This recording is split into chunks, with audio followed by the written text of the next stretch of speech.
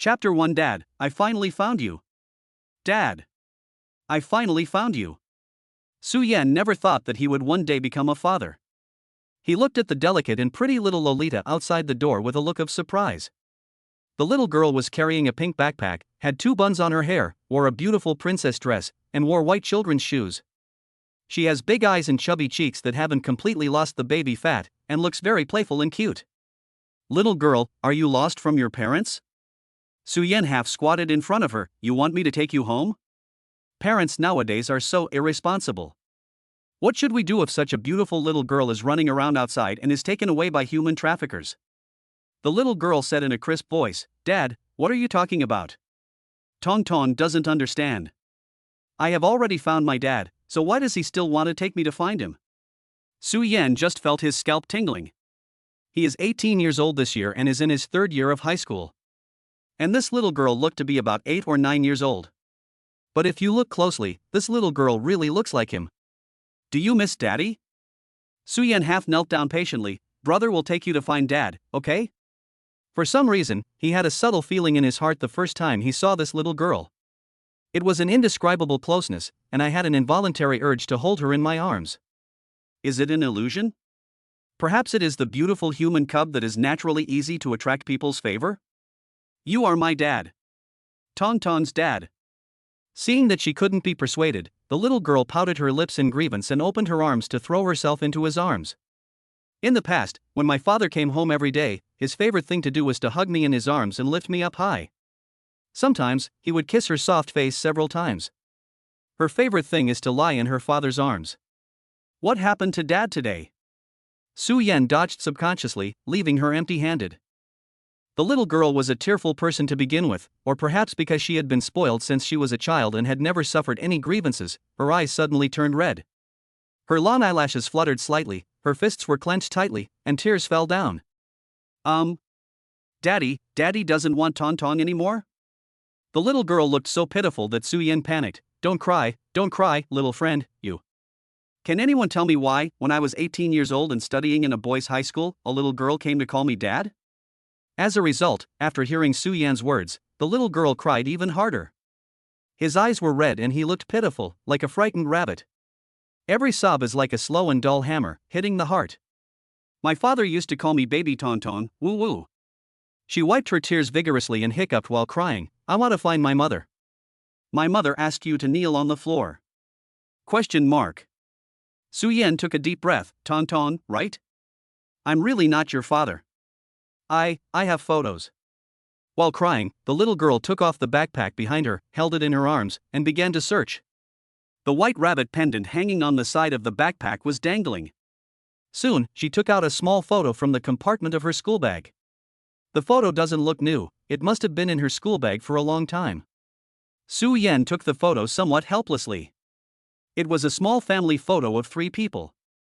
The person in the middle of the photo is naturally the little girl named Tong Tong, but she looks more childish. I laughed so hard that my eyes narrowed. Next to her stood a woman who was too beautiful. The woman was wearing the same white dress as the little girl, which looked like a custom-made parent-child outfit. Her long black hair was casually draped over her shoulders, she had a slender waist and a tall figure. Her pair of bright almond-shaped eyes narrowed slightly and her red lips pursed slightly, making her cold face look more lively and charming. Even with her bare face, a mature and moist scent still comes to her face. Her appearance, figure and temperament are all outstanding. It can be seen that this should be a very happy woman.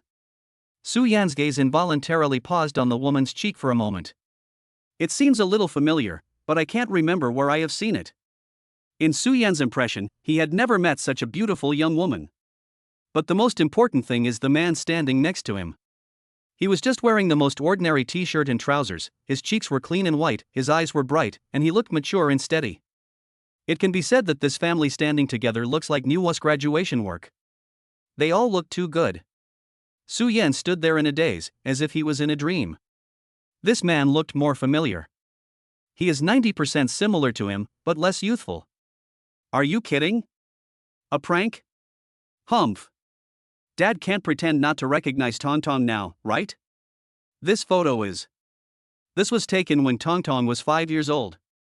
Now, Su Yan finally had to look at the little girl's appearance. Even though this seemed like a fantasy, he had to admit. The little girl did look a lot like him, but there was also a clear shadow of another woman on her face. Even the two standard dimples on old Sue's cheeks when he pursed his lips were perfectly inherited by her. They all look like cute babies when they are posted online. You. Su Yan took a deep breath and tried to calm his fluctuating emotions. What's your name? Su Miaotong. The little girl, with tears still on her face, stood on tiptoe and said crisply, Miao of Miaotong, Tong of Tongtong. So what are your parents' names? My father's name is Su Yan, and my mother's name is Wen Ning. Maybe her parents really dote on her. When the little girl mentioned these two names, she couldn't help feeling a sense of satisfaction and pride. Wen Ning. Su Yan's face finally showed surprise, and he looked at the photo in his hand again. The beautiful woman in the photo smiled gently, and her cheeks gradually overlapped with the face in his memory. Becoming more familiar. No wonder Su Yan felt that the woman looked familiar when he saw her for the first time. Wen Ning was the name most frequently mentioned by the boys in my class throughout the 3 years of high school. She always likes to tie her hair into a ponytail, wears simple and clean school uniform, and has a cool personality. In a sense, she is a pure school beauty. But the problem is, Su Yan doesn't even know her? Wen Ning is a student in the key class and a potential candidate for admission to a prestigious university, while Su Yan is in the ordinary class and is neither good nor bad. He was about to graduate from high school, but he and the school beauty Wen had never spoken a single word to each other. I've only heard the name. ? Su Yan was shocked. You mean, my future wife is Wen Ning, and we have a daughter? Wait, even if this is all unbelievable and true. Su Miaotong, why is she here? The little girl found it a little difficult to understand and frowned, looking embarrassed. Dad looked really weird today, and he looked a little different from what Tongtong remembered. It's like Dad has become a little better looking. She couldn't figure it out, so she just shook her head vigorously. Dad, take me to find Mom. Su Miaotong's coquettish voice is soft and sweet, like a marshmallow that people are reluctant to swallow. Her soft, white little hands grabbed Su Yan's sleeves and swayed back and forth. I haven't seen my mother for several days. I miss her so much. Chapter 2. Tongtong wants her mother.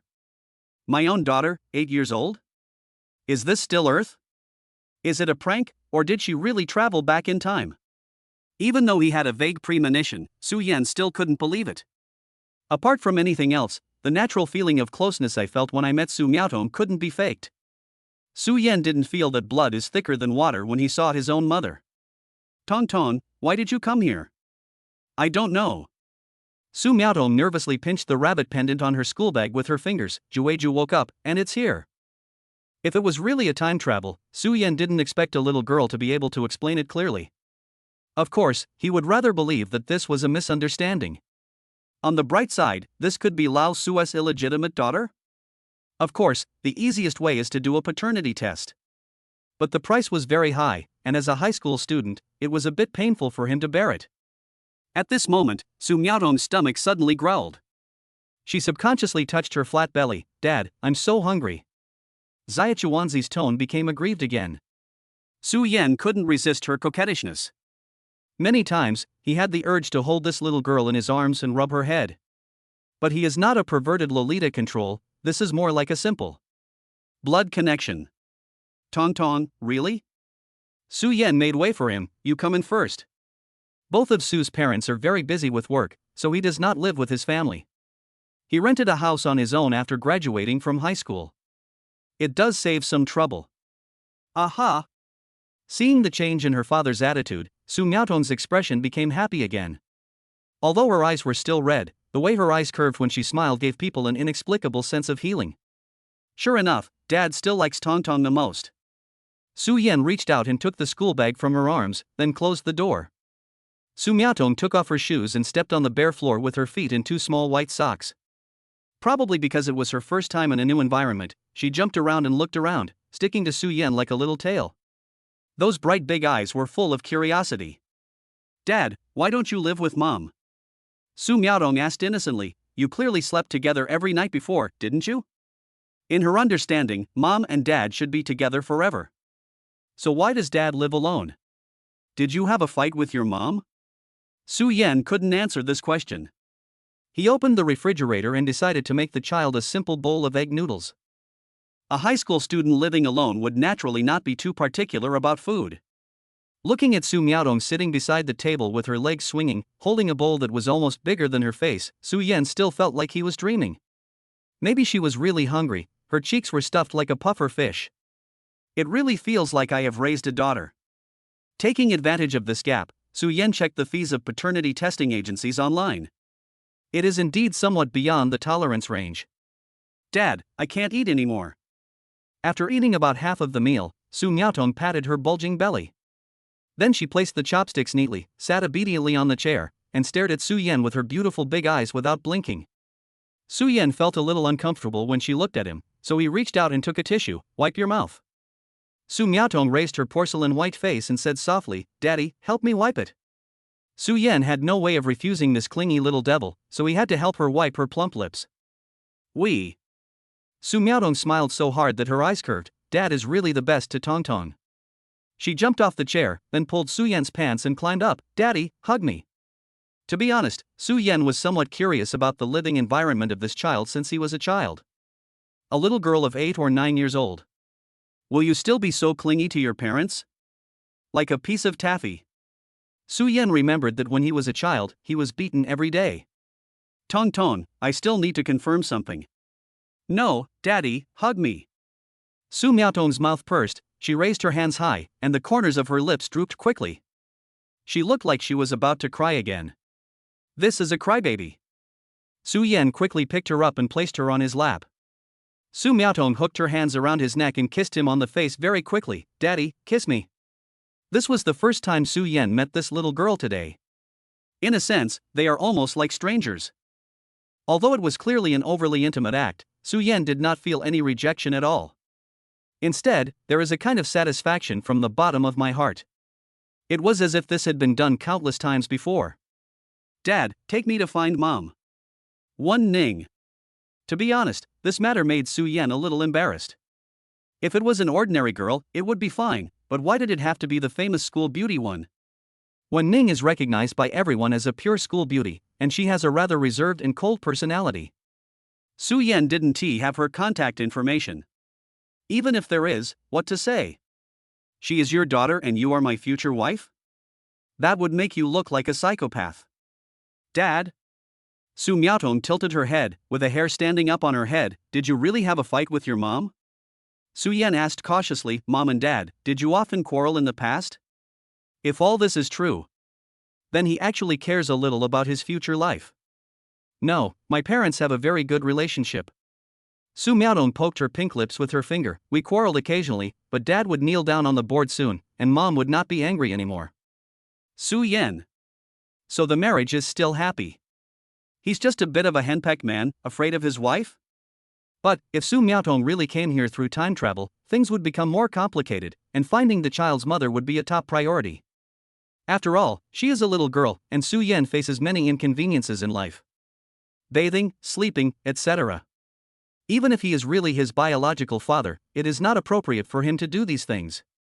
Su Yan asked, Tong Tong, can you lend me your family photo? Yeah, you have to return it to Tong Tong after you use it. The little girl naturally would not refuse her father's request. She held her school bag and nodded obediently and vigorously. This is my favorite photo. Su Yan is not an indecisive person. He decided to go look for the rumored pure school beauty Wen Ning. Anyway, when he first saw this little girl in this family photo, he felt like his heart was struck. I wonder what Wen Ning's reaction was when she saw this photo. Chapter 3, The Child's Mother. Mom, pop some rice. While putting on his shoes, Su Yan called his mother to show his filial piety. He comes from a good family, but not wealthy.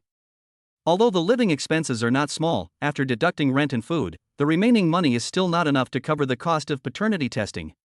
Didn't I just transfer 2,000 yuan to you 2 days ago? Lin Hui said impatiently, are you a money-eating beast? But she knew that her son was not a person who spent money lavishly. But as a mother, it is still necessary to ask necessary questions. Su Miaodong stood behind him obediently with her hands behind her back, blinking her big eyes. Dad, is that Grandma? She smiled sweetly. I miss Grandma too. Lin Hui was immediately alert. What the hell are you doing? Why do I hear a child's voice? There's something I don't know how to tell you. Su Yan was silent for a moment. It seems like you are going to be a grandmother. Although there is no substantial evidence other than the photos. But Su Yan vaguely felt that this matter seemed to be exactly as he had guessed. In other words, he had a strong premonition the first time he saw Su Miaotong. This little girl must have a very close relationship with me. Father and daughter are connected by heart, that's all he could think of. There was silence on the other end of the phone for a long time, and then the sound of breaking glass was heard. What did you say, you bastard? Lin Hui's voice was filled with suppressed panic. Tell me again, who did you get pregnant? How many months old is the baby? She felt that smoke might be coming out of the Su family's ancestral grave. 8. There was silence on the other end of the phone again. After a long while, Lin Hui's cold voice came. Do you think I'm an idiot? Have no idea. Su Yan said seriously, just pay the money, it won't look like it after that. Screw you. Lin Hui was furious, go play over there. Then he hung up the phone neatly. 8 years old? Why didn't you say you were 18? However, it can be seen that Lin Hui still loves her son. I directly transferred him a red envelope of 1,000 yuan. Fugui Huakai, next time you ask for money, find a reason not to treat your mother like a fool. Tong Tong, give me a strand of your hair. She had to go to class in the afternoon, so Su Yan had to leave her alone at home. He looked at the cute little girl and still felt a little worried. If you feel bored, just watch TV. I will be back in the evening. Su Miaotong was a little unhappy. Where is Dad going? To school. Can't I go to school with Dad? No, I'll bring you something delicious tonight. Now that things have not been finalized yet, how could Su Yan dare to take her to school? Su Miaotong felt a little aggrieved and pinched her fingers hard. But she still hummed softly, Tong Tong will definitely be good. Su Yan took the photos and left home. Turning back, I saw Su Miaotong standing on tiptoe and clinging to the window. Half of her head was exposed, and her big eyes stared at him without blinking. Obviously, today was the first time he and Su Miaotong met, but this little girl's attachment to him was completely from the heart. Many times, Su Yan was unable to cope with it. At the same time, he couldn't help but feel a little worried. If what Su Miaotong said is true, this little girl who suddenly broke into his life had more troubles than he had imagined. At 1:30 in the afternoon, Su Yan arrived at the classroom. The teacher hadn't come yet, so he took advantage of this break to find a piece of manuscript paper and prepare to write something. What to write? Classmate Wen Ning, are you my future wife? You and I have a daughter? It looks like a confession. Number 1 high school is a key high school with a very strict school spirit, and the teaching department takes premature love very seriously. If Wen Ning were to hand it over to the teacher of the key class, she would be socially dead on the spot, right? After thinking about it, Su Yan crumpled the paper into a ball in frustration. Just don't write anything. Taking advantage of the time when there were not many people in the corridor, he left the classroom and went to the key class upstairs. There were a lot of people in the classroom, some were lying on the tables to rest, some were concentrating on doing exercises. There are less than 4 months left until the college entrance examination, and it is time for the final sprint. Classmate.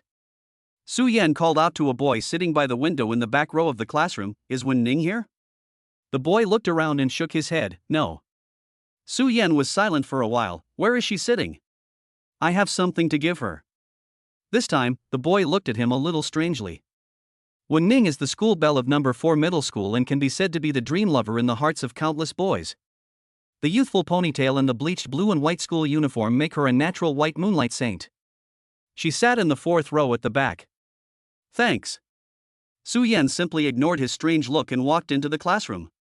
Wen Ning's desk was very clean, with books neatly stacked and a test paper spread out. The handwriting is beautiful and neat, with bright notes on it. There is also a sky blue water cup next to it. It can be seen that this is a girl who studies very hard.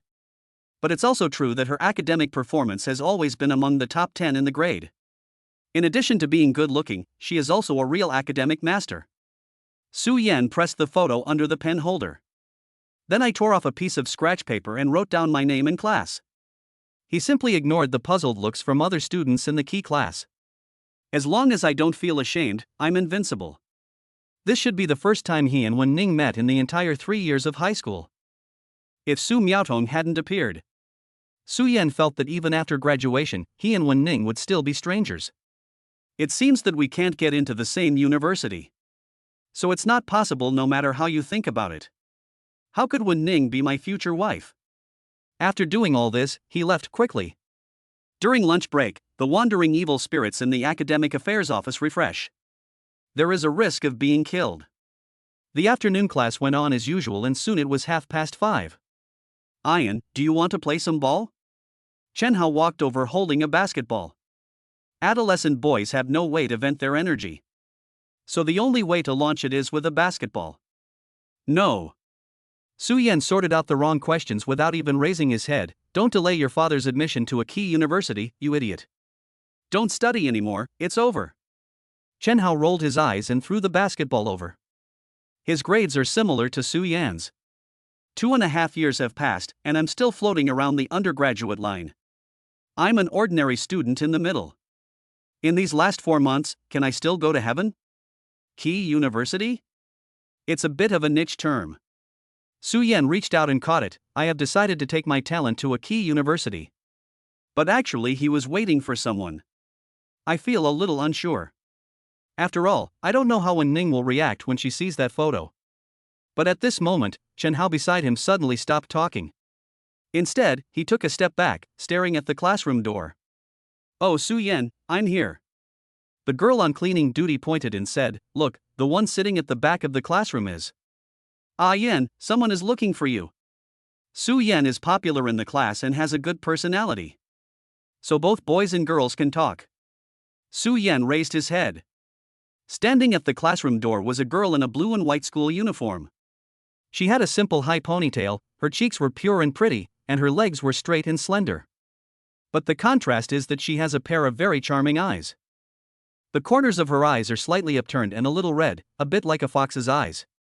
So she is pure, beautiful, and a little charming at the same time. Chen Hao's gaze instantly fell on his good brother with disbelief. No buddy, I drank like this after eating a few dishes today. It has to be said that the moment Su Yan saw Master Wen Ning, he was certain of a fact. If the photo is real, then she is the woman in the photo. When she was young, she looked so much like Su Miaotong. Those eyes were exactly the same, 2 pairs of fox eyes, one big and one small. It seemed to be the first time that Wen Ning ran into another class to find a boy. She was not very used to the gazes of her classmates and her face was a little awkward. Su Yan, come out for a moment. Her voice was clear, but cold and indifferent, and contained a hint of anger. I have something to tell you. Chapter 4 Mom, I found you. Student Su Yan, I don't think we know each other, right? At the corner of the corridor, Wen Ning turned around. She calmed herself down, her chest rising and falling slightly. Is it fun to play a prank like this? It was not until he observed the school beauty up close that Su Yan was once again impressed by her beauty. She had no makeup on and was not dressed up, only wearing a pair of white canvas shoes, but it was difficult to conceal her beauty. No wonder everyone privately says that she is a natural-born white moonlight holy body. Su Yan asked back, so you think it's a prank, right? What else? Wen Ning frowned deeply, you are going too far. She was pretty and rather reserved, and before, there had been people who had secretly slipped her love letters. But it was the first time that someone gave her a family photo. Wen Ning returned to the classroom after lunch break and saw the photo under the book at a glance. In just a moment, her attention was drawn to the woman in the photo. Obviously the woman's face and figure are more mature, and there is a gentle smile on her face that I never have. But an idea still emerged uncontrollably in Wen Ning's mind. This is me. It's a very wonderful feeling. Then, she began to look uncontrollably at the little girl in the photo and the man standing next to her. Wen Ning didn't recognize the man, but she felt that he was a very comfortable-looking middle-aged man. But why do I feel close to this overly pretty, doll-like girl? Is this a computer-generated photo? Although Wen Ning felt in her heart that this was a very bad prank, she couldn't take her mind off the photo the entire afternoon. I was in a daze and absent-minded throughout all 4 classes. He didn't even listen carefully in class and was called on by the teacher twice. Student Su Yan, this is already harassment, so please explain. Wen Ning's voice became deeper, her lips straightened, and she looked unhappy. Where did this photo come from? In her hand, she held the family photo. Waiting for an explanation. Well, Wen Ning's reaction was within his expectations. After all, this was Su Yan's reaction when he first saw this photo. Although you may not believe it. Su Yan pointed at Su Miaotong in the photo, but this little girl calls me dad. Wen Ning thought about it, but couldn't figure it out. You are in high school and have a daughter this old? Adopted? No, she said she was my biological child. She also said that her mother's name is Wen Ning. Question mark. Wen Ning's beautiful eyes widened slightly. This innocent school beauty subconsciously opened her mouth with a blank expression and a clear silly cuteness on her face. Now, Wen Ning had to start thinking about another possibility. Are you too stressed out in your senior year? How long has this situation lasted? Anyone with a good brain wouldn't say such a thing. Student Wen is quite polite. Su Yan was helpless, but my mental state is totally fine. Wen Ning was confused. What is even more exaggerated is that she actually felt that Su Yan was not lying. Maybe it was because the boy's eyes were too clear, or maybe it was because the three people in the photo made her care too much. Looking closely, the boy in the photo looks almost exactly like Su Yan. It's just that he looks more youthful now, with a hint of immaturity still on his cheeks. Wrong. Wen Ning came back to her senses and shook her head violently. Are you kidding me? This kind of thing sounds too far-fetched. I didn't believe it at first, but this photo was given to me by Tong Tong. Su Yan was very patient. When you meet the child, you may have different ideas. That feeling that blood is thicker than water cannot be faked at all. I don't believe it. When Ning gradually calmed down, and her tone became hard again, a photo can't prove anything. Even if the photo is real. That little girl probably just looks a little bit like me. Can you wait for me in school? Su Yan also had a headache. It will be fine in a while. Believe it or not, go see her. Wen Ning was probably still in a mess. Su Yan couldn't help but look at her twice more. When a normal person hears something like this, the first reaction would probably be anger, right? But Wen Ning was able to remain calm. The fact that this girl came to see him today was enough to prove that the moment she saw the photo, she also started to care about something. Su Yan didn't say much and just left the school with his school bag on his back. Wen Ning stood there, her face blank, her hands subconsciously resting on the railing, the ponytail behind her head swaying slightly in the wind. That boy doesn't look like a strange person. The fact that he was admitted to number 4 middle school is enough to prove that he must have received a good education since childhood. He doesn't seem like the kind of person who would pester others with outrageous lies. What can be said? Even on April Fool's Day, this is considered a very bad joke, right? About 20 minutes later, Su Yan came back. He was holding the hand of a delicate little girl with long, black, beautiful hair, making her as cute and pretty as a porcelain doll. When such a combination appears in school, it is hard not to attract other people's attention. The moment when Ning saw Su Miaotong for the first time, she was suddenly at a loss. She took 2 steps back as if trying to escape, but she was unwilling to take her eyes off the little girl. Why do I have the urge to hold her in your arms and kiss her? Mother! Su Miaotong's eyes suddenly became bright. She opened her arms and rushed towards Wen Ning. Mom hasn't hugged Tong Tong for several days. In fact, as a daughter, she is closer to her father. After all, her father was never mean to her, but her mother was usually very gentle, but sometimes she would scold her with a stern face. But Tong Tong also loves his mother very much. Mom and Dad are Tong Tong's favorite people. I'm not your mother. Wen Ning wanted to hide, but the little girl suddenly hugged her long and straight legs. The beautiful, porcelain white, milky face raised up and looked at her happily. Mom, why do you look so beautiful today? Wen Ning froze. She subconsciously wanted to push the little girl away. But I can't bear to do so. Su Miaotong continued to ask innocently, Mom, kiss me. Wen Ning was at a loss and looked at Su Yan for help, only to find that this guy was standing far away. Su Yan narrowed his eyes and looked at the 2 beauties, one big and one small. Wen Ning was dressed simply and plainly, while Su Miaotong was delicate and cute like a little princess.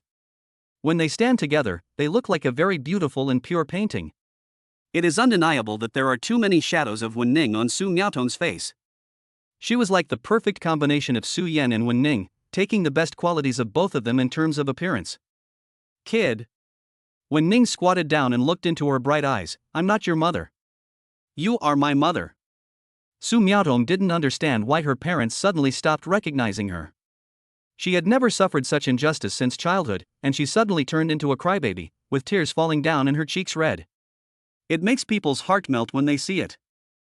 Wen Ning panicked all of a sudden, and felt like her heart was about to be tightened. She was a little flustered and clumsily used her hands to wipe the little girl's face. Don't cry, don't cry. Now, she finally understood what Su-Yen meant when he said that she would have a different feeling when she saw the little girl. Why when she called me mom? I will feel very happy and satisfied. Chapter 5 The Future Loving Couple. Half an hour later, Su-Yen and Wen-Ning sat in the cake shop. Su-Yen ordered 2 glasses of lemonade, and then ordered a mango milfai for the little girl. Tong-Tong looked very happy. She sat next to Su-Yen, her 2 short legs swinging back and forth. Even the ahog on his head seemed to shake, like a small tentacle. Looking at Wen-Ning opposite her, he had an urge to help her sort things out. The baby is so cute. The young waitress placed the cake in front of her and said curiously, "Are you brothers and sisters?" "She looks like you." Wen-Ning. Su-Yen smiled and nodded, yes. Su Miaodong ate the sweet cake and hummed some unknown nursery rhyme with a sweet and sticky voice.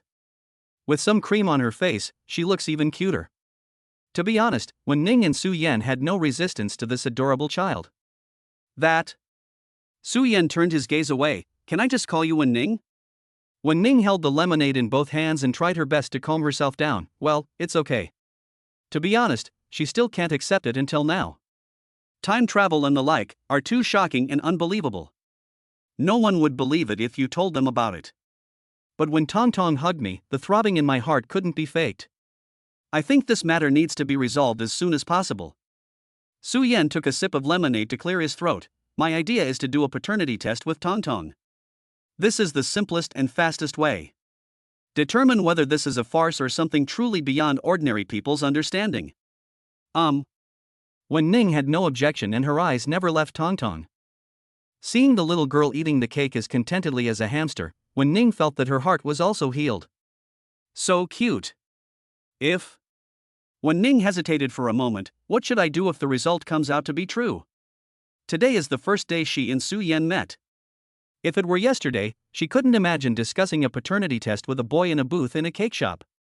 Fortunately, Su-Yen is not a strange person and seems to be very easy to talk to. So Wen-Ning's pressure finally eased and she began to think about how to solve the problem. Maybe it was just a mistake. She comforted herself in her heart. But her woman's intuition told her that coincidence was unlikely. Have no idea. Su-Yen answered very honestly. 2 high school students do not have the ability to raise a child. Not to mention, the 2 are now in the critical period of preparing for the college entrance examination. They looked at each other, and then their eyes fell on Tong-Tong at the same time. Wen-Ning saw the cream on Su Miaotong's face and subconsciously took out a tissue to wipe the corners of her mouth. The little girl also cooperated by tilting her face up and enjoying the care of her mother. It was not until she had done this that Wen-Ning suddenly reacted. I just seemed like a mother who really loves her daughter. Mother. The little girl asked innocently, don't be angry with Dad anymore. Let's go home together, okay? What? Wen-Ning looked at Su-Yen in some surprise. She thought you didn't come home because you had a fight with me. Su-Yen explained helplessly, I didn't know what to say, so I just agreed. Okay. Wen-Ning accepted this statement. She thought about it, and tightened her fingers holding the lemonade, the cost of the appraisal. Su-Yen put his phone on the table, it's about 2,000 in total. I think we should share the cost. After all, this is not just Su-Yen's business. He is not the only one who wants to find out the truth. Sorry, this may be a little difficult for me. Wen-Ning hesitated for a while, and her voice became weaker. My daily living expenses are not very much.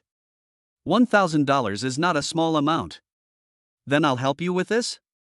Su-Yen thought for a moment and said, give it back to me when you have more money. Lin Huigang gave him 1,000, plus he had 2,000 for living expenses, which was enough. There's nothing to be embarrassed about. If Tong-Tong is really her daughter, then Lin Hui would also be happy to be her nurse. There's nothing wrong with spending money on your granddaughter, right? Thanks. Wen-Ning's voice was a little embarrassed. I will return it to you as soon as possible. However, she has a rather cold personality and cannot make any delicate or soft expressions. The identity of being a parent is too heavy a responsibility. It suddenly weighed on us, and to be honest, both of us felt a little stressed. Mom talks so strangely. Su Miaotong tilted her head and said crisply, Mom is in charge of all the money in the family, why do you suddenly want to give money to Dad? It was not until this time that Wen-Ning and Su-Yen remembered a problem they had overlooked. In other words, it was a question that neither of them deliberately mentioned. The two of them, are they likely to be husband and wife in the future? The word Su Yan wanted to say got stuck in his throat. When Ning turned her head away, not knowing how to respond to the little girl's words, and her ears were slightly red, which was hardly noticeable. The sense of reality is not strong. She and Su Yan had no connection in high school, so why did they get married later? Su Yan looked at the clean and pure school beauty one who looked like a little white flower across from him, and he also found it difficult to imagine that scene. Tong Tong, do you know why mom and dad are together? Su Yan asked, is it because of a blind date, or something else? Su Miaodong didn't quite understand, her eyebrows knitted together, and she hummed, Tong Tong doesn't understand, it's just that mom and dad sometimes quarrel over who fell in love with who first. That is not a blind date, it's a journey from love to marriage. And is this a quarrel? This is a show of affection in front of the children. When Ning felt her scalp tingling. It was hard for her to imagine that there would be such a day. A day with a gentle and happy smile like the woman in the photo. I have to go back first. She looked at her watch awkwardly and tried to make an excuse to leave, I can't go home too late. It will take some time to digest what happened today. Su Yan, tell me the results as soon as they come out. When Ning took out her phone, let me add you on WeChat. If you have anything, contact me directly. Compared to Su Miaotong, what she might find even more difficult to accept is the boy in front of her. Well, give me a hair.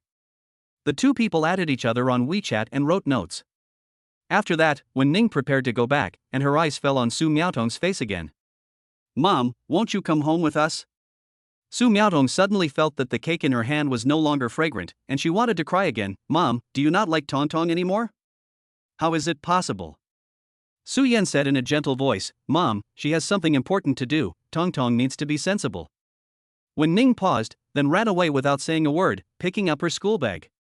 She is 1.68 meters tall, which is considered tall among girls, and her legs are long and straight, which makes people want to imagine. If when Ning in the photo is like a beautiful crabapple blossom, mature and full of charm, then the school beauty one in front of us is like a flowering bud, pure and clean. Looking at her back, Su Yan felt that she was actually a little panicked. But only when Ning knew that as a girl, her feelings would be even stronger than Su Yan's. Even though the identification results haven't come out yet, the first time she saw Tong Tong, she felt, this must be my daughter. But this also brings up a problem. Her future husband is also in number 1 middle school. This kind of thing is just too weird no matter how you think about it. Chapter 6 Tong Tong is super cute. The results of the expedited appraisal came out very quickly. Around 9 o'clock in the evening, Su Yan received 2 reports on WeChat. Professional testing agencies showed that the probability of Su Miaotong's parent-child relationship with the two men reached 99.99%. In other words, Su Miaotong is indeed their daughter, without any surprises. When Su Yan's message was sent to Wen Ning's phone, she was bending over the table doing her homework. Because she had just taken a shower, her hair was still wet, so she didn't put it in a ponytail. She just let it down, smelling nicely of shampoo. Tong Tong's beautiful hair was also perfectly inherited from her mother. This time, when Ning finally gave up. Accepted the fact that my daughter came from the future. But surprisingly, there weren't too many waves in my heart. Perhaps she had already confirmed this matter the moment she saw Tong Tong. Su Yan threw another message. What should I do? You are Tong Tong's father, you ask me? You want to be an irresponsible scumbag? Don't talk nonsense. Wen Ning had a headache as she looked at everything blank on the test paper. She didn't write a single word the whole evening. All that came to my mind was that cute little girl and the clean and elegant-looking Su Yan. What are they doing now? Thinking of this, Wen Ning slapped her cheeks hard, stood up and left the room. In the living room, Dad Wen Shiming was sitting leisurely on the sofa watching TV. Wen Ning stood at the door and hesitated for a long time. Dad. Xiao Ning, what's wrong? Wen Shiming retracted his gaze and turned down the volume of the TV. What's the matter? Dad, can you give me some more living expenses? Wen Ning pursed her lips, 1,000 yuan. Before Wen Shiming could say anything, another woman's voice came from the kitchen. What do you need so much money for? The stepmother's voice was so penetrating that Wen Ning felt a slight pain in her temples. You go home to eat every day and don't live outside. Where do you want to spend the 1,000 yuan?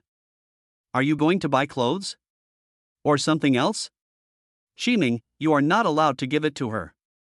This is the most important time for her in high school. She needs to focus on her studies. Wen Ning didn't know how to explain. She said nothing, but just stood there stubbornly with her head down. It sounded like words of concern, but it was very harsh. Xiaoning, don't listen to your mother's nonsense, go back to your room and wait. When Shiming lowered his voice, Dad will get it for you in a while.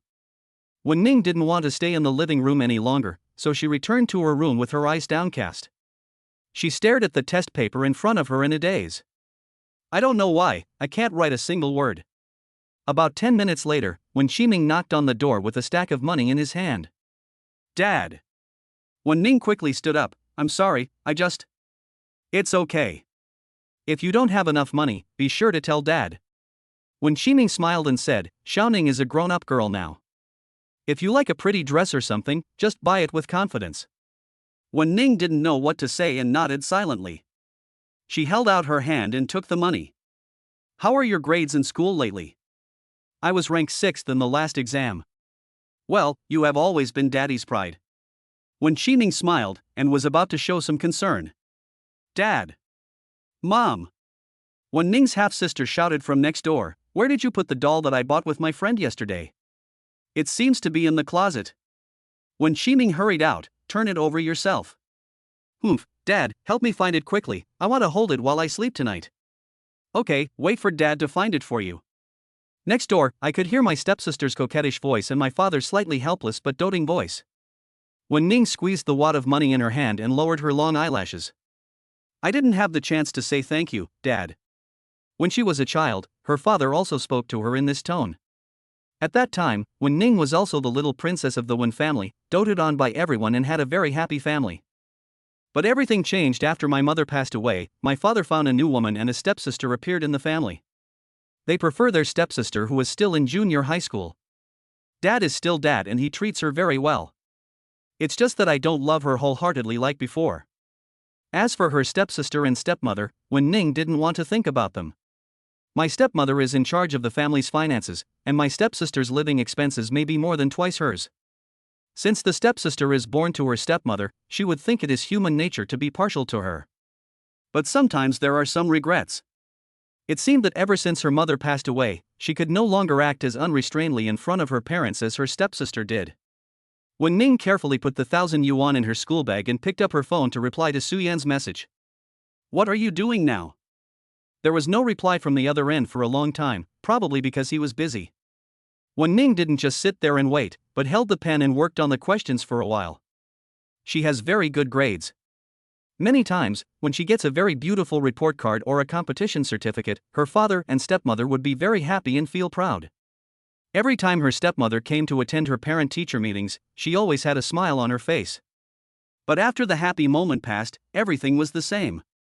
The whole family still revolves around my stepsister. It was around 10 o'clock in the evening when Su Yan sent back a message. At the mall, she only has one set of clothes now. This little girl likes rabbits and insists on buying them. A photo is also included. Wen Ning clicked on it and saw Su Miaotong in a set of white bunny pajamas in the middle of the mall. The pajamas have a furry hood, and when worn on the head, there are 2 drooping bunny ears on it. The little girl smiled happily, with long eyelashes and curved eyes, like a playful elf. Wen Ning held the phone in her arms, feeling that the slight gloom in her heart was suddenly diluted a lot. It's so cute that it can be used as a mobile phone lock screen wallpaper. Drop. A voice message of a few seconds was sent from Su Yan. Su Miaotong's sweet voice came from the phone, Mom, I'm a bunny now. So cute, right? Wen Ning listened to it again. Mother. So, Tong Tong is really my future daughter. Wen Ning never likes to show her emotions on her face, she always keeps them in her heart. But even she herself did not notice that there was a rare softness in her eyes at this moment. Wen Ning pursed her thin red lips and lowered her head to type a reply. Super cute. Chapter 7 Mom. Dad, Mom said I'm cute. Well, Tong Tong is indeed very cute. Su Yan brought the little girl back home. I looked at the bags in my hands, and then checked the balance in my bank card. The remaining balance in the account is 499.2 yuan. To be honest, Tong Tong is indeed very well behaved and cute, but she also has a shortcoming. She must have lived in a very affluent environment since she was a child. She is a real little princess. When she sees something beautiful and she likes it, such as clothes or dolls, she will pull her father's hand and act coquettishly and ask him to buy it for her. It is said that daughters are closer to their fathers. Whenever she started to act coquettishly with Su Yan would want to buy the entire shopping mall for his daughter. Tong Tong, how big is the place where you usually live? Su Yan hung his coat on the rack and asked casually, is it bigger than this? Su Miaotong was still fiddling with the two rabbit ears on her head. The fur hangs down and jumps with her movements. Here. She looked around and said, it's about the same size as the toilet at home. Okay, Su Yan is now sure. My career will be very successful in the future. He is a complete daughter-obsessed man, and would do anything to treat his daughter well. But I'm just a poor high school student. Not to mention raising a daughter, I would even spend half a day comparing prices when buying toilet paper in the supermarket. As for Wen Ning, it can be seen that she is not a very wealthy second-generation lady. This is trouble. How much does it cost to raise a child? Although Lin Hui had never treated her son badly in terms of material things since he was a child, she often jokingly called him a money-eating beast. Food, clothing, housing, transportation, tuition fees, various interest classes. Anyway, with his current ability as a high school student, he can't afford it. Thinking about the balance in the card, Su Yan had a headache. What about the system? Now that my daughter has traveled through time, should I choose the system where the dad dotes on his daughter, or the system where Tong Tong hopes her father will become a successful person? Su Yan lowered his head and met Su Miaotong's bright big eyes. The little girl pinched her rabbit ears, then tilted her head and gave her father a cute and silly smile. All right. Even if you have nothing, you still have to find a way to support yourself. This is my future daughter. Tong Tong, come brush your teeth and wash your face, then go to bed. Su Yan took a small stool, then took out a children's toothbrush from the bag and squeezed toothpaste on it. Su Miaotong stood on a small stool, wrinkled her nose and sniffed, it smells like strawberry. Yes, I bought it especially for you. Dad is the best. Su Miaotong brushed her teeth and grumbled, I want to sleep with my dad tonight. When she was a child, she slept with her parents. On the left is mom, on the right is dad, I can snuggle into whose arms I want. But after entering primary school, she had her own room. The room is pink, big and beautiful, and the bed is so soft that you can even jump on it. But mom just won't let Tong Tong sleep with mom and dad. Su Yan originally wanted to refuse, but when he saw his daughter's expectant eyes, he finally couldn't bear to refuse. Don't grab daddy's quilt. Su Yan didn't even notice that he could already call himself dad so naturally. Yeah. Su Miaotong almost jumped up with joy. Su Yan wrung out a hot towel, and Su Miaotong obediently came over and rolled her soft cheeks in the towel in her father's hand. Tong Tong wants to sleep inside. Su Miaotong jumped onto the bed, stuck her butt out and buried her head in the quilt. It smells like daddy. You can tell that she is very excited to sleep with her dad. Su Yan took the time to quickly wash his hair, then stood at the door of the room drying his hair, watching Tong Tong rolling around holding the pillow. Tong Tong, you are so cute. But at this moment, his cell phone rang. It was an unfamiliar number. Wen Ning's low voice came from the other end, Su Yan? Yes, it's me. Su Yan was a little worried about his daughter, so he reminded her, Tong Tong, be careful, don't fall down. Wen Ning's voice paused for a moment, have you two returned home? Yes. Su Yenying said, I don't know how to buy clothes for a little girl, so I just picked out a set of pajamas. Find an opportunity and go to the mall with her. I always feel that this kind of thing should be done by the child's mother. Tong Tong seems to particularly like toys and clothes with rabbit patterns. He can't even walk when he sees them. I don't know who I inherited it from. Okay, let's find a time on the weekend. Wen Ning's voice seemed a little embarrassed. Well, it's not convenient for me, so. Well, I live alone, Tong Tong can just stay with me. Su Yan paused, but Tong Tong seemed very happy when he saw you.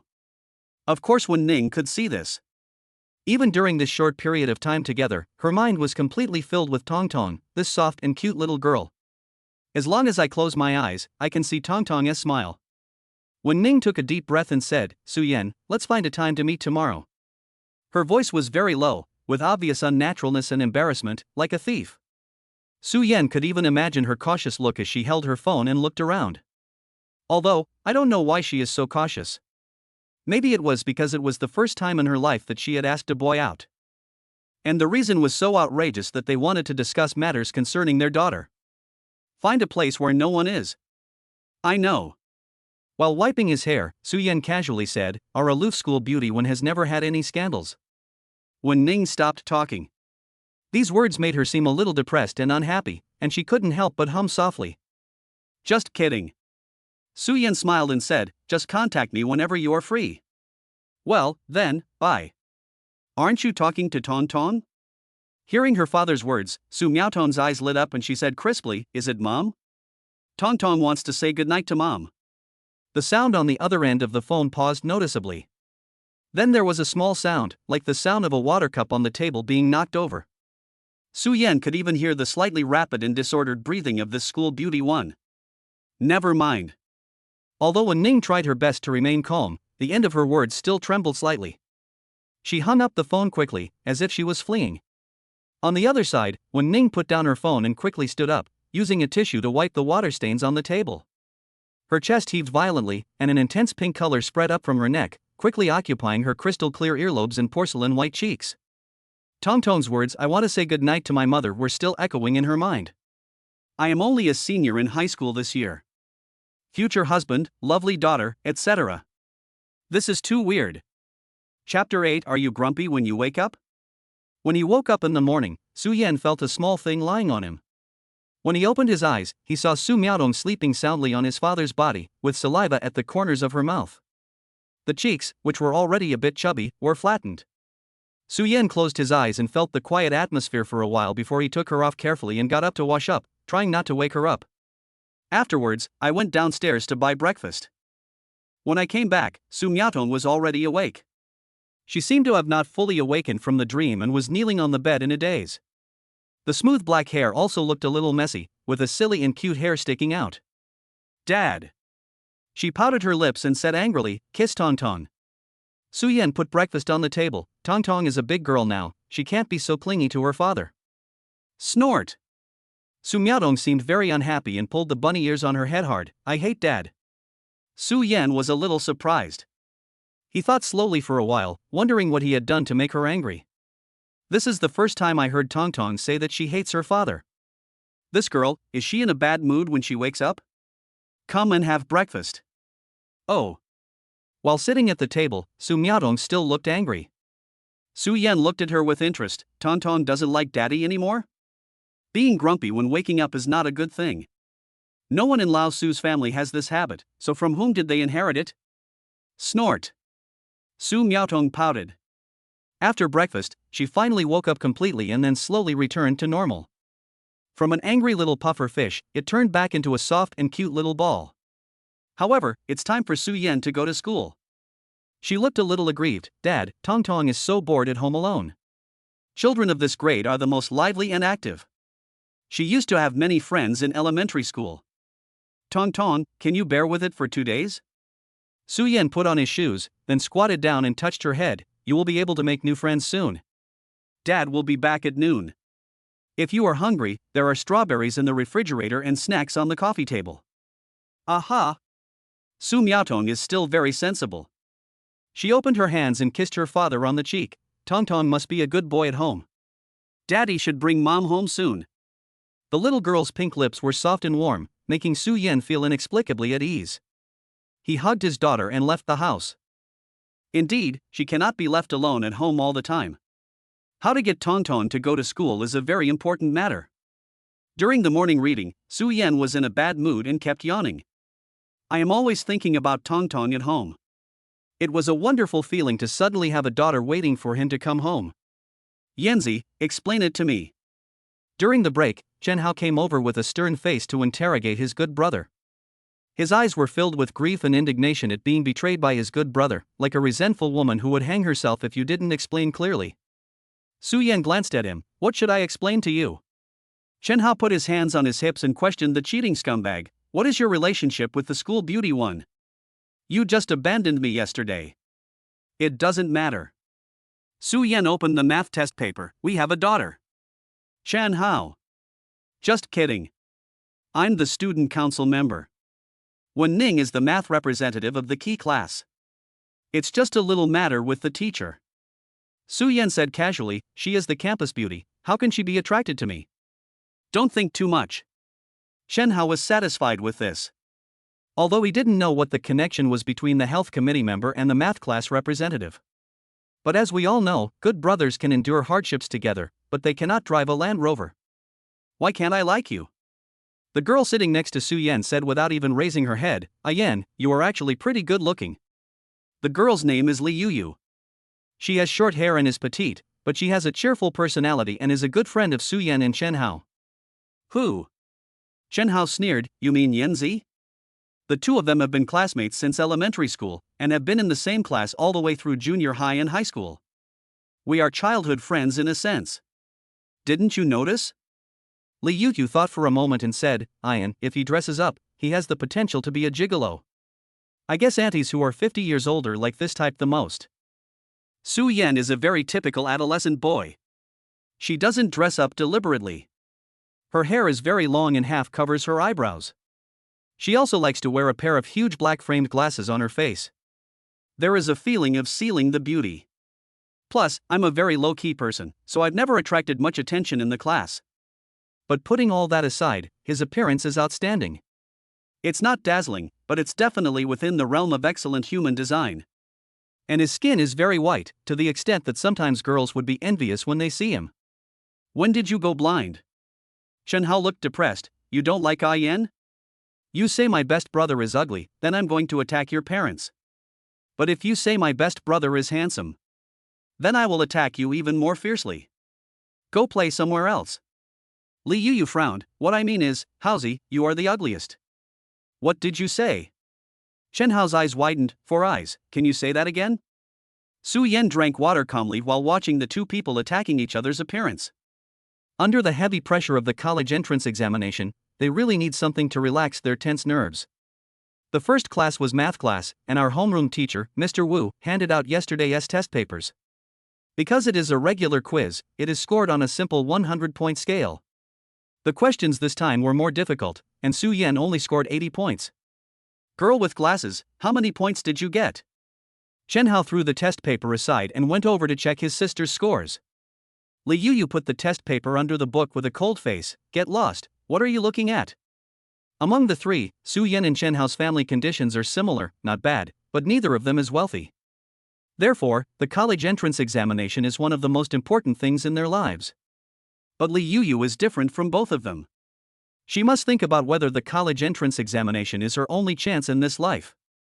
If she doesn't do well in the exam, she will have to go back to inherit the family business. From the starting point of life, take a step to the end point.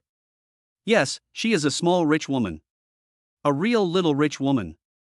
Li Yuyu's father owns more than a dozen chain restaurants, and his business is very booming.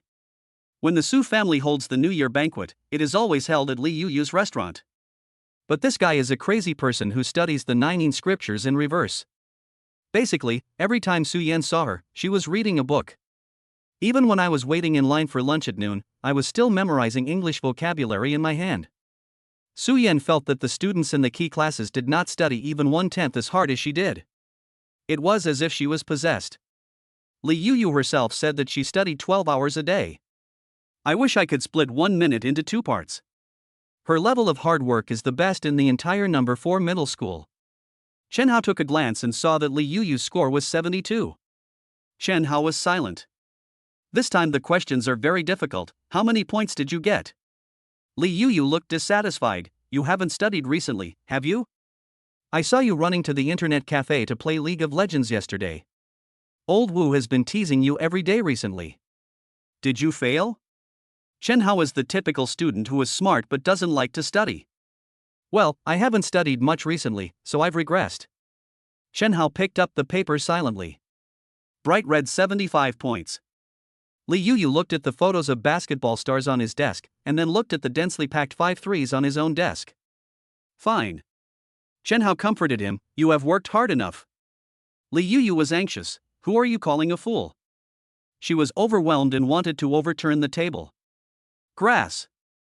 I studied for 12 hours every day, but I couldn't pass the exam better than Shen Hao, who never reads books except in class. Learn from your mother.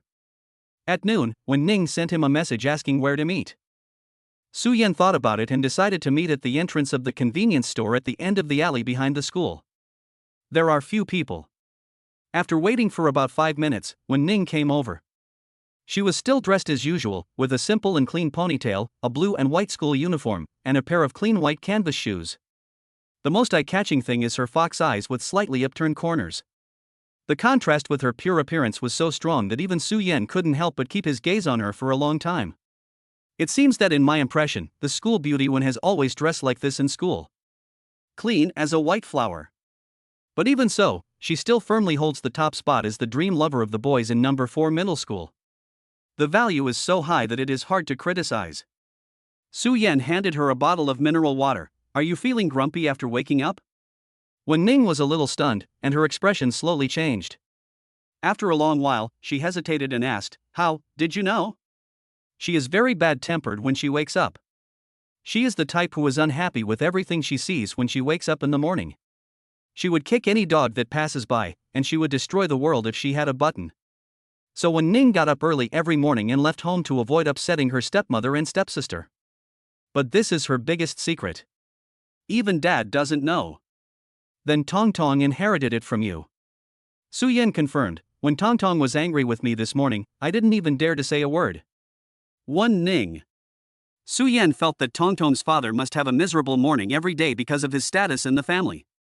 Of course, it's him in the future.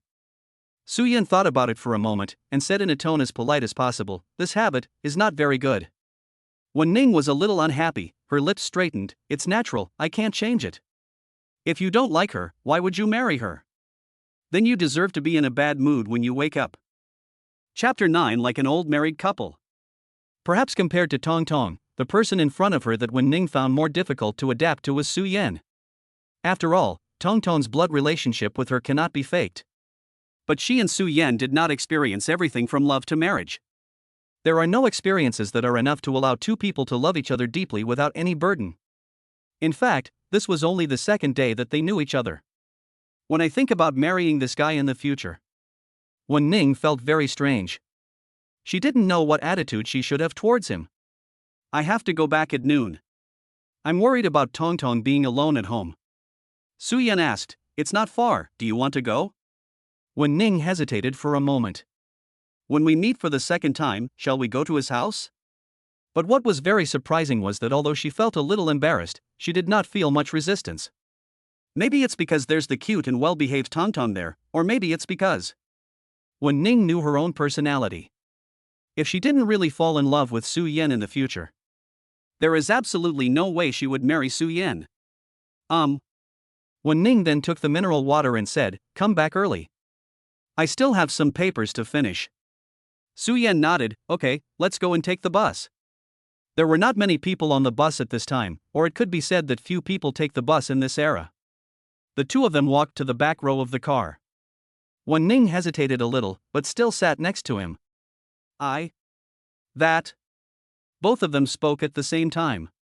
Su Yan closed his mouth and signaled with his eyes that she should speak first. "After I went back, I thought a lot about Tong Tong." Wen Ning took out a notebook from her school bag. Various items are listed one by one on it, and the handwriting is careful and beautiful. A top student is a top student. He can do everything in an orderly manner. It is completely different from the distorted Maoshan Taoist-like things in Su Yan's notebook.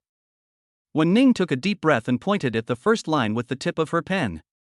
"First and foremost, you must keep a record of all the money you spend on Tong Tong."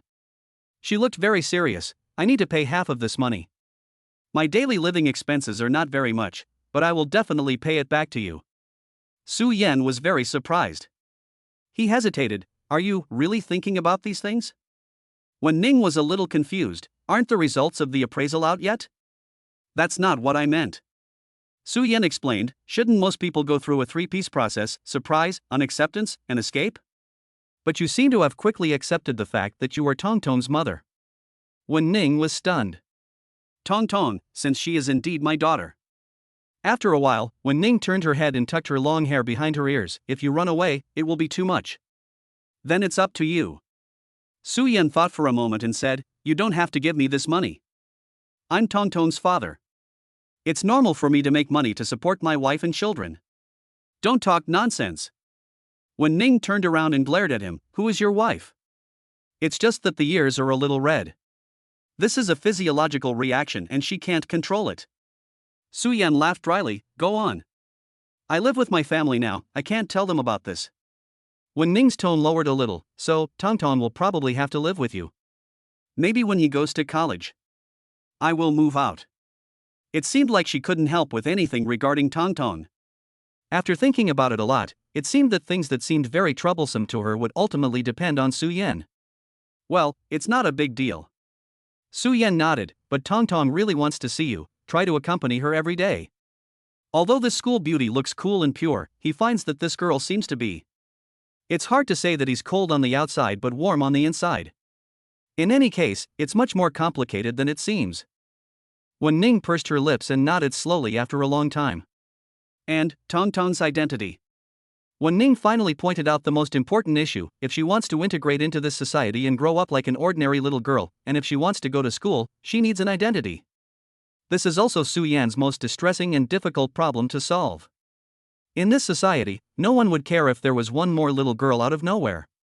But if you really want to grow up well and healthily, it is not that easy. Tongtong has nothing now. Su Yan closed his eyes and rubbed his forehead while thinking. When Ning did not disturb him anymore and looked down at the notebook in her hand. The slender fingers unconsciously turned the pen, and all kinds of random thoughts kept appearing in my mind. She has never read any science fiction novels, and her understanding of time is only at the most basic level. If her life had continued on its normal course, she would have married Su Yan one day in the future and given birth to Tongtong. So, what now? Tongtong came back from the future, and Su Yan and I met in advance. So has the trajectory of our lives also been changed? In the future, will you get married and give birth to Tongtong? Wouldn't that mean there are two Tongtongs? When Ning couldn't figure it out and her thoughts were a mess. After an unknown amount of time, Su Yan opened his eyes and said, "I'll find a way to deal with this matter." When Ning came back to her senses, still a little dazed, "What?" "About Tongtong's identity." Su Yan said firmly, "I'll find a way." Can a high school student really come up with any solution? When Ning licked her lips subconsciously, will it be troublesome? Su Yan shook his head, "Just a little bit, anyway, I'll do it, you don't have to think too much." When Ning doesn't have a good relationship with her family, so it's impossible for her to tell her father about Tongtong's affairs. Compared to Su Yan, she, Tongtong's mother, seems to be not competent at all. When Ning was feeling a little depressed, she took out 1,000 yuan from the interlayer of her school bag and said, "Here's the money for the appraisal." Su Yan did not refuse and accepted it directly. He also has to support Tongtong, and making money is also a headache. Finally, the bus arrived at the station. The two of them walked towards the rental house together. When Su Yan opened the door, a little girl like an elf ran out of the room. When she saw the pretty Wen Ning standing behind her, her eyes suddenly lit up. "Mother!" Su Miaotong immediately threw herself into her arms. "Welcome home." Wen Ning looked very unnatural, but she couldn't help but squat down and reach out to hug her. Su Miaotong stood on tiptoe and kissed her mother on the right cheek, then ran to her father and did the same thing. Looking at Su Yan, who was looking for slippers for her, Wen Ning suddenly had a very strange idea. Why do they look a bit like an old married couple? Chapter 10, Kneel Down and Die on You. Su Yan's home was much cleaner than Wen Ning had imagined. He doesn't have the sloppy look of a boy living alone. Instead, he is very tidy. Two potted green plants on the windowsill swayed gently in the sunlight. Realizing this, Wen Ning felt much more comfortable. What did Tongtong do at home this morning?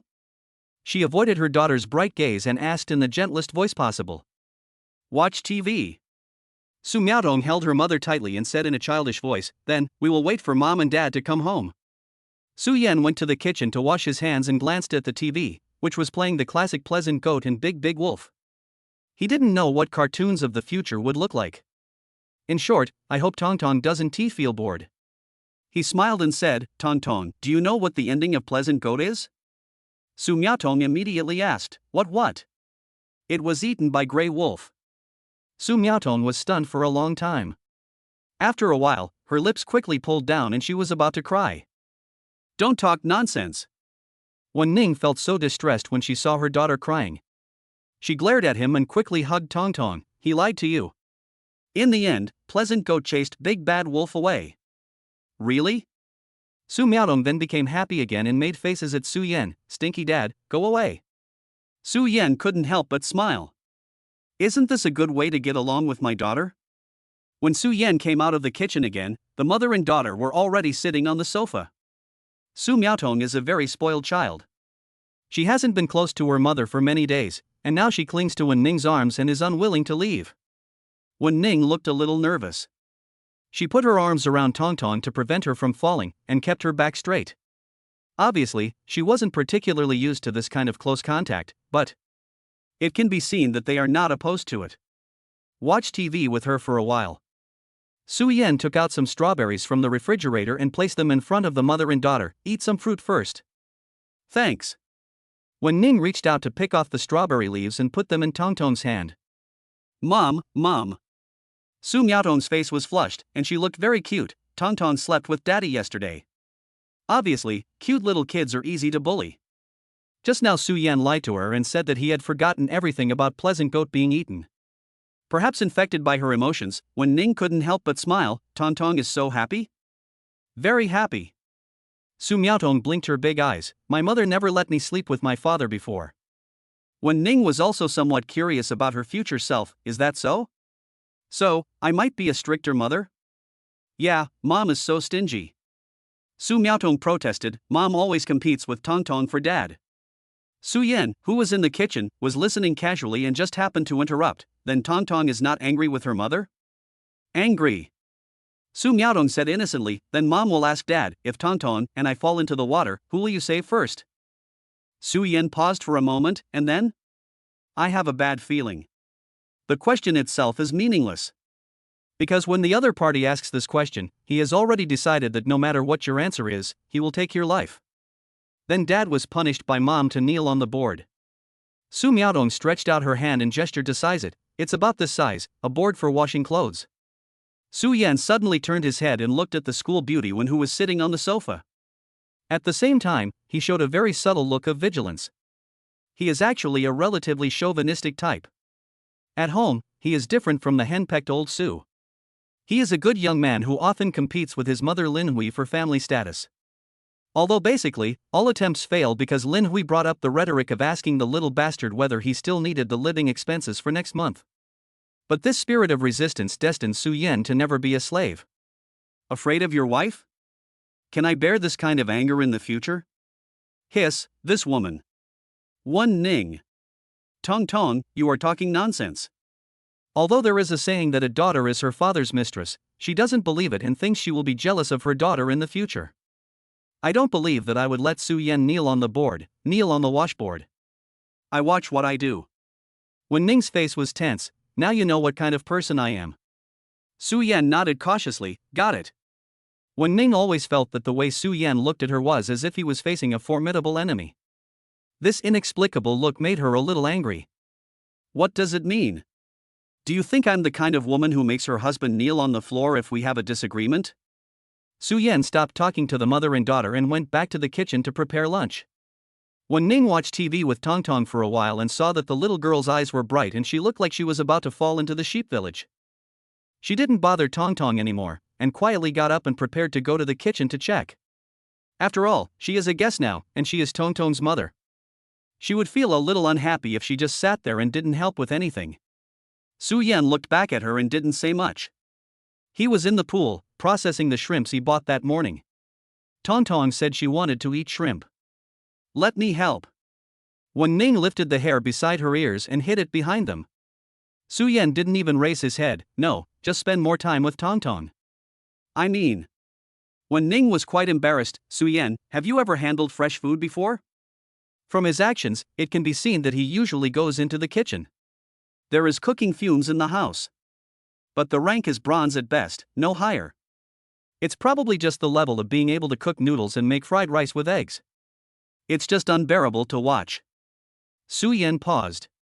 He organized his words. I know that if you put shrimps in a pot, they will become cooked shrimps. What else? Before the shrimp dies, it is alive. Isn't this all nonsense? Wen Ning sighed. Before Su Yan could reply, Wen Ning had already naturally picked up the SpongeBob apron hanging on the hook next to her and tied it around her waist. She untied her ponytail skillfully and curled her hair with her wrist. Then use an elastic band to make a bun and tie it behind your head, revealing your swan-like white neck. With her pure and lovely face, this is what the dream wife and mother should look like. We have to go back to school later, so hurry up. Su Yan felt a little despised by her. Good job, Wen Ning. Bad woman, what do you think this place is? This is my home. Wen Ning glanced at him and began to process the raw shrimps in a familiar manner. Go sit outside and keep Tong Tong company for a while. What Tong Tong said is indeed correct. Su Yan, who was pushed aside by her, fell into deep thought. Let us not worry about whether Wen Ning and I will end up together in this life. But as for the family status, have we actually already begun to see some signs? Wen Ning knew what he was talking about, so she felt a little annoyed. Then be careful in your life and don't fall into my hands again. She had a stiff face, her lips straightened, and said in a cold tone, otherwise, I'll kneel to death. Chapter 11 Bronze and King. Wen Ning moved quickly. After removing the shrimp thread and steaming it, she also took the time to stir-fry a plate of tomato and egg, stir-fried meat with garlic, and then made a simple seaweed and shrimp soup. Because of her living environment since childhood, she was not a little girl who was spoiled and knew nothing. This kind of thing is very easy to do. In other words, it's like coming home. Tong Tong, come and eat. Mother. Su Miaotong leaned over the edge of the table and stuck half of her head out. Wow. Seeing her daughter's bright and sparkling eyes, Wen Ning inexplicably felt a sense of accomplishment. Su Yan took a bite and gave a reluctant evaluation, nothing special. Pretty much the same as I did. Wen Ning was too lazy to pay attention to him and lowered her head to pick up some food for Tong Tong. Mom, I want to eat that. Okay, Tong Tong, eat slowly. Perhaps even Wen Ning herself didn't realize that when she looked at Tong Tong, a gentle emotion unconsciously appeared on her face. The mother and daughter looked very similar. Two beauties, one big and one small, one cute and lively, the other quiet and gentle. Such a reaction was also within Su Yan's expectations. No parent would dislike a daughter like Tong Tong. Su Yan always eats very quickly. After a while, he walked towards the kitchen with an empty bowl. Wen Ning raised her head sensitively. Where are you going? Su Yan was suspicious. Serve the rice. If you can't eat it, don't eat it. Wen Ning lowered her eyes and wiped Tong Tong's mouth. When you get too full, you'll blame me. What's wrong with you? No. Su Yan said, I just simply didn't have enough to eat. Wen Ning stopped talking and lowered her head to eat. She eats very quietly, making almost no sound, and doesn't move too much to pick up food that is too far away. Basically, she eats whatever is put in front of her. This is a habit developed since childhood. She was always like this when she was eating at home because her stepmother and stepsister were around. Her dexterity and proficiency in housework also come from this. When Wen Ning is at home, she will try her best to help her stepmother with some things. After her mother passed away, she had thought about getting along well with her stepmother. Use things like grades and housework to win her favor. Unfortunately, after all these years, her stepmother and stepsister still don't like her that much. Why do you only eat tomatoes and eggs? Do you have a grudge against them? Su Yan directly brought another plate of fried meat to her. Finish the rest. Wen Ning lowered her eyes. Well, thank you.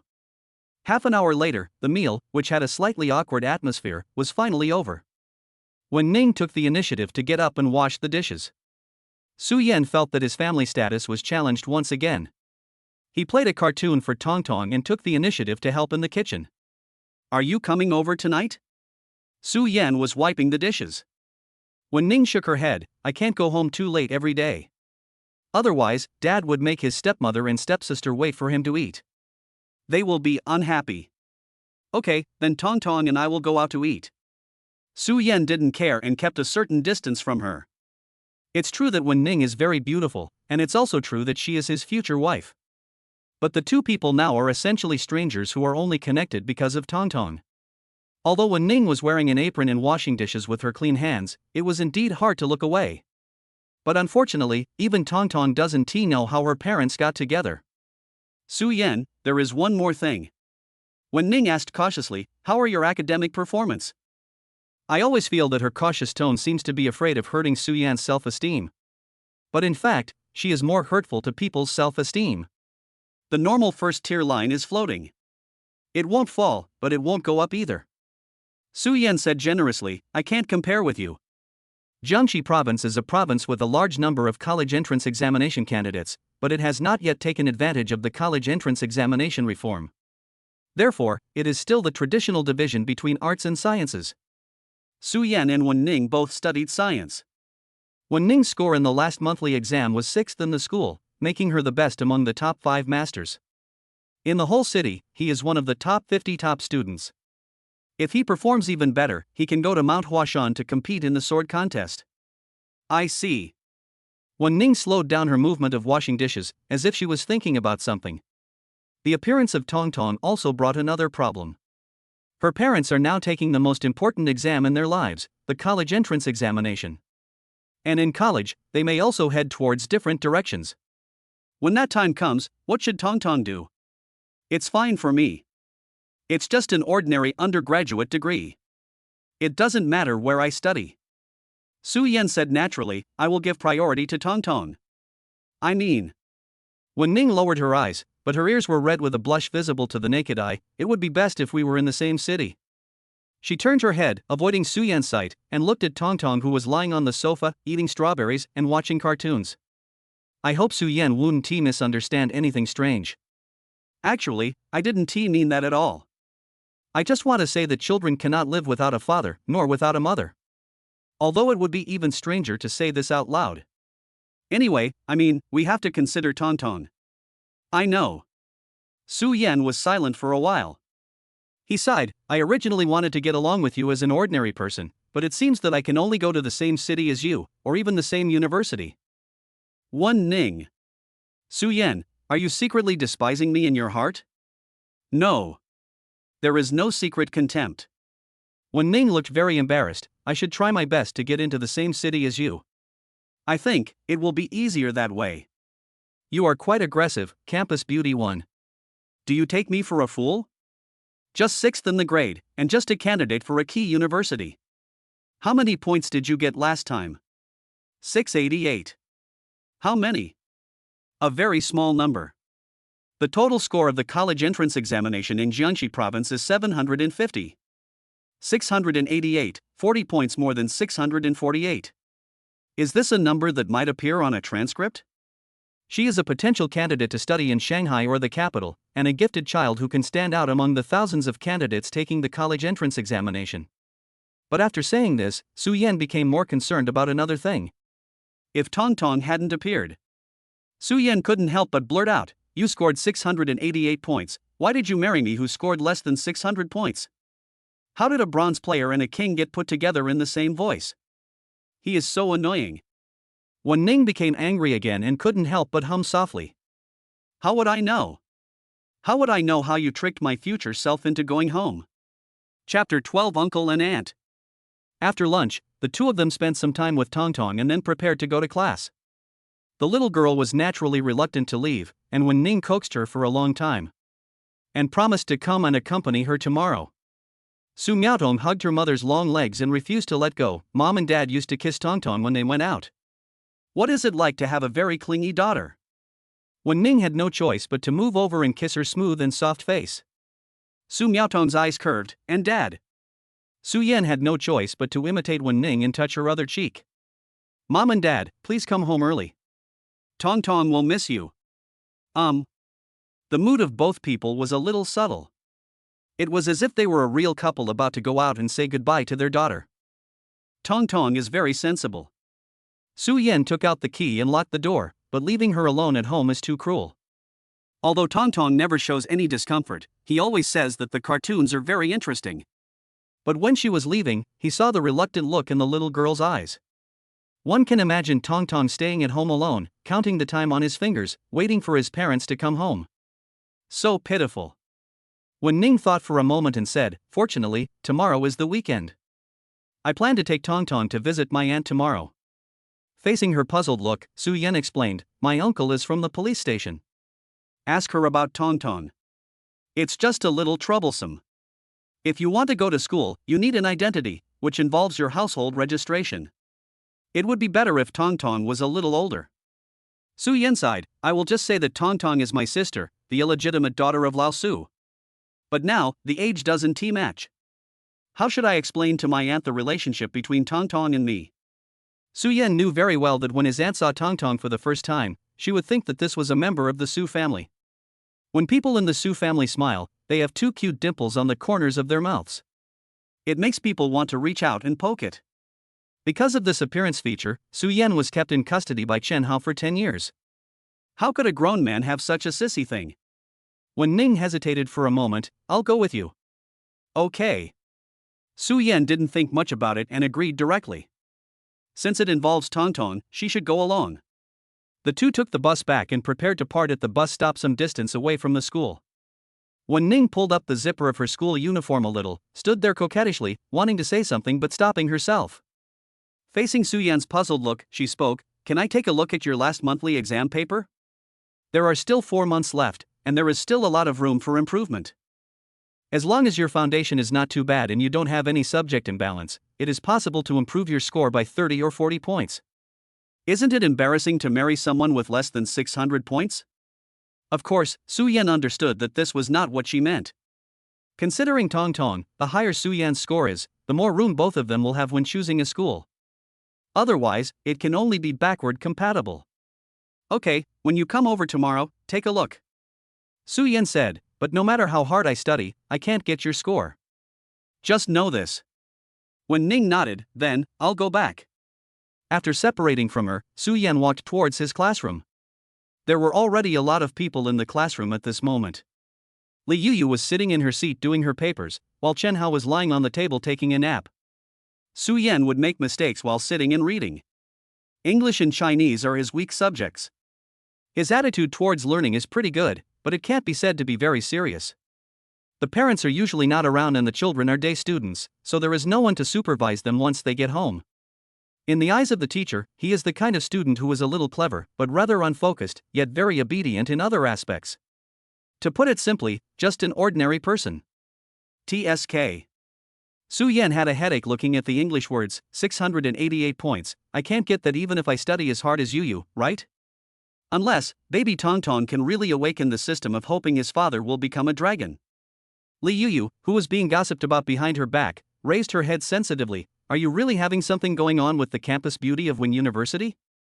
In the entire number 1 middle school, there is only one person with a total score of 688. Nothing. Su Yan wrote and drew on the paper, I am not interested in women. Li Yuyu pushed his glasses, feeling that something was wrong. So what are you interested in? Study. It's hard to imagine hearing such words from Ian's mouth. It's somewhat rare. So? Li Yuyu thought for a moment and said, are you trying to woo the campus beauty of Wenzhou University in a strange way, like surpassing her in academics? That's called surpassing her in studying. Please do not omit some keywords. However, Su Yan did not decide to explain to her the strange relationship between himself and Wen Ning. Mainly, even he himself can't quite figure it out. They had not known each other for long, but because Tong Tong was there, the interactions between him and Wen Ning actually exceeded those between ordinary male and female classmates. But not lovers. Yuyu, let me ask you something. Su Yan skipped this topic and continued to ask, high school students, is there any way to make money? If it really doesn't work, he can only find a part-time job.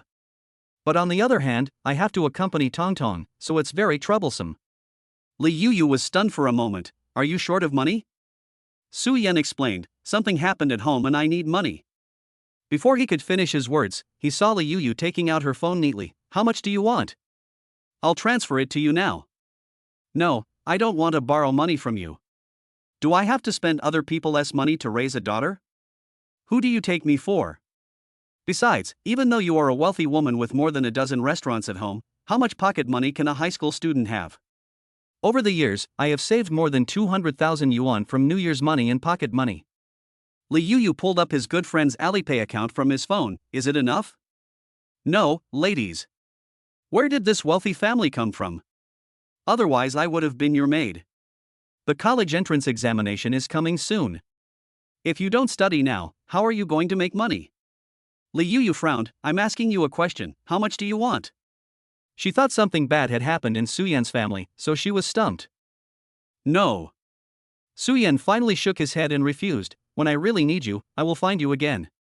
Although, his relationship with Li Yuyu is indeed very good, not much worse than that of Chen Hao. But at least, try it yourself. Since I can give Tong Tong such a good life in the future, there is no reason why I can't do anything now, even to the point of borrowing money from others for Tong Tong.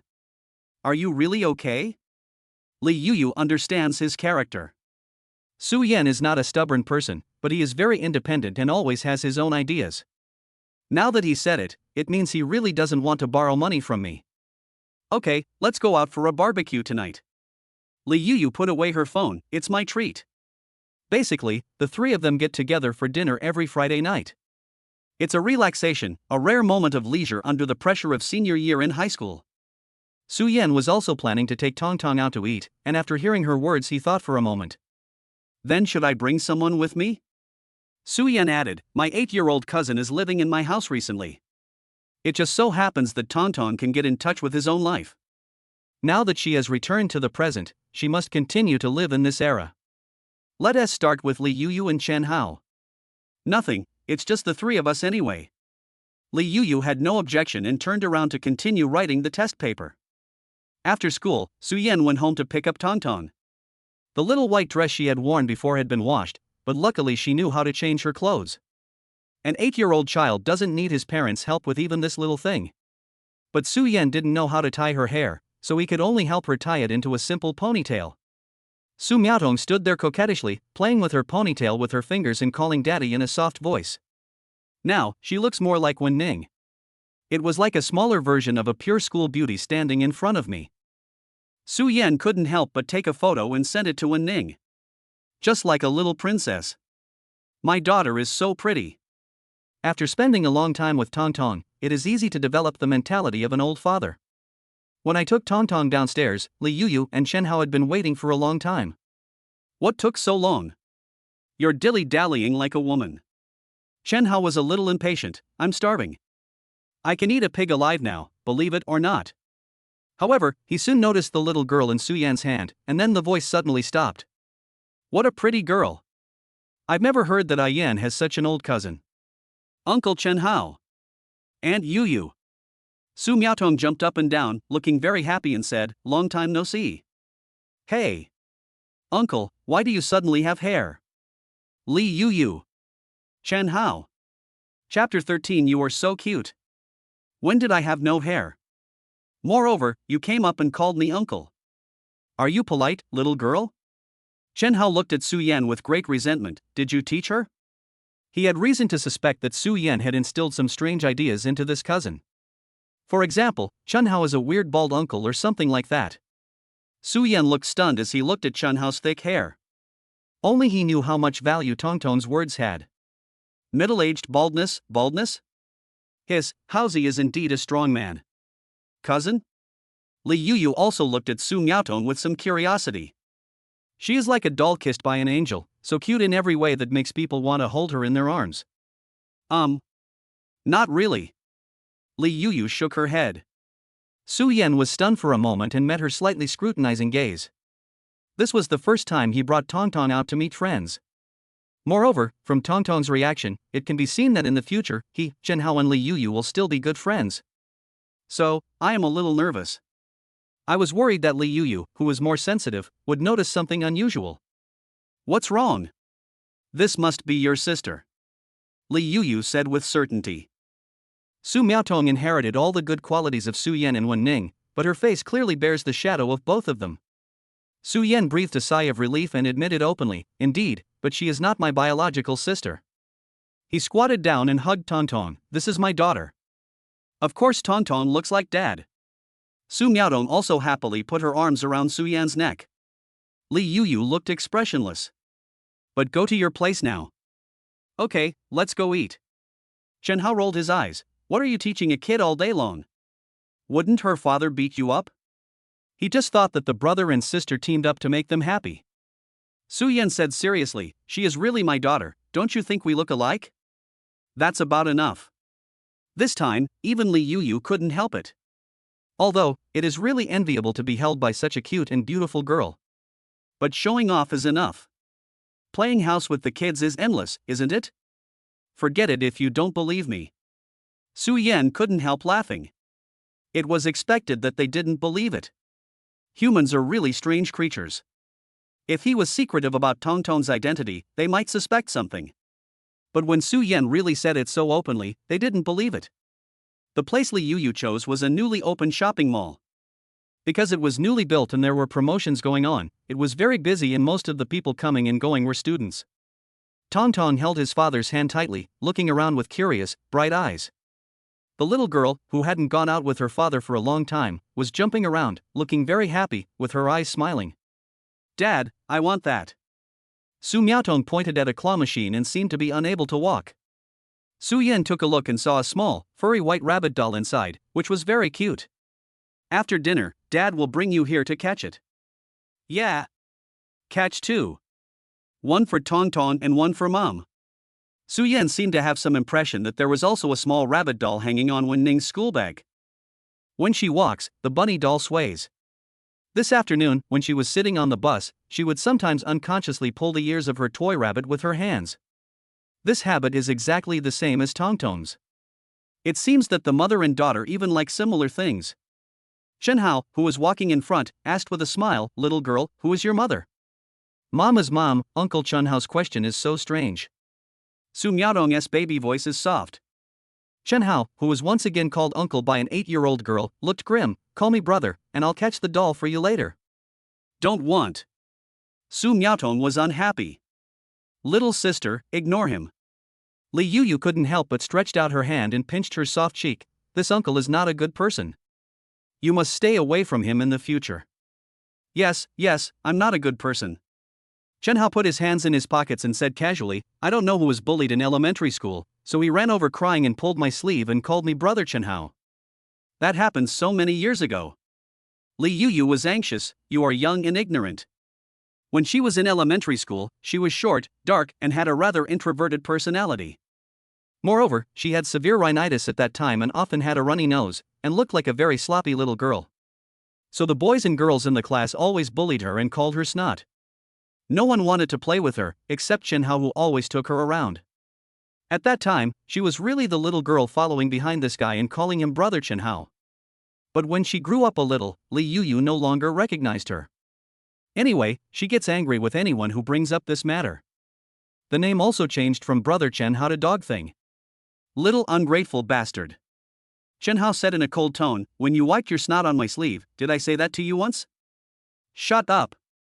Li Yuyu angrily took out a red banknote and slapped it on his hand. "Go, buy a bottle of mouthwash to wash your mouth." "Okay." Chen Hao almost laughed out of anger. He grabbed her hat from behind and stuffed 100 yuan into it. "Don't look for me if you get bullied in the future." Li Yuyu staggered due to being pulled. She pursed her lips and snorted unhappily. Su Miaotong looked left and right and whispered to her father carefully, "Dad, uncle, and aunt are still quarreling every day?"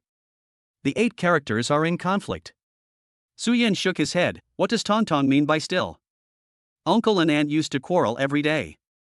Su Miaotong blinked her eyes innocently. "Sometimes we would fight and ask Dad to be the judge." Su Yan always felt that something was not right. Quarreling every day?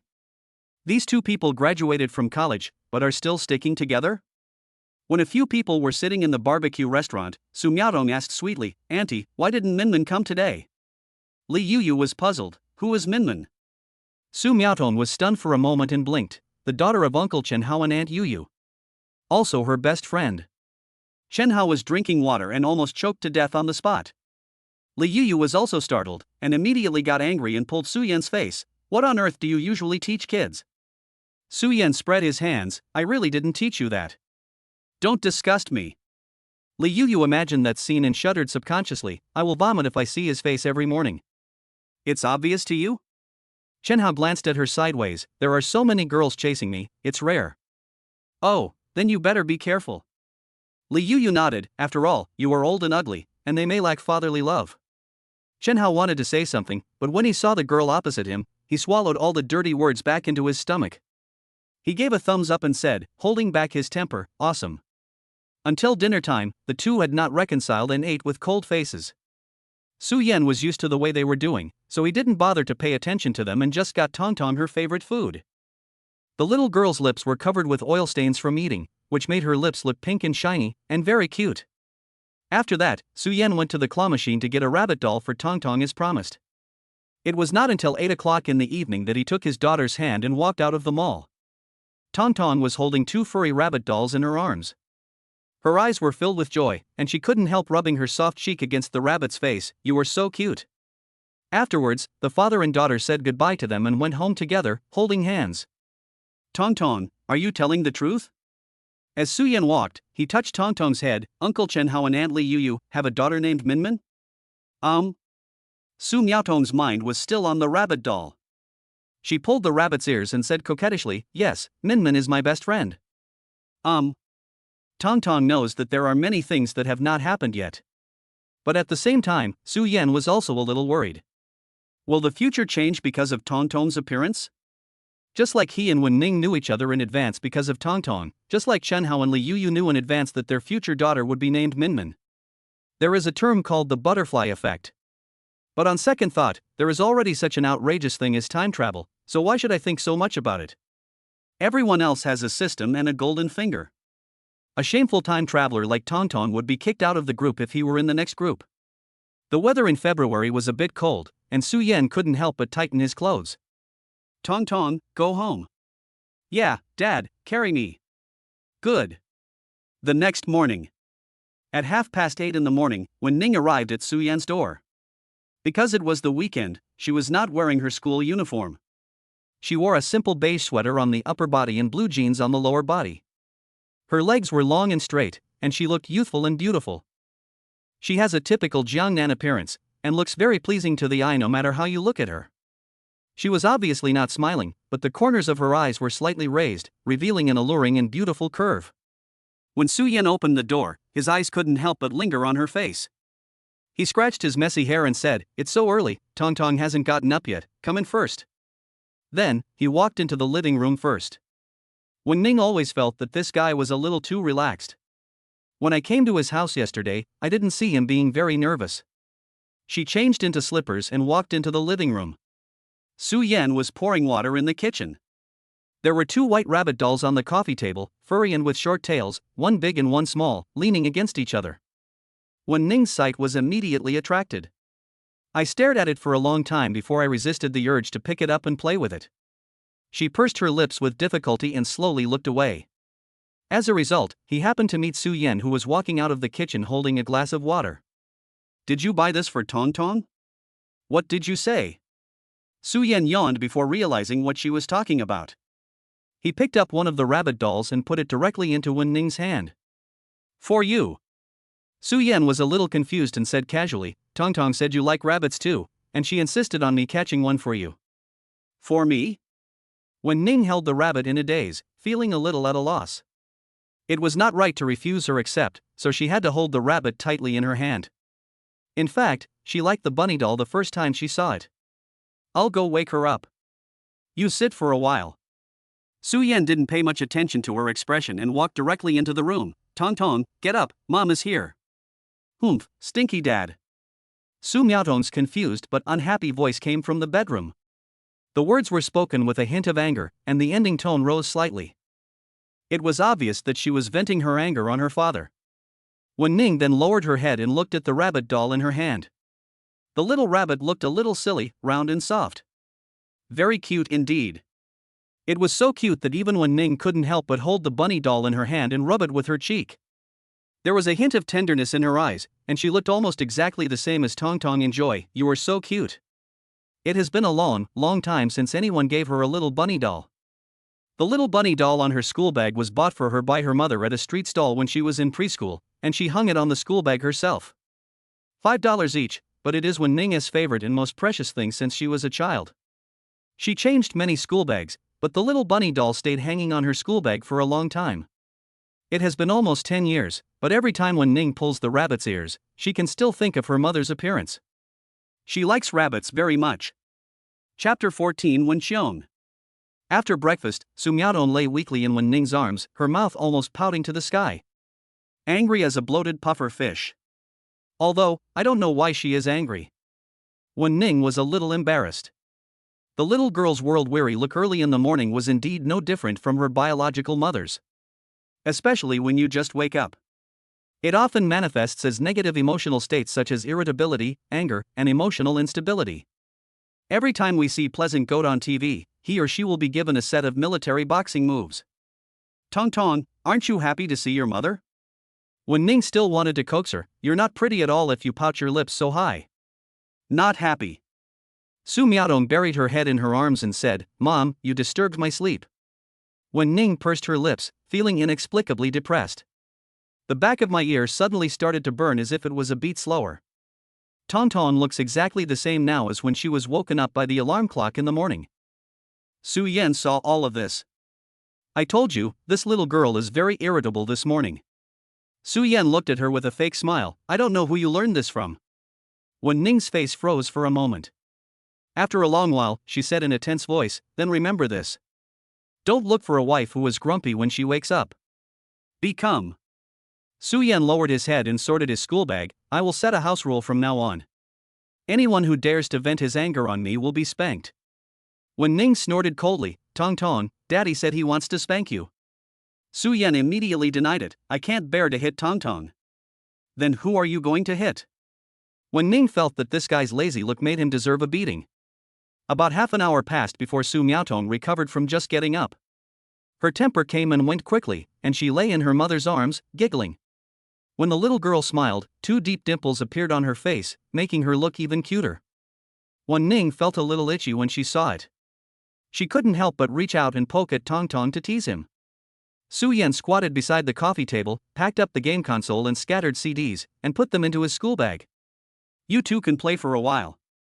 I'm going out for a while and will be back soon. He carried his school bag and said, I have an appointment with my aunt this afternoon. Let's take Tong Tong to buy some clothes in the morning. You are a girl and you should be better at choosing. Wen Ning was stunned for a moment. Where are you going? Sell the game console and discs.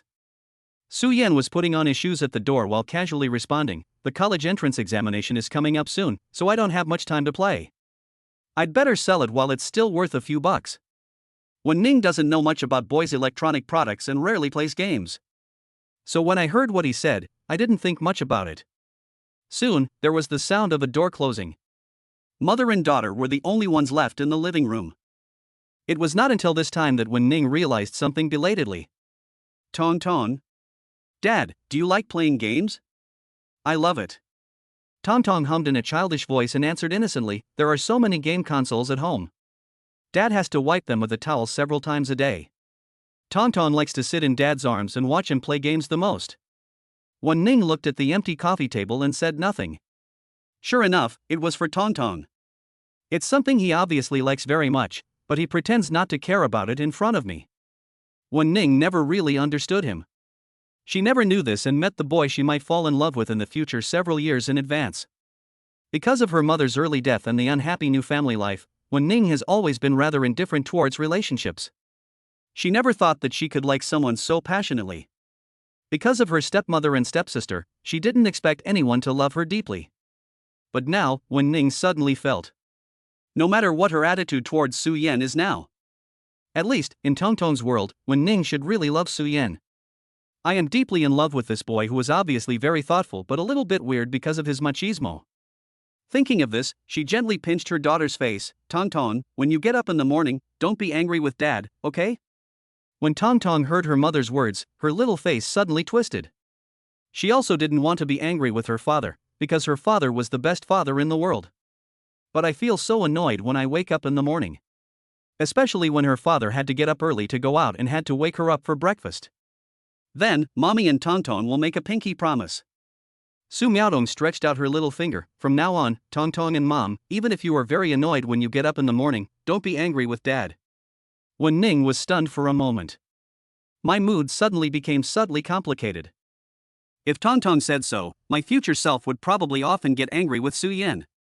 After a long while, she finally stretched out her finger and hooked her finger with her daughter. Su Yan was out for a short time. He came back in less than half an hour. He hung the empty school bag on the shelf and looked at the mother and daughter sitting on the sofa watching TV. What did you say? Hearing his voice, Wen Ning and Su Miaodong turned their heads at the same time. What are you looking at me for? Su Yan touched his cheek suspiciously. Is there something dirty? It's a secret, Dad. Su Miaodong jumped off the sofa and threw herself into his arms.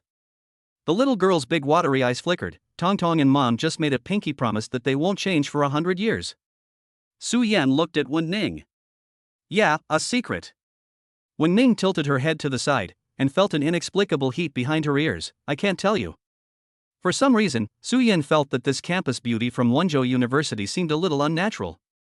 You have to keep a record of all the money you spend on Tongtong. Okay. Su Yan paused, but did not ask any more questions. Let's go buy clothes for Tongtong first, and then go see my aunt in the afternoon. Wen Ning knew how to braid hair. She spent about 10 minutes braiding Tongtong's hair into 2 small braids, making her hair look beautiful. Afterwards, the 3 of them went out together. Su Yan picked the nearest shopping mall, walked in front with his phone in hand, and looked at the balance in his Alipay account. The condition of the game console and the discs were very good, and they were sold for a total of over 3,000 yuan. It should be enough for living. Even after buying clothes for Tongtong, there will be a lot left. But Tongtong will definitely go to school later. He seemed to be thinking about something, so he was a little silent. Instead, when Ning was walking behind, holding Su Miaotong's hand, her face unusually soft. Seeing her daughter happy, she also felt inexplicably happy. This combination of beauties, one big and one small, really attracts attention when they walk on the street. Wen Ning dressed a little better when she went out today. Her legs and jeans were straight and slender, and she looked younger and more beautiful than usual. The stupid blue and white school uniform actually concealed her beauty to a certain extent. However, what Wen Ning never expected was that she would actually run into an acquaintance here early in the morning on a weekend. Moreover, he was the person she least wanted to meet at this time. When she was holding Tongtong's hand, she heard a female voice coming from not far behind her. Wen Ning? The voice sounded familiar and had its usual softness. Wen Ning turned back somewhat stiffly. I saw a group of junior high school girls, all dressed very flamboyantly, and each of them was holding a cup of milk tea in their hands. And Wen Xiong was in the middle of them, wearing a light green pleated skirt. She has a sweet look that is very eye-catching, but not low-key. She even has a light makeup on her face, which makes her stand out among the group of girls. However, there was obvious confusion in her expression. Especially when she saw Tongtong in Wen Ning's hands and Su Yan standing next to her, her smile slowly faded. Xiong, do you know each other? The girl next to her was a little surprised. What a beautiful girl, her appearance is so pure that it seems to only appear in magazines. But her eyes make her look gorgeous, an appearance that all girls would envy. Wen Ning lowered her eyes and said nothing. He just held Tongtong's hand, slightly tighter. My sister. Wen Xiong frowned, but she and I don't have the same mother. But didn't she tell her mother this morning that she was going to the library to study? Chapter 15. You are such a bad person. Wen Xiong knew how beautiful her non-blood related sister was. Since she entered high school, she has always been the campus belle of number 1 middle school. And it can be seen that she must have dressed up before going out today. She rarely wears a cashmere sweater and light blue jeans. If you come to the mall, just tell your mother and come to play with your classmates? Wen Xiong frowned and said in a delicate tone, but with some dissatisfaction, even if you just want to relax on the weekend, your mother won't say anything to you, right? Why did you lie to her and say you were going to the library? Wen Ning hummed perfunctorily, obviously not particularly willing to continue this topic. Sister, who is he? Wen Xiong continued to ask, and this child, where did he come from? She looked at Tongtong, who looked like a little princess, and couldn't help but marvel at the girl's cuteness from the bottom of her heart. Su Miaotong glanced at her and immediately buried her face in her mother's arms, looking a little depressed. Wen Ning's face didn't show much expression, and she said gently, friend. I'm just asking, you stingy guy. Wen Xiong obviously didn't believe it. She stroked her hair and continued to pester him with great interest. Don't worry, I won't tell mom and dad. The main thing is that there is a boy next to my sister. You know, in all these years, it was the first time for her to see her sister hanging out with a boy. Boyfriend? Or is he pursuing my sister? Wen Ning remained silent. The atmosphere was inexplicably awkward. Even the junior high school girls who accompanied Wen Xiong felt that the relationship between the two sisters was very subtle. Slowly, their noisy voices gradually quieted down. Because there were friends watching, Wen Xiong felt inexplicably embarrassed that she had been rejected. Do you have to keep doing this? Wen Xiong was in a very bad mood and sighed softly. We are also a family. There is no need to hide things from us all the time. Why do you always give me and mom a cold look? Wen Ning thought her words were a little funny. To be fair, she didn't dislike her stepsister that much. After all, when Xiong grew up in a sweet environment, her father doted on her and her mother let her do whatever she wanted. It can be said that she has had no worries since she was born. Therefore, her personality is also more lively and self-centered. I can't really understand the atmosphere. She is a very arrogant girl. But Wen Ning is different. They live in the same reconstituted family, but their personalities are completely opposite. After her mother passed away, Wen Ning went from being the apple of her parents' eyes to a girl living under the care of others. She had no right to be willful or selfish, and in front of her stepsister, she could only refrain from fighting or competing for anything. This also goes for stepmother Xiao Ziqin. She dotes on her own daughter and gives her all the good things, which is understandable. Wen Ning understood this from a very young age. Xiao Ziqin is a good mother, but she is not destined to be with me. Wen Ning didn't hate them, but it was hard for her to like them very much either. Actually, it doesn't matter if you tell them. Wen Ning took a deep breath and said in a good-tempered manner, I am 18 years old this year. I am an adult. I can have my own life and my own friends. Wen Xiong moved her mouth, not knowing what to say. In the end, she just stamped her feet angrily and said, then it's up to you. I don't care about you. With your temper, it's no wonder that your parents don't like you. No one else will like you. So annoying. Wen Ning didn't say anything. It was not until this time that Su Yan, who had been playing with his mobile phone, raised his head and glanced at Wen Xiong. After a while, he seemed to realize something and couldn't help laughing out loud. The faint laughter echoed in Wen Ning's ears. Even Wen Ning turned to look at him with some confusion, feeling very depressed. Is it that funny? Su Yan laughed for a while before saying, I didn't expect your sister to be so rude when swearing. Psycho, I never scolded her. Wen Xiong had pointy ears and couldn't help but roll her eyes. Little girl, don't be so talkative. Su Yan sneered, you are so young but you act like an old woman. Isn't that embarrassing? What did you say? Wen Xiong had never heard anyone say such things to her face. Although there are no swear words, it is very aggressive and would make any girl angry after hearing it. Sister, who is he? Wen Xiong's cheeks turned red after being scolded for no reason. She was not afraid of Su Yan, who was a head taller than her, and even wanted to reach out and push him. As a result, Su Yan didn't move at all, but she staggered back a step. As soon as Wen Xiong raised her head, she met Su Yan's thoughtful expression. Only then did she realize that as a junior high school girl, she and Su Yan had a huge difference in body shape. Su Yan often plays basketball with Chen Hao. He is tall and about 1.78 meters tall. Standing in front of Wen Xiong, who is probably less than 1.6 meters tall, there is actually a slight sense of oppression. Linjiang No. 2 Middle School? Su Yan was not angry either, he just reached out and patted her shoulder. Get along well with your sister in the future, don't bully her all the time, okay? Wen Xiong looked up at him, only to feel the hand on her shoulder tighten slightly.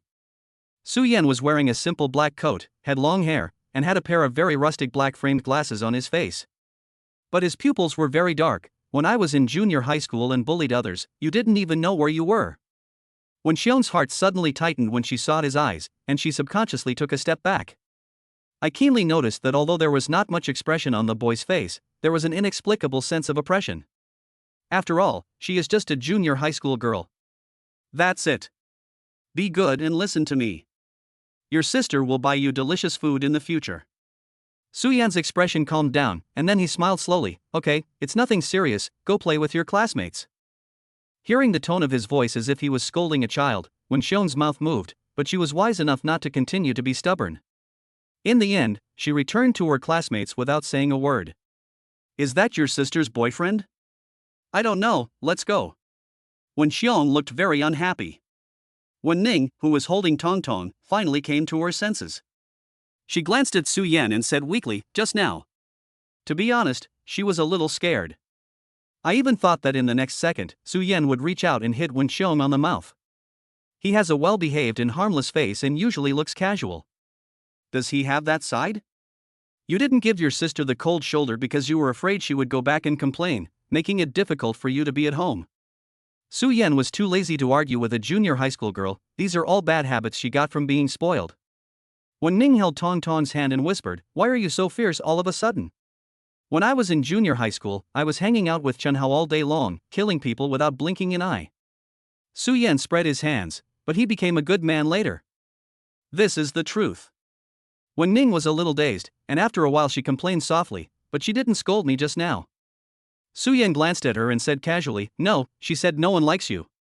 Wen Ning was stunned, with obvious confusion on her pretty face. "No one likes me, why are you angry?" This was so strange that Wen Ning felt a burning sensation behind her ears. Before I had time to think about what Su Yan meant, I heard him continue. "Isn't this scolding tauntaun?" Oh. Wen Ning knew that she had misunderstood. She suddenly felt a little sulky and couldn't help but blurt out, Then you have to be a very bad person to like me in the future?"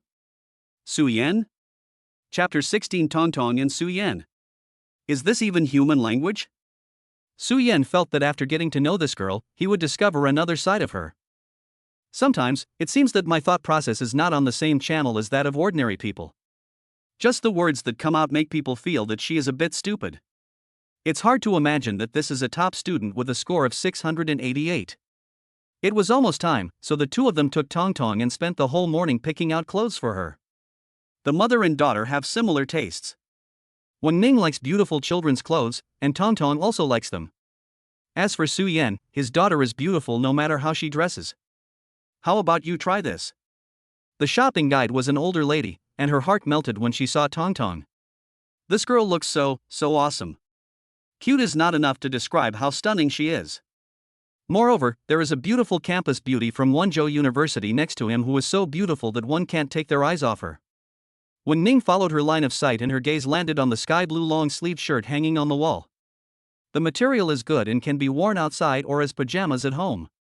But this is parent-child outfit? And there are 3 of them. I feel like it will suit you very well. The salesperson looked at Su Yan who was sitting on a chair and playing with his phone and said, "Brother, please be more serious." Su Yan, who was mistaken for his brother, looked up and saw that the pattern of the clothes was cute. Each piece of clothing has a different kitten painted on it. The child's clothes are a little white kitten, the mother's clothes are an elegant rag doll, and the father's clothes are a fat orange cat. How could I, a grown man who can remain calm even when faced with a catastrophe, wear something like this? He made Wang Jing's gesture, "I won't wear it unless I jump off here." "Dad, Tongtong likes it." Su Miaotong started to act coquettishly. Su Yan said reasonably, "But if Dad wears such childish clothes, Uncle Chenhao will laugh at him." "No, Daddy is the best." Su Miaotong spoke in a soft and baby voice, holding onto her father's hand and shaking it back and forth reluctantly. The salesgirl standing nearby almost felt her bones soften after hearing this. "Buy it for her quickly, buy it for her quickly, you bastard. Tongtong is so young and yet he knows how to do this." Su Yan pinched her nose and said, "When I grow up, I wonder how many boys I can trick into being my idols." Wen Ning looked at Tongtong clinging to her father's arms, and felt inexplicably subtle. Tongtong seemed to have said before, "Mom always asks Dad who he likes more, me or my daughter." At that time, Wen Ning felt that this was impossible. With my personality, how could I say such words and be jealous of my daughter? Will I become a vulgar and troublesome woman after falling in love? But now she suddenly understood a little. Tongtong is such a spoiled brat, she's even more clingy than a lover. You 3 can try it first. It doesn't matter if you are not satisfied. The shopping guide had a smile on her face the whole time. These 2 high school students are really playing house with their little sister. Dad, Mom, daughter, and so on, so cute. We have a camera in our store. Even if you don't buy one, it would be nice to have a photo as a souvenir. That's the tricky part about sales. After they take the photos, there is a high probability that they will buy it. Since she had already said it was free, Su Yan and Wen Ning had no way of refusing. Come to think of it, they have indeed not taken any photos with their daughter since Tongtong came back from the future. An 8-year-old daughter and 2 18-year-old parents, this misaligned time presents many sights that cannot be missed. Tongtong will grow up slowly. If I forget her current smile because of the passage of time, I might feel a little regretful. 10 minutes later, Su Yan changed his clothes and stood in front of the mirror in the hall. After a while, Wen Ning led Tongtong out of the women's changing room. Even Su Yan couldn't help but keep his gaze on her for a long time. Wen Ning herself has a cool temperament, and her facial features are very beautiful and delicate. She didn't tie the hairband back, but simply put it around her wrist. The jet black hair fell down softly from the back of her head, and her whole temperament suddenly became much more lazy. She was clearly wearing cute clothes, but with her bright eyes, there was an extra charm about her that made it difficult for Su Yan to look away. She now looks very much like Wen Ning in the photo, who has given birth to Tong Tong. Full of the softness that belongs to Jiangnan women. Don't look at me. Wen Ning avoided Su Yan's gaze and twisted the hair that fell from her ears unnaturally. It's just to make it easier to take off this dress later. Fine. Su Yan paused. So after you marry me, keep this hairstyle at home. Is it also to make it easier to take off clothes? Of course, he didn't say this kind of nonsense directly, which could easily cause Wen Ning to kill him on the spot. The shopping guide was once again amazed by the beauty of the two girls, one big and one small. This family is so beautiful. Come over here and take pictures. She happily set up the camera and said, "It doesn't feel like you are just playing house.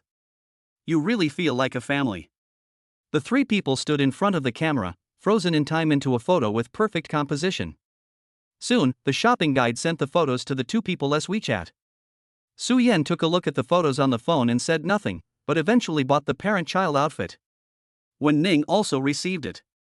She lowered her head and clicked it to read. Tong Tong is still very cute.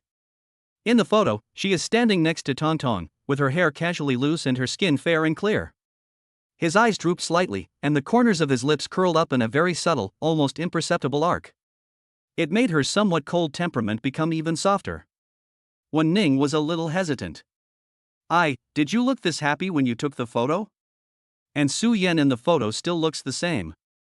He seemed to have no psychological burden at all. He put his hand behind Tong Tong's head and smiled lazily. This is a photo of a family of 3 that was originally supposed to be taken when Tong Tong was 5 years old. But now, it appeared in front of him more than 10 years earlier. Wen Ning created a new album on her phone and put the photos into it. Then, I named the photo album Tong Tong. After doing all this, she turned off her phone and put it in her pocket. When she looked up, she saw Su Yan walking in front of her, holding the jumping Tong Tong in one hand and holding all the things he bought for his daughter in the other hand. After a few seconds, Wen Ning took out her cell phone again. She clicked into the photo album and slowly deleted the word Tong Tong. It was changed to Tong Tong and Su Yan. However, this must not be seen by others. Let me create a password that only I know. From now on, only I can view this photo album. Chapter 17, Is Your Dad Cheating? After lunch, Su Yan went home to put his things away. Very good, the 3,000 yuan that hasn't even warmed up yet is now less than half left. Because it was still early, Su Yan decided to stay at home for a while before going to his aunt's place. Wen Ning took out the hairband and hair accessories she bought today from the bag and led her daughter to the bathroom. Tong Tong, sit here and let mommy braid your hair for you. Okay. Tong Tong wants a little jijiu. Jiu means meatball. Wen Ning followed the look in the photo that Tong Tong brought and helped her daughter tie a cute bun, and pinned a small bow hair accessory on it. I feel like it would be better for Tong Tong to live with you. Su Yan leaned beside him and drank water slowly. There are some things that need mother to do, such as tying hair, changing clothes, taking a bath, etc. Tong Tong is very smart and can take a bath by himself. But she likes playing with water and blowing bubbles, and she would play for more than half an hour every time she takes a bath. Su Yan had to knock on the door for a long time before she was willing to come out reluctantly. This is the inconvenience of being a father. If it were Wen Ning, she could just push the door open and go in casually. Wen Ning carefully helped her daughter to tidy up her hair. When I go to college, I will move out on my own. After going to college, she will be able to completely have her own life. No longer living under someone else's roof, cautiously watching other people's faces while living. Then you can let Tong Tong live with me. A 19-year-old girl raising a child alone? Su Yan couldn't help but think about that situation. Then you probably won't be able to have a relationship in college. Wen Ning glanced at him and said nothing. Obviously, she had no interest in this topic. Because of her childhood experiences, she is not like ordinary girls, full of longing for everything in adolescence. She never expected that she might meet a boy she really likes in the future. I don't feel that I will be loved so passionately by anyone. Therefore, even if Tong Tong was not there, Wen Ning was not planning to fall in love in college. Seeing that she didn't say anything, Su Yan thought that his words made her a little unhappy. You don't have to feel so bad. It's not like you can't fall in love at all. Su Yan seemed to find her reaction very interesting and couldn't help laughing. When he laughed, he looked exactly like Tong Tong, with a shallow sound coming from his throat and his cheeks were sunken with two shallow dimples. Wen Ning couldn't help but take another look. I mean, if you want to be in a relationship. Su Yan pointed to his cheek and said, maybe you can only talk to me. Wen Ning actually thought about it very seriously. After a long while, she continued, then let's not talk about it. Tong Tong said that you would deliberately kneel on the washboard to prevent me from washing clothes. It's annoying just thinking about it. What a deliberate kneeling. The large-scale documentary, The Legend of the Washboard, continues to be broadcast for you. Su Yan suddenly felt that this campus beauty from Wenzhou University could sometimes be quite irritating in her words. He couldn't help but give a thumbs up, and after a long pause, he said, just wait for me. Then he turned and left. What are you doing? Throw the washboard. Su Yan said angrily, there will never be such a thing in my house again. Wen Ning couldn't help but curl her lips slightly. So stupid, I won't buy it again if I lose it, no. Wen Ning, who was inexplicably led into a ditch by Su Yan, suddenly restrained her expression. Soon, it was 2 o'clock in the afternoon. Su Yan told his aunt in advance on WeChat, and then the three of them went out again. Otherwise, I'd better not go? Wen Ning felt the sunlight was a bit dazzling and couldn't help squinting, just take Tong Tong to your aunt's place. Although she was still somewhat concerned about Tong Tong's identity. But going to Su Yan's aunt's house like this is somewhat strange. It's no big deal. She's my aunt, not my real mother. Su Yan looked down at his phone and said casually, it would be even weirder if I took Tong Tong alone. At the moment, he didn't know how to tell his family about Tong Tong's affairs. Time travel, after all, is too shocking. It may not be a good thing if more people know about it. Well then.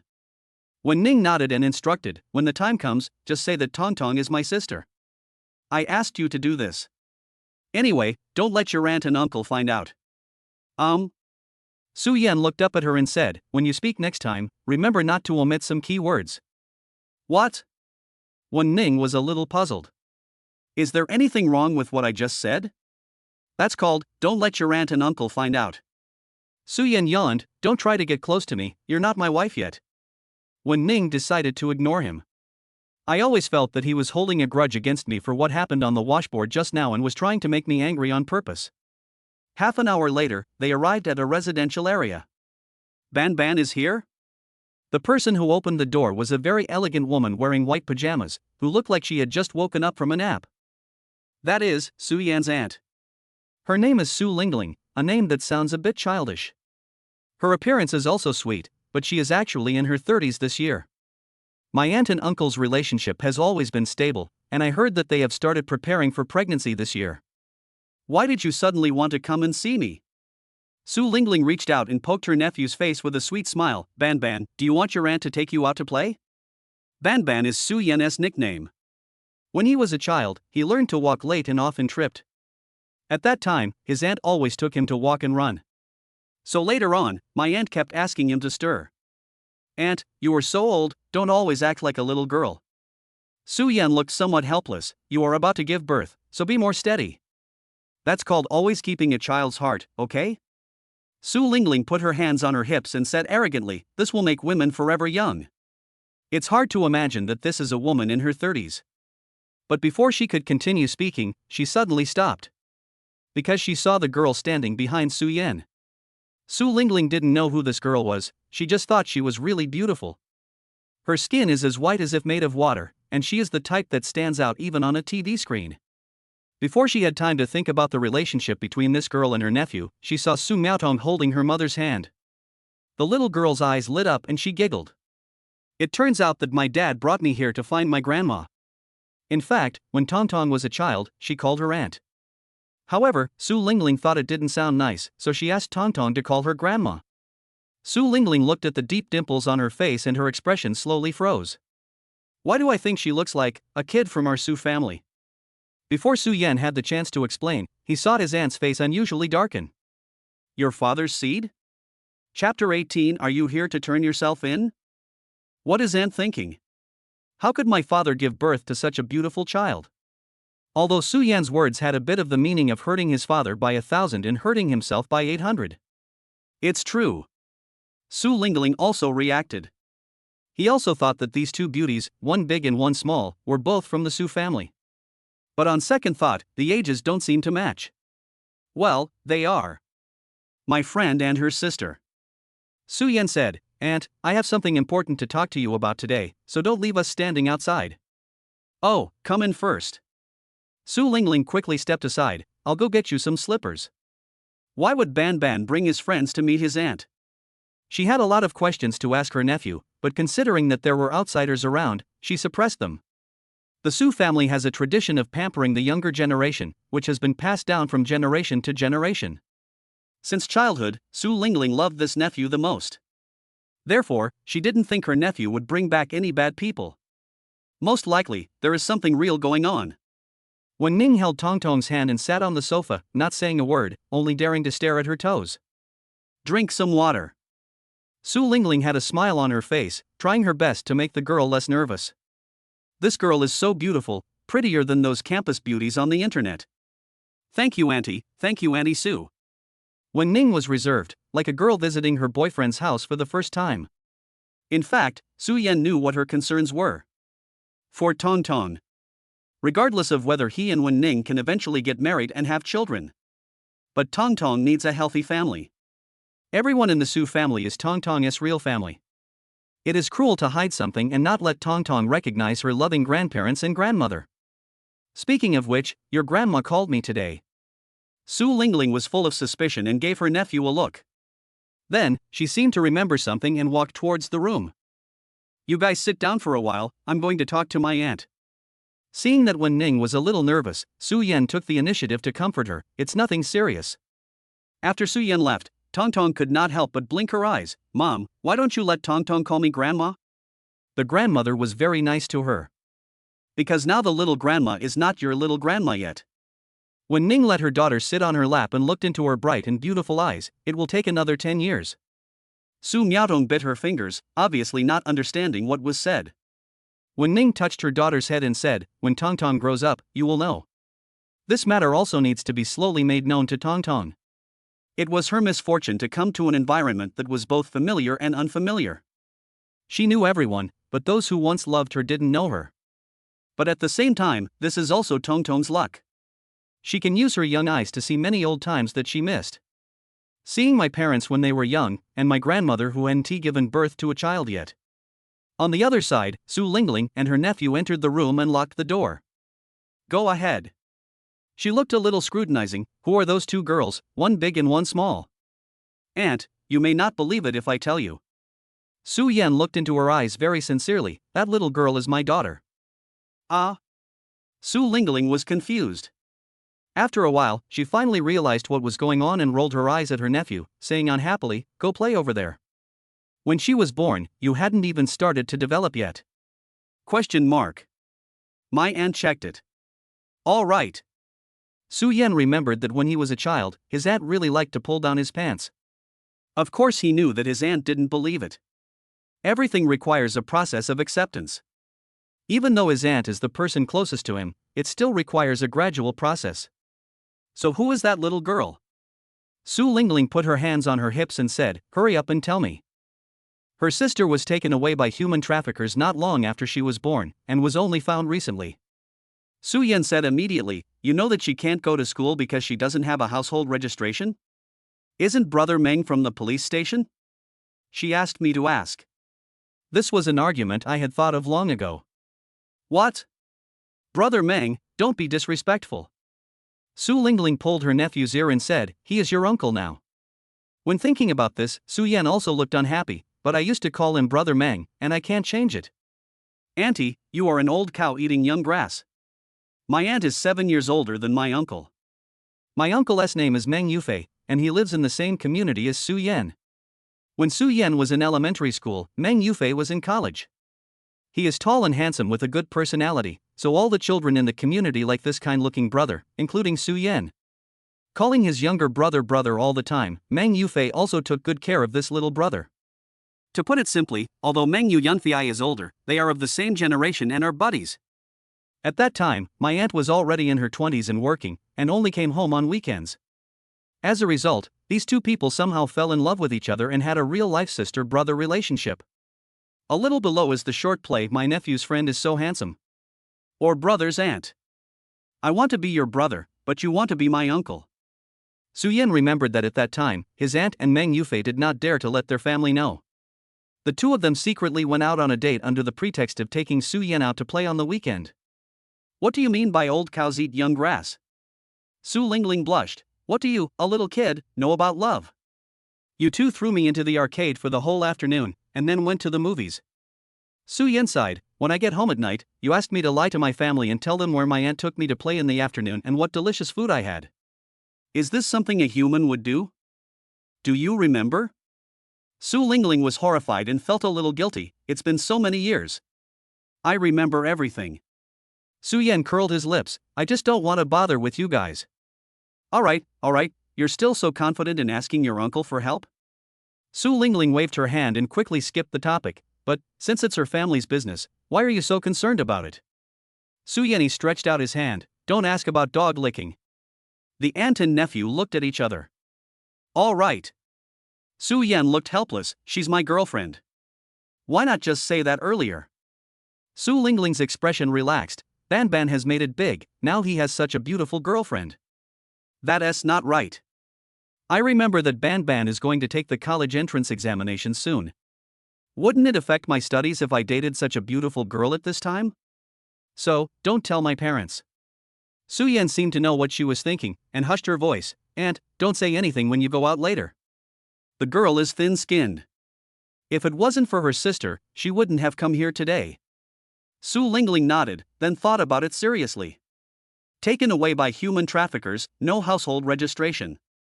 Although it sounds a bit outrageous, it is not impossible.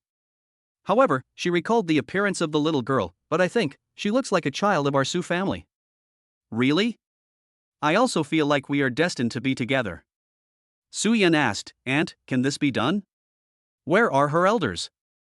Su Lingling did not answer, and continued to ask, why did the elder sister bring the younger sister here? That girl looks about the same age as Ban Ban, and should be of the age to take college entrance exams. Why should the elders have to worry about things like this, right? Her mother died and her father started a new family. Su Yen explained, stepmother is more like that, auntie, do you understand? That's quite a pitiful little girl. Su Lingling thought for a moment and said, is there any information that can prove the identity of that little girl? To put it simply, prove that she didn't just appear out of thin air. Su Yen shook his head. But Tong Tong really did appear out of nowhere. There is not even a trace of life. She brought nothing with her except a photograph. But paternity tests cannot be shown to others casually. Who knows what the consequences will be? If there is nothing, then it is definitely impossible. You don't even need to ask your uncle about this. Su Lingling shook her head and said confidently, today's society is very strict. Even if a child is taken away by human traffickers right after being released, there will be things like birth certificates. Otherwise, where do all those unregistered homeless people in society come from? After his aunt's subsequent explanation, Su Yen roughly understood it. In fact, there is a very simple way to do this, and he has already done it. A paternity test based on blood relationship can be used as proof of identity. It's best if it belongs to parents, but at worst it can belong to grandparents. But this is indeed very troublesome. The proof can prove that Tong Tong is indeed his biological daughter. But how do you explain age? No. Ban Ban, something must be wrong with you. Su Lingling looked at her nephew lost in thought and felt that something was wrong. In the past, her nephew had asked her to do things for him. For example, when he was in junior high school, he fought with other boys in school and the teacher called his parents.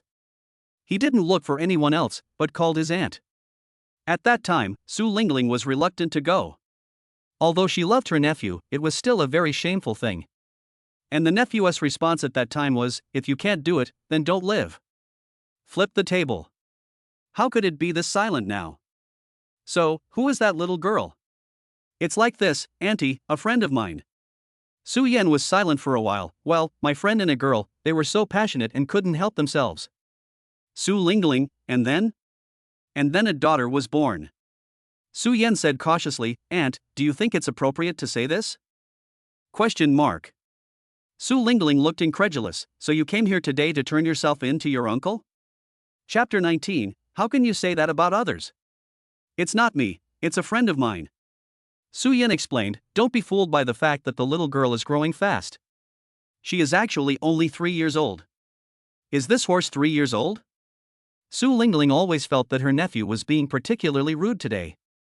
It seemed that as long as he mentioned that girl and the little girl, it would be difficult to get any truth out of him. But in fact, Su Yan had already told his aunt the truth at the beginning. Okay, forget it if you don't want to talk about it. Su Lingling didn't want to keep the customer waiting too long. Anyway, I've told you all the solutions. You can tell her yourself. Okay. Su Yan nodded. He wasn't worried that his aunt would tell the family. Actually, it doesn't matter if I tell them, Tong Tong will go to see his grandparents one day. However, Su Yan hasn't figured out how to tell them yet. Ban Ban, you are an adult now. Su Lingling opened the door and looked back at her nephew.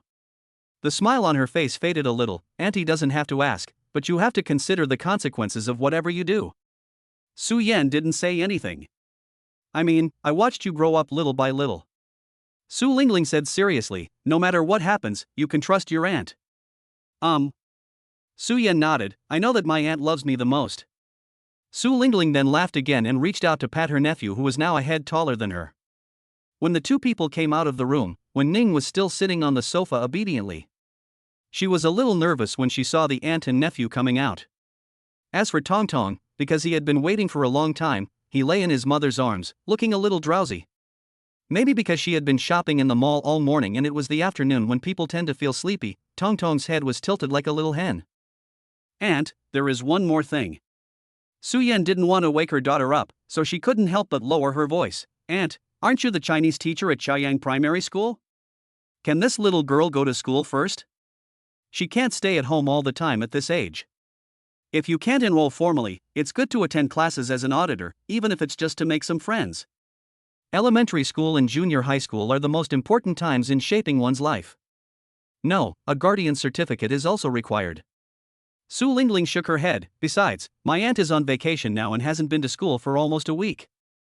Su Yan was stunned for a moment, as if he had thought of something, and looked a little surprised. Su Lingling touched her flat belly, her face full of happiness. Aunt is pregnant with a baby. For a woman, this marks the beginning of a whole new stage in life. Sorry girl, I probably can't help you. Su Lingling looked at Wen Ning, a little embarrassed, and said, I'm sorry to bother you with this trip, why don't you stay and have dinner with me? It's okay. Wen Ning's voice became lighter. Let me think of another way. Us? Did this girl want to talk about us just now? Su Lingling's curiosity grew stronger. Why do I feel like they are really taking care of a child? Why do I feel like I'm talking to my niece's wife? Aunt, I just told you about the situation at her home. Su Yan thought for a moment. Both parents are irresponsible and unwilling to take care of her. She has to take the college entrance examination and has no time to accompany her during the day. We can't leave the little girl alone. Su Lingling couldn't help but look at Wen Ning. The overly pretty girl just nodded obediently without saying a word. Aunt, can this be done? Su Yan said, you happen to be a teacher, so you can help teach her to read and write during the day and take her out to play, and then we can pick her up in the evening. It's just right, so that my aunt and Tong Tong can get along for a while. After returning, teach Tong Tong what to say in front of his aunt. After my aunt gets used to it, I will slowly tell her about Tong Tong. Aunt is younger than Su Yan's parents. The possibility of accepting and understanding some things is also stronger. No problem. Su Lingling agreed without thinking. It just so happens that your uncle is usually very busy, and your aunt has nothing to do at home alone. But while she was speaking, her eyes never left Wen Ning, who was sitting on the sofa.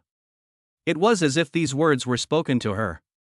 Wen Ning's expression was obviously a little embarrassed, and her earlobes were a little red. She didn't know what Su Yan had just said to his aunt, but it was obvious. After coming out of the room, there was something strange in the way Su Lingling looked at her. She lowered her eyes and whispered, "Thank you, Aunt Su." Su Lingling just smiled. It's okay, Auntie is very good at taking care of children, don't worry. Still shy? Why? Such a pure girl, besides being pretty, she also has long legs. Just at this moment, the sound of a door opening was heard outside.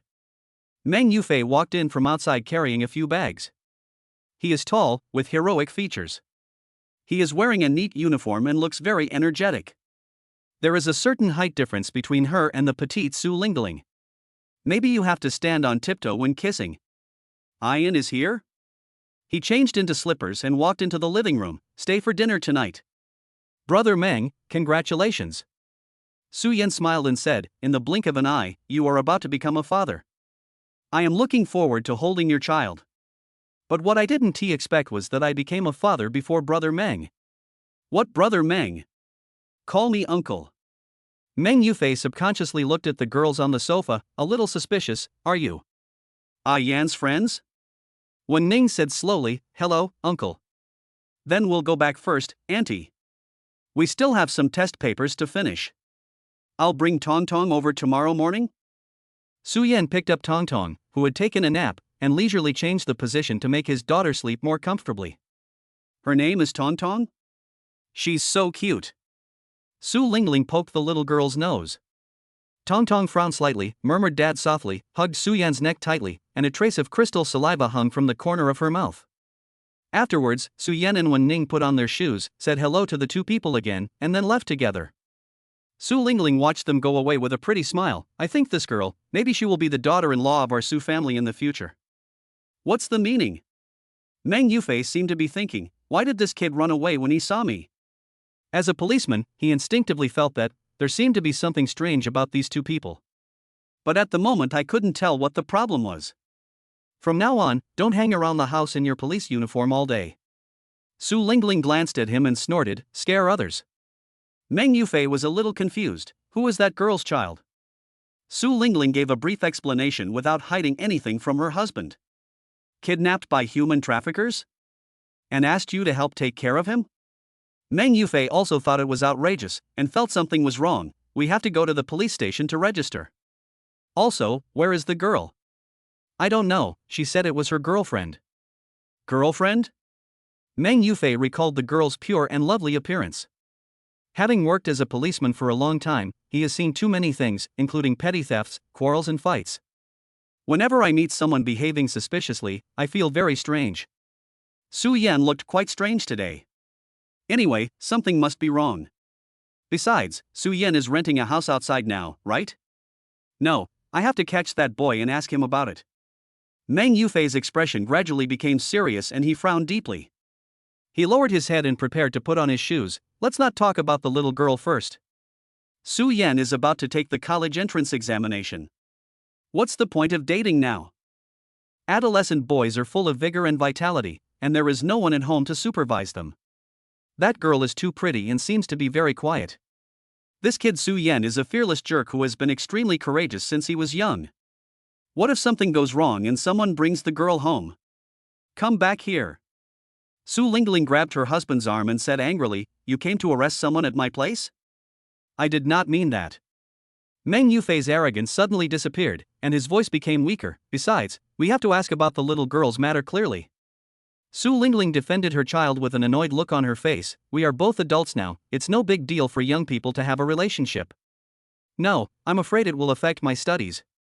Meng Yufei explained unconfidently, they are still studying. When you and I were dating, you were also studying. Su Lingling grabbed her husband's ears and said, you came to live with me on the weekends. Why didn't the police catch you when you climbed onto my bed, Officer Meng? Meng Yufei was anxious. That's different. Su Lingling squinted at him. Why is it different?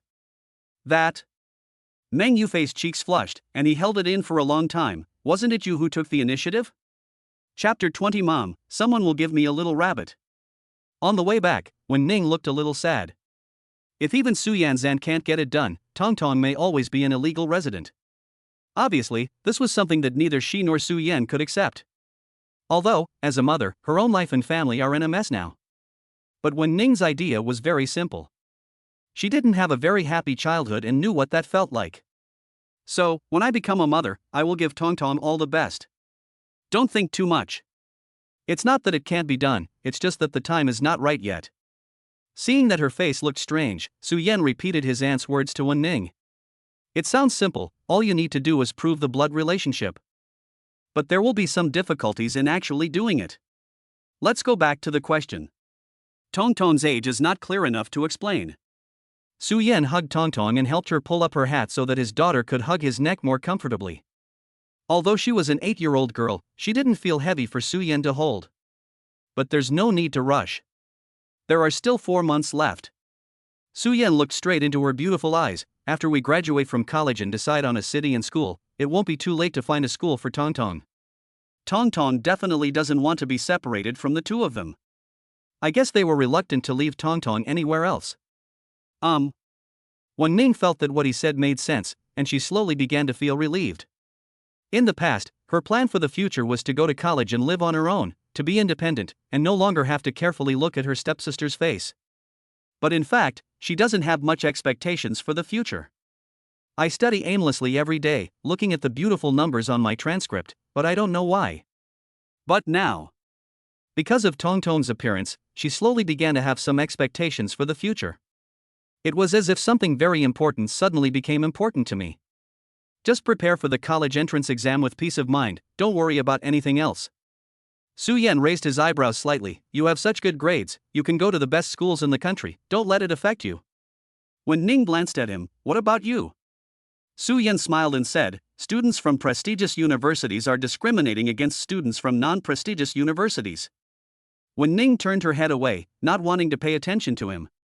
But after a while, she turned her head and said in a cold voice, when you go back, give me your last monthly exam paper. It was already 4 o'clock in the afternoon when the two of them brought Tongtong back home. The little girl was still squinting her eyes, half asleep and half awake. Su-Yen simply put her on the bed and let her rest for a while. Wan Ning did not waste any time. She took his paper, sat down in front of the desk, and looked at it carefully. After a long time, her expression slowly relaxed and she breathed a sigh of relief in her heart. To be honest, it was better than she had imagined. Su-Yen has a good foundation in science and can basically answer all the questions he is supposed to answer. In other words, his English and Chinese are not very good. You can see that he answered all the English multiple choice questions randomly. This is also a common problem for many boys. It's not that difficult, I'm just lazy and like to play. I'll take the test paper back and take a closer look. Wan Ning carefully folded a few crumpled test papers that he had found from somewhere and put them into his school bag seriously. When I get back, I'll select some questions for you and give them to you to do on Monday. Sitting opposite her, Su-Yen, who was casually browsing his phone, finally raised his eyelids. Why are you so concerned about my grades? Even the two people in his family had never urged him like this. After all, Su-Yen was a notorious poor student in junior high school. It was only because of some things that happened in the 3rd year of junior high school that he started to focus and study hard. Both parents felt that it was a blessing that his child suddenly woke up and was admitted to number 1 middle school, and even reached the undergraduate entrance line. Wan Ning did not answer, but just said, I want to go back. She looked at the time and lowered her head to pack her school bag. I've been outside for a whole day, and Wan Xiong should be home by now. Hello, Wan Dig Campus Beauty. When Wan Ning was putting on her shoes, Su-Yen called out to her, don't always meddle in my affairs. What if your grades drop? Then back off a bit. Wan Ning tied her shoelaces carefully before standing up. She looked directly at Su-Yen with her gorgeous eyes, and tightened her lips. If you score too high, I'm afraid you won't be able to catch up. Oh, that's not necessary. Su-Yen's expression paused. After a while, he laughed again. When I scored over 500 points in the exam, didn't I also catch up with you? I'm talking about the score. Oh. Wan Ning looked at him again before leaving with her canvas bag on her back. When I left his house, it was getting dark outside. Because the distance was a little far, she waited for a bus downstairs and sat at the back. There were not many passengers on the bus, and Wan Ning quietly looked at the scenery outside the window. After a while, she took out the bunny doll from her backpack and held it in her hand. Everything that happened these days almost made her feel a little dazed. Tongtong's appearance and meeting Su-Yen. Many things happened to her without any warning. According to Tongtong's description, her future is so beautiful that any girl would envy her. The family is well off, the daughter is cute and well behaved, the love between her and her husband has not faded for more than 10 years, and the relationship between mother-in-law and daughter-in-law is extremely stable. Until now, she still felt that sense of unreality gradually spreading in her heart. It seems that when I open my eyes again, all of this will disappear completely. She also didn't know that Su-Yen, the boy she might fall in love with when she was 27 or 28 years old. Is this the boy she will fall in love with no matter what age she meets him? But Wan Ning still felt very happy about it. Just like when I was 5 years old and my mother hung a bunny doll on my school bag with her own hands. Mom, so many years have passed. Wen Ning pinched the doll's ears and said in a low voice, besides you, there are other people who will give me a little rabbit. Half an hour later, the bus arrived at the station. Wen Ning put the rabbit doll safely back into her school bag, got off the bus and went home. She stood at the door for a while before taking the key from her pocket and opening the door. But as soon as I stepped into the house, I felt that the atmosphere was a little off. Only stepmother Xiao Ziqin was sitting alone in the living room. Wen Xiong's room door was closed tightly. The TV volume was also turned very low. Hearing the door open, Xiao Ziqin turned around and looked at her. Wen Ning greeted him quietly and prepared to go back to her room with her bag. Xiao Ning. Xiao Ziqin took the initiative to call her, come and sit down. Wen Ning hesitated for a while and then sat down on the sofa obediently. Wen Xiong should have told her what happened today. With her personality, Wen Ning had already thought of the outcome when they met in the mall. Seeing that her stepmother didn't say anything, Wen Ning had to take the initiative to speak. Where's Dad? He has something to do at the company today and won't be back. Xiao Ziqin muted the TV completely. Where have you been all day? Wen Ning remained silent, not knowing what to say. I remember you told me in the morning that you were going to study in the library. Xiao Ziqin looked her nominal eldest daughter up and down, her tone unable to tell whether she was happy or angry. But your sister came back at noon and said, you were actually going out to play with a boy? Chapter 21. I just can't like it. Wen Ning did not deny, it was with a boy. In fact, apart from being a little partial to her, her stepmother rarely cares about her in this regard. Or, I'm too lazy to care. Wen Ning knew that if she didn't admit it, she probably wouldn't be interested in continuing to argue. But for some reason, Wen Ning was not willing to hide the matter about Su Yan. Xiao Ziqin didn't expect that she would actually admit it, and fell into a rare silence. This was probably the first time she encountered such a thing, and she didn't know what attitude she should take towards this daughter who was not her biological daughter. She paused for a long time before continuing, are you talking to a friend? Wen Ning lowered her eyes, no. But I heard from Cheung that the boy is a bit questionable. Xiao Ziqin looked at her for a long time before she said in a calm voice, Xiao Ning, how can you be friends with a boy like that? In fact, when Xiong came back today, she said these words to her in a crying tone. He also said that he was bullied by his sister's friends. However, Xiao Ziqin was not unaware of her youngest daughter's personality. I have been willful since I was young, and sometimes I exaggerate things when I talk about them. Therefore, Xiao Ziqin listened half and believed the other half. At this moment, she did not give Wen Ning any displeasure and her tone was quite calm. No.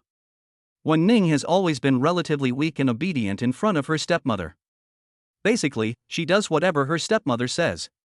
But now, her tone was unusually serious, he is not a bad boy. I haven't told your father about this yet. Xiao Ziqin frowned, feeling a little unhappy with her attitude. Don't let him worry about you, and don't go see that boy again, understand? At least, not until you graduate from high school. She knew how beautiful Wen Ning was. It's unlikely that a boy who approaches her would have no other intentions. Because her father Wen Shiming has good genes, the younger daughter Wen Xiong is also good-looking, pretty and cute. But it's nothing compared to Wen Ning. Standing next to her, everyone's eyes would only be on Wen Ning, and their own daughter would seem too mediocre. This was also what made Xiao Ziqin very unhappy. Wen Ning's mother is an extremely rare beauty. Even she found it hard not to feel ashamed when she saw the photos. I have very good grades and they are very stable. Wen Ning was silent for a while, and couldn't help but clutch the canvas bag on her lap. Besides, I'm an adult. I have the ability to see clearly who is suitable to make friends. You. Xiao Ziqin was really a little angry. Don't you understand what I'm saying, kid? I'm afraid you'll be cheated, do you know that? Wen Ning didn't know how to explain to her stepmother about her relationship with Su Yan. In fact, she had thought about asking Tongtong about her future self and her relationship with her family.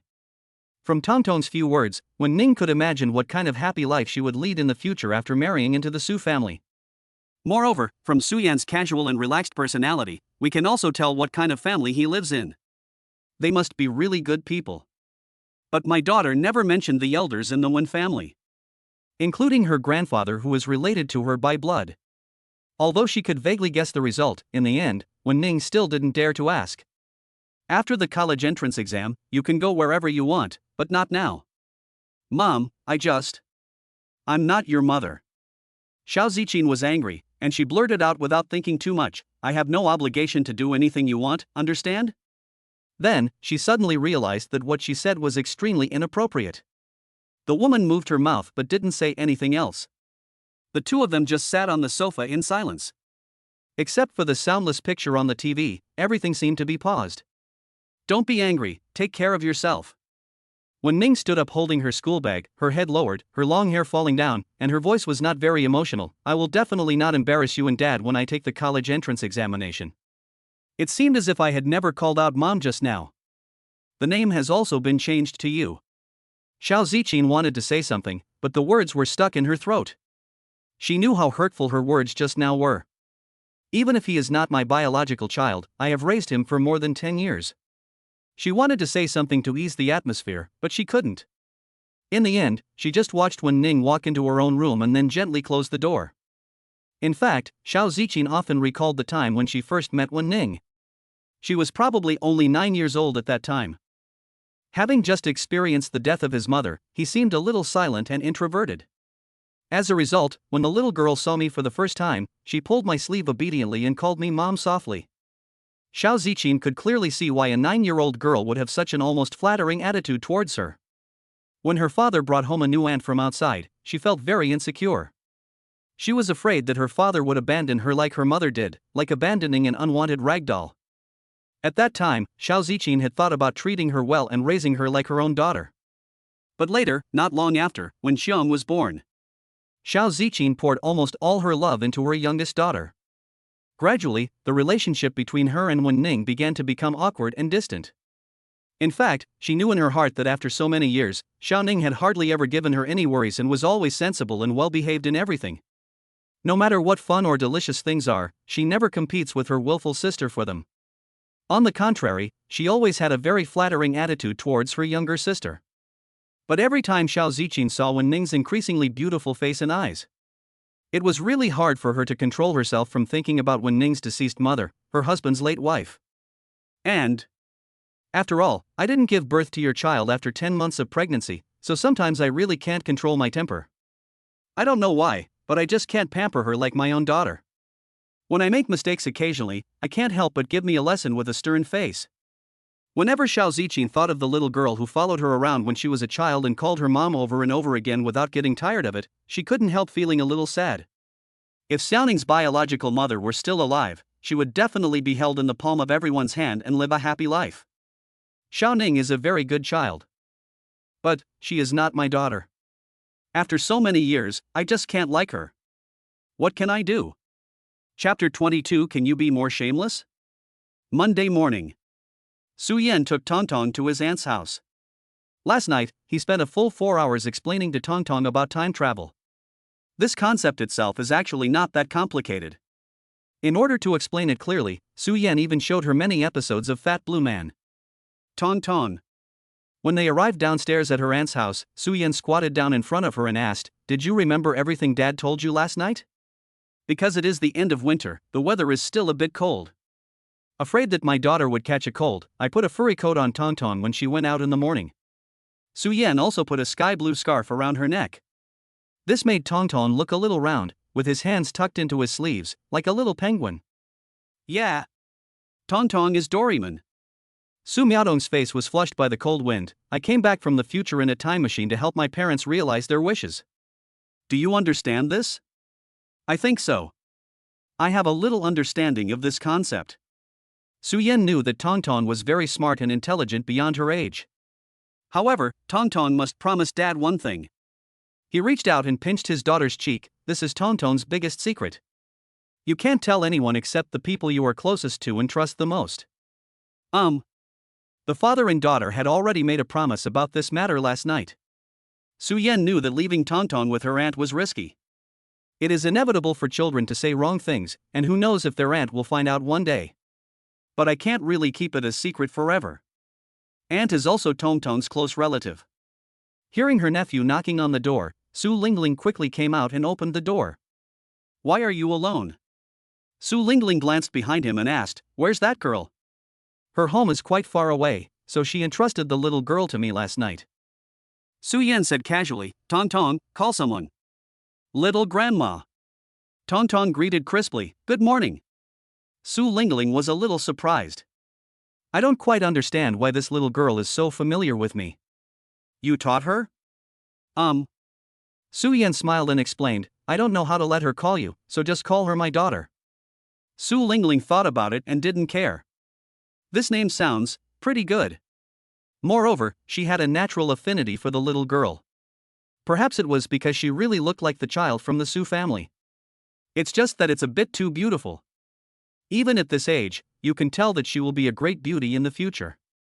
"Tong Tong, you are going to play with your grandma today, so be obedient." Su Yan finally let go of his daughter's hand. "I'll pick you up in the evening." Grandma Su Miaodong nodded, walked obediently to Su Lingling's side, and took her hand. The smile on her face was still very happy and relaxed.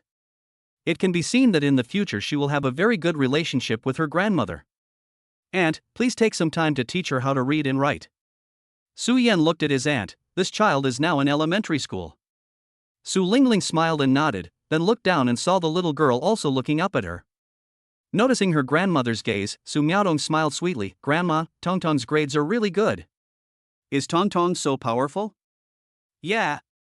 The teacher rewards me with flowers every day." Su Lingling couldn't help but turn her head and stare at her nephew. Didn't they say she was abducted by human traffickers? Did she ever go to school? Su Yan didn't know how to explain.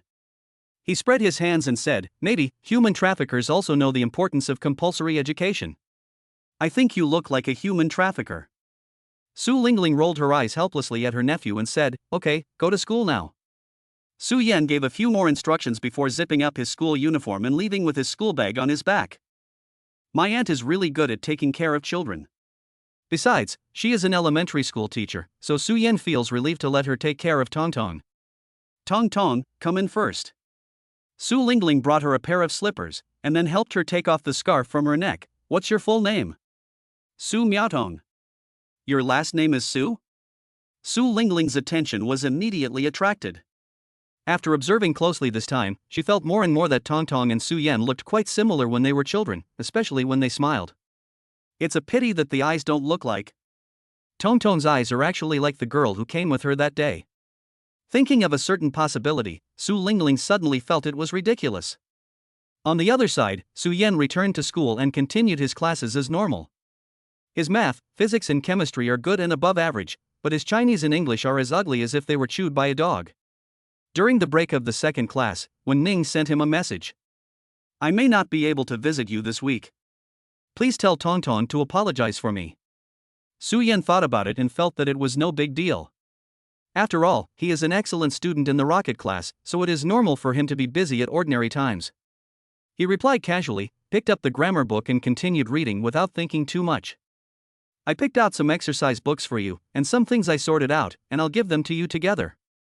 Take a look. I'll give it to you when I'm free." Su Yan didn't expect that she would move so quickly. A top student is a top student and will never procrastinate at all. "After school." "No, my dad is coming to pick me up today." "You're already in high school, and still need your parents to pick you up?" Su Yan seemed to remember something and his face suddenly understood. I guess it was her stepsister who went back and said some nonsense. "I'll find a girl to get it." After replying, Su Yan put away his phone without waiting for her reply. But it was only then that he realized that Li Yuyu next door was looking at him intently with an inexplicable expression. As for Chen Hao, his seat was empty. "I don't know which class he went to visit during the break. I didn't mean to do that." Li Yuyu paused for a moment and took the initiative to explain. "I wanted to ask you some math questions, but you were so focused that I couldn't help but take a look." "Fine. It's okay as long as that shrew Chen Hao doesn't see it." The note Su Yan gave to the school beauty was simply Wen Ning. So, even though Li Yuyu knew that peeking was not good, she couldn't take her eyes away. "The main thing is, I may not be able to visit you this week." Li Yuyu always felt that if she continued reading, there might be something inappropriate for children. "Sister Yuyu, can you help me?" Su Yan had no psychological burden at all. "Please help me find Wen Ning upstairs. She wants to give me something." Li Yuyu licked her dry lips, raised her eyebrows, and asked irrelevantly, "Did you fall asleep?" "Not yet." As soon as Su Yan said this, he felt something was wrong. He immediately said, "No, just an ordinary friend." Li Yuyu stared at him, obviously not believing him. Since we are just ordinary friends, then should I talk to Chen Hao? No. Not just ordinary friends? So, Su Yan's expression gradually became serious. Sister Yuyu, don't worry about the dog licking business. Dog licker? How can a cocky person like you be a bootlicker? But I see you guys have a pretty good relationship. Li Yuyu was still very skeptical. Not really. Aren't there different levels of liquors? Su Yan replied very calmly, although most of them are not worthy of being on the table, there are occasionally some leftovers that can be eaten. Although she thought it was outrageous, Li Yuyu kindly reminded him, Yan, you should be aware of the situation when a liquor and a gui man sit at the same table. I told her that, but she didn't listen. Su Yan sighed helplessly. However, as a girl, it would be so embarrassing if people knew that I was licking me. Li Yuyu said nothing and went back to his seat with a gloomy face. Fuck you. Could you be any more shameless? Chapter 23. You two can continue to make trouble. However, Li Yuyu finally helped generously. Just like those girls in the class who help boys pass notes to another pretty girl. There is no substantial benefit, but you can gain a good son who is obedient to you. Li Yuyu said wait and went straight upstairs. As a girl, her only impression of the rumored campus belle of Wenzhou University was that she ranked 6th in science in the whole school. Soon, she asked another girl to call Wen Ning out. Wen Ning looked a little sleepy, as if she didn't sleep well last night. Well, Yan asked me to come. Li Yuyu rubbed his hands and looked at the girl in school uniform in front of him with some curiosity. It's not because Wen Ning is too beautiful that Li Yuyu has no interest in these things. The main thing is that Wen Ning's score in the last monthly exam was 688. Li Yuyu, whose scores were not even as high as Su Yan's and who had some kind of obsessive obsession with studying, felt quite pressured standing in front of her. Oh. Wen Ning quickly handed the things to her. Thank you for your help. Li Yuyu quietly looked at the thing she was going to bring, which was just a stack of books, which looked like exercise books or something like that. She couldn't help but complain, actually, there's no need to do this. Wen Ning was stunned. What? If you want to go to a university, it's useless to ask Yan to work hard. In fact, Wen Ning had also been secretly observing this short-haired girl with glasses. She knew very little about Su Yan, but she could tell that this girl must have a very good relationship with him. Finally, he couldn't help but ask, are you Su Yan's friend? Well, we're childhood friends, I guess. Li Yuyu smiled and said, there is another boy. We have been playing together since elementary school. Su Yan has a more casual personality. Sometimes she is too lazy to get angry when others say something behind her back, so my relationship with her has always been good. As for Chen Hao, Li Yuyu got angry when she thought of that guy. How come there are such disgusting dogs? However, Yan has indeed changed a bit recently. Li Yuyu said with emotion, he never studied much before, and was particularly biased in one subject. He would lie down and sleep during morning self-study. I don't know what happened these past 2 days. He started reading books and memorizing words as soon as he came. Wen Ning subconsciously curled her lips and said nothing. Maybe he was stimulated by what he said. I'm afraid you can't catch up. Well, I have to go back first. Well, thank you. You're welcome. Li Yuyu lowered her voice a little and glanced at Wen Ning with some envy and longing. She is so beautiful and has good grades. No matter where she stands, she will definitely stand out from the crowd. Moreover, her height should be about 1.69 meters, which is already very outstanding. Her long legs made even a girl like her drool. Damn it. Yan, you deserve to die. In comparison, Li Yuyu is only 1.6 meters tall and looks very petite. But at the same time, she felt a little lonely. Among the 3 people who grew up together, Su Yan is relatively standard in all aspects, with a height of 1.78 meters. Chen Hao is even taller, at 1.83 meters. Over the years, Li Yuyu's parents have fed their daughter some supplements in the hope of making her grow taller. But when she was in the 3rd year of junior high school, she basically stopped growing, and Chen Hao often called her Potato Thunder. In Plants vs. Zombies, it's the one that's buried in the ground and will jump out and blow people up. Whenever she thought of this, Li Yuyu felt vaguely uncomfortable. While she was daydreaming like this, she returned to the classroom. Chen Hao sat in his seat and turned around to talk to Su Yan, cursing under his breath. Because he was too tall, he just casually placed one leg in the aisle, looking very sloppy. Do you know who's in the class next door? Chen Hao said a name, his tone very impatient, the woman with long hair. No. Su Yan didn't even bother to raise his eyelids. It's your girlfriend. I see you two together in the cafeteria every day. What girlfriend? Just a girl who's a good friend. Chen Hao pointed at his phone, his face not looking good. Recently, he has been asking me about my well-being on WeChat every day, but when I really asked him, he said he only treated me as a friend. What do you think, buddy, has he become a pouty mouth? Don't you always? Su Yan took a sip of water and said, what kind of hole can catch fish like this? Without the filter, to be honest, Chen Hao is actually very handsome. In addition, he has a sunny, outgoing personality and is loyal, so there are many girls in his grade who like him. Every time there is a class basketball game, many girls from other classes come to watch. Chen Hao himself is a person who likes to have fun. There are actually quite a lot of girls who have a good relationship with him, but none of them have really established a relationship with him. He was a typical guy who was very popular in high school. If you don't take your relationship seriously, you'll go bald. Su Yan glanced at him and said, Howsy, be careful. Are you sick? Chen Hao imagined what that would look like and felt like vomiting. Can you please stop disgusting me? Su Yan patted his shoulder and said nothing. For some reason, Chen Hao felt that Su Yan's eyes seemed to contain some pity, which made him feel creepy. As a result, before the two could say anything else, a pile of books was suddenly placed heavily on Su Yan's desk. There was a loud snapping noise, which startled both of them. The sound attracted everyone else in the class and they all looked over. I got it for you. Li Yuyu said nonchalantly, remember to buy me a soda next time. After saying that, she glanced at Chen Hao coldly and went back to her seat without saying a word. The situation suddenly froze, and Su Yan didn't know whether she had heard what he had just said. No, could you please be quieter? Chen Hao looked a little impatient. You are already an adult, but you are always so irritable. Why do you care so much about me? Li Yuyu had a cold face. Thinking about the content of the conversation between the two just now, I felt a little depressed for some reason. No. Chen Hao took a deep breath and suppressed his temper. Did I provoke you so early in the morning? No.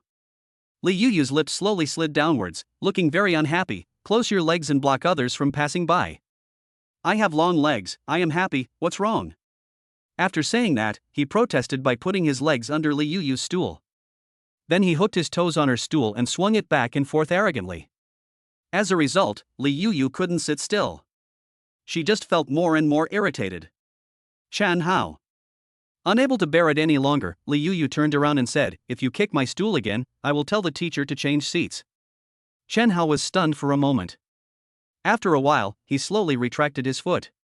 Li Yuyu lowered her head and continued reading with an expressionless face. The atmosphere suddenly became a little stagnant. After a while, Chen Hao touched his nose. He took the initiative to move over and tugged at Li Yuyu's sleeve. I'm not kidding you. You're already in high school, why are you still sulking like a kid? Li Yuyu said coldly, I am happy to do so. Don't be angry, I'll play badminton with you during the physical education class later. Who cares? Su Yan, who was sitting in the back, sighed softly. They quarreled every day, and he had no idea how many times he had seen this scene. You two just keep on making trouble like this. Chapter 24 Go downstairs and wait. Su Yan couldn't understand the relationship between these two people. After so many quarrels over the years, sometimes we would get red in the face and ignore each other. Their personalities are so different. Chen Hao is a playboy with no sense of boundaries who can get along well with anyone, while Li Yuyu is a sensitive and awkward girl with her own thoughts. Su Yan could actually see a little bit of Li Yuyu's thoughts. They are both childhood friends, but her attitude towards Chen Hao is completely different from her attitude towards herself. Maybe we really hate each other. Maybe he just wanted to hide something that he didn't want others to find. I heard from Tong Tong that they will be together in the future. But Su Yan felt that this process should be full of twists and turns. In comparison, although his relationship with Wen Ning is also complicated, it may be easier for them to get along with each other. Because there is Tong Tong between them. Su Yan stopped thinking about anything else and looked down at the information Wen Ning had sorted out for him. Most of them are relatively basic things. For subjects like English and Chinese, there are really no shortcuts. However, there is a grammar book among them that Wen Ning compiled herself over the years. Although she is a top student, her notes are very down to earth, from simple to difficult, clearly organized, and step by step. Moreover, the handwriting is very beautiful. It's the kind of advanced mental method that will be bought directly by younger students after graduation. However, Su Yan suddenly remembered something and took out his cell phone suspiciously. Did you fail to return my monthly exam papers to me? The other side responded quickly. Wen Ning? Wen Ning, the bell is ringing. Wen Ning, pay attention in class and don't play with your phone. Then, he stopped replying to messages and seemed to be really concentrating on the class. Su Yan was happy. He didn't really care about those monthly exam papers, as they were supposed to be thrown into the trash can. What he cared about was Wen Ning's attitude. This girl looks gentle, but in front of him, she is sometimes subtly strong. Su Yan didn't bother to provoke her anymore. He just threw his phone into the drawer and started to listen to the class seriously. However, in the next few days, Wen Ning really did not come to Su Yan's house again. She just sorted out some exercises and knowledge points that she thought were more important from time to time, and asked Li Yu to bring them to Su Yan. Occasionally after school, Su Yan saw her downstairs of the teaching building, looking a little tired. In short, Wen Ning seemed to be under very strict control by her family. Su Yan felt that her stress did not only come from her studies. This is not a good thing. However, she would call every night to hear Tong Tong's voice. Listen to Tong Tong sharing about her daily life with her dad and grandmother. Grandma taught Tong Tong how to write daddy and mommy's names today. Wen Ning took a look at the photo on WeChat, which was written in childish, rigid regular script. Su Yan's name is easy to write, and Tong Tong can already write it very beautifully and neatly. The two characters Wen Ning are relatively complex, with many strokes. It can be seen that Tong Tong must have practiced them for a long time. But even though it was a little awkward, she still wrote it down. Tong Tong is really amazing.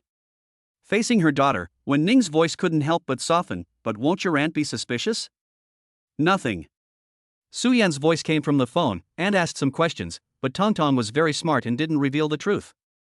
However, sometimes when he went to pick up Tong Tong at night, his aunt's eyes looked a little subtle and hesitant.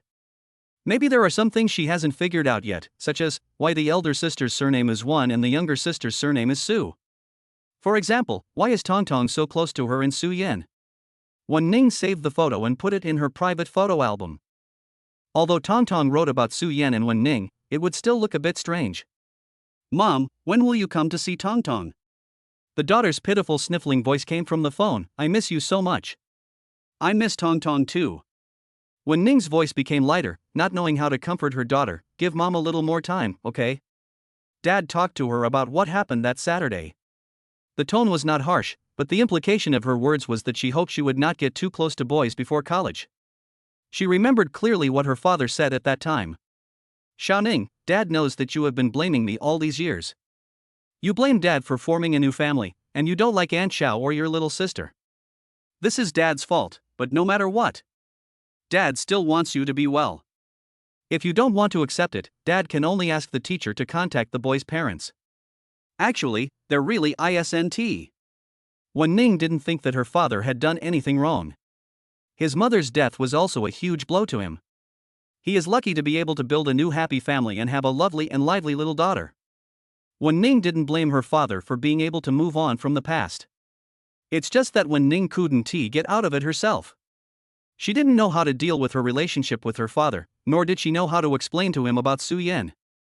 There was no way to ask Dad not to contact Su Yan's parents. Su Yan, When she was about to say something, her father Wen Qiming knocked on the door. And Ning, go to bed early. Wen Qiming's tone was very gentle, don't call so late at night. If you have anything to say, let's talk tomorrow morning. There was silence on the other end of the phone for a while. Then, Su Yan's voice was heard, hang up, Tong Tong is doing well here with me, take care of yourself. Without waiting for her to say anything, Su Yan hung up the phone first. Wen Ning then put down the phone and turned around, okay, Dad. This tense life lasted for a whole week. The end of February has completely passed, and after a spring rain, the few sycamore trees under the teaching building began to turn green. On Friday night, when Wen Ning returned home from school, the living room was empty. She didn't care, just looked down at her phone and walked towards her room. Even if they can't meet, she is already satisfied to see Tong Tong's photos and hear Tong Tong's voice every day. But Su Yan hasn't replied to my messages since yesterday, and he didn't answer my calls. I went to see Tong Tong on the weekend. After sending this message, she added another sentence below. May I? There was still no reply from Su Yan.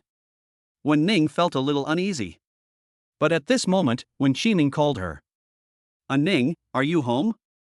Wen Qining's voice seemed a little tired. Today is your birthday, the gift is on your table, happy birthday.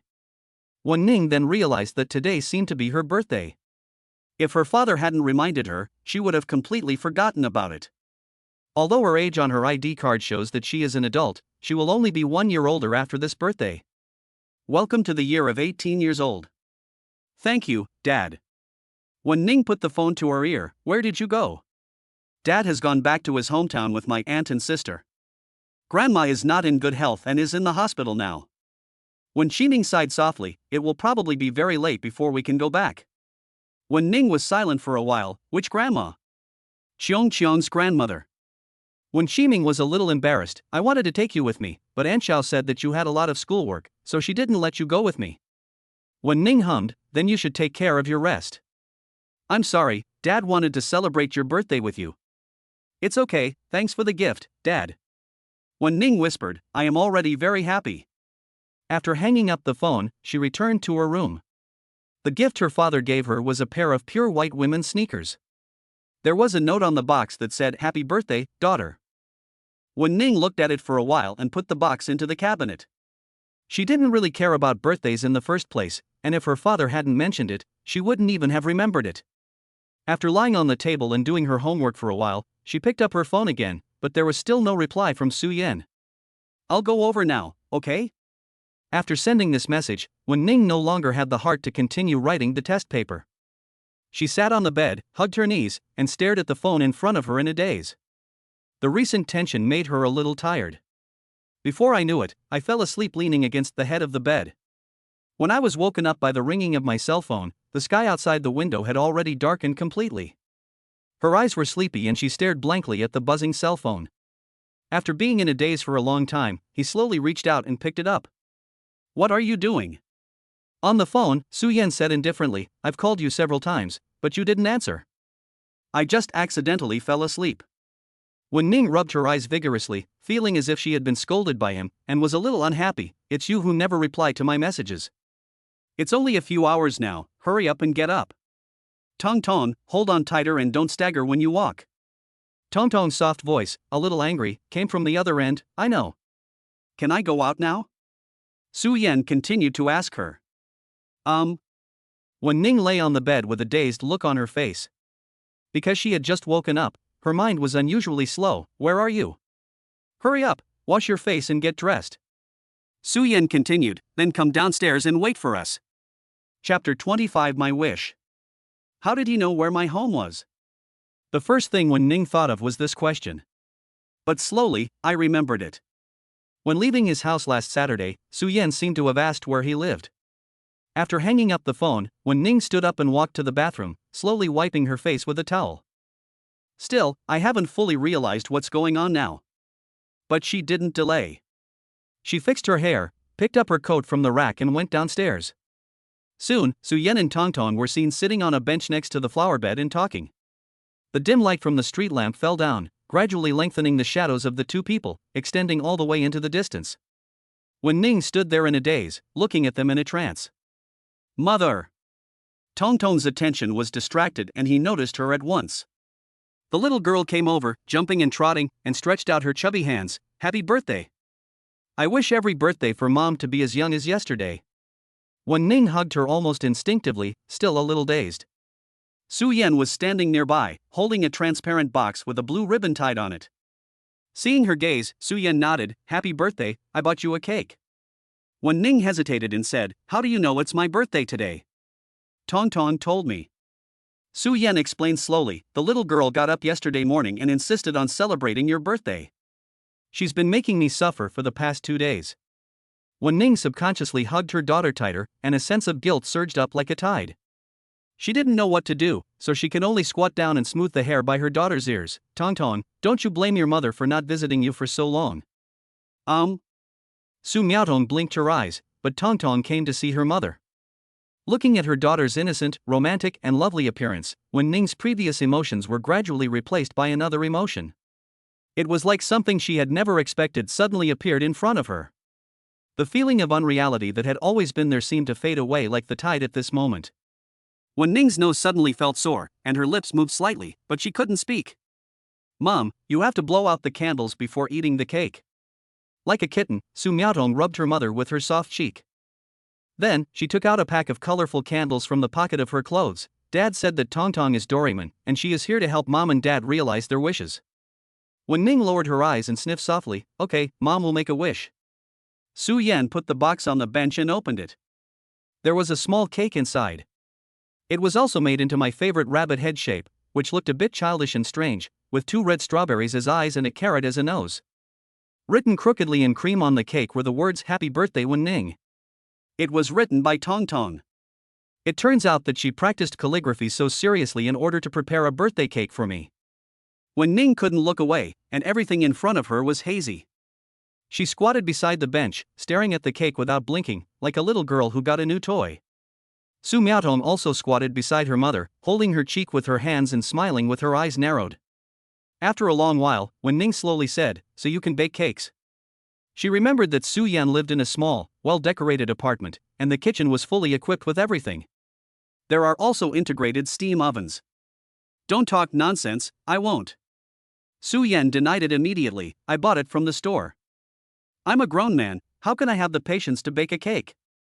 How come you use a carrot as a rabbit's nose? I didn't find anything else. No, I told you I bought it at the store. Where can you buy such an ugly cake in the store? Wen Ning suddenly wished that everything in front of her could be slowed down frame by frame like a movie and then all saved. Maybe, in the future, she will receive other birthday cakes. Maybe one day, she will be able to confidently walk into a roadside cake shop, choose a cake she likes, and give it to herself. But she will probably never forget the very ugly cake she received on her 18th birthday. Su Yan took the candle from Tongtong, helped light it, and put it on the cake. Facing the light of the street lamp, the candle flame was very weak and swaying as if it would go out at any time. But it still illuminated Tongtong and Wen Ning, who were squatting in front of the candle, as well as Su Yan, who was standing beside them. Wen Ning suddenly felt a little reluctant and cut it off. Su Yan, she said carefully, can I take a picture first, then make a wish? Okay. Su Yan naturally wouldn't refuse, just take pictures. Wen Ning used her camera to record this not-so-delicate cake and put it in her own private photo album as a precious gift. She suddenly realized that in just a short period of time, there were more and more photos in the album. And there will surely be more in the future. Mom, make a wish. Tongtong shook her mother's hand coquettishly. If the candle goes out, it will be too late. Wen Ning finally reacted, looked at the candle that was about to go out, and quickly closed her eyes. At this moment, she suddenly had a strong desire to make a wish. A wish that has never been made or expected in the past decade. I want to study hard, go to a university of my dreams, and have a life that is completely my own. I want to meet someone who loves me, someone who is worthy of my love. Then, I had a real home that belonged to me. When she opened her eyes again, Tongtong puffed up his mouth and blew out the candle in front of his mother. That was a close call. She patted her chest with her little hands, it was almost extinguished. Wen Ning couldn't help but smile and touched her daughter's head, but she couldn't say anything. Mom, Tongtong, come and cut the cake. Okay, Tongtong, be careful not to cut its eyes. Wen Ning couldn't help but feel a little distressed as she watched the rabbit cake break into pieces. Su Yan didn't like sweets very much, so he picked up the carrot and sat beside her to eat it, watching the mother and daughter sitting on the chairs and eating the cake with their heads down. Wen Ning was relatively quiet, lowering her head and eating the cake in small bites. Tongtong was shaking her legs happily, her mouth was stuffed full and a little cream would appear at the corners of her mouth from time to time. Su Yan thought it was quite funny. Tongtong, what's wrong with you? When you eat, you like to stuff the whole thing into your mouth, just like a hamster. Very cute. Wen Ning would carefully use the back of her hand to wipe the corners of her daughter's mouth. What did you wish for? Su Yan said casually, tell me about it. Wen Ning subconsciously turned her head. He was leaning casually on the bench, sitting in a very casual posture, and was squinting his eyes to look into the distance. Because his hair is a little long, he looks a little lazy. Wen Ning suddenly discovered that although it was a little dim under the streetlights, Su Yan's facial features were actually very delicate and handsome. The more you get along with each other, the more beautiful you find her. Of course, it could also be because he wasn't wearing glasses today. Wen Ning always thought that Su Yan's pair of black-framed glasses were particularly ugly. As if he noticed her gaze, Su Yan looked over unexpectedly. Wen Ning didn't feel guilty and quietly licked the cream on her lips, but if I say it out loud, won't it work? Do you really think you're still a little girl in kindergarten? Su Yan yawned sleepily and blurted out, if you don't tell me your wish, how can I help you realize it? Wen Ning was stunned for a moment and subconsciously swallowed the cake in her mouth. For some reason, I felt a heat behind my ears, and my cheeks also became hot. She felt that there seemed to be something wrong with Su Yan's words. Big problem. After a while, she asked in a low voice uncertainly, what did you just say? I say. Su Yan also reacted and took a bite of carrot. If you don't tell me, how can this Doraemon who came back from the future in a time machine help you realize it? Wen Ning uttered an "oh," lowered her head, silently poked a piece of cake with a fork and put it into her mouth. The sweet and silky taste melts in an instant. Seeing that she was not willing to talk, Su Yan did not continue to ask, and watched Tong Tong stuff cake into her mouth nonchalantly. On a quiet night, the twinkling stars in the sky give people the illusion that time seems to have slowed down. He didn't know how much time had passed before he heard the girl's voice, as soft as a breeze from afar. My wish is. Next year on my birthday, I can still make a wish in front of the candles like I do now.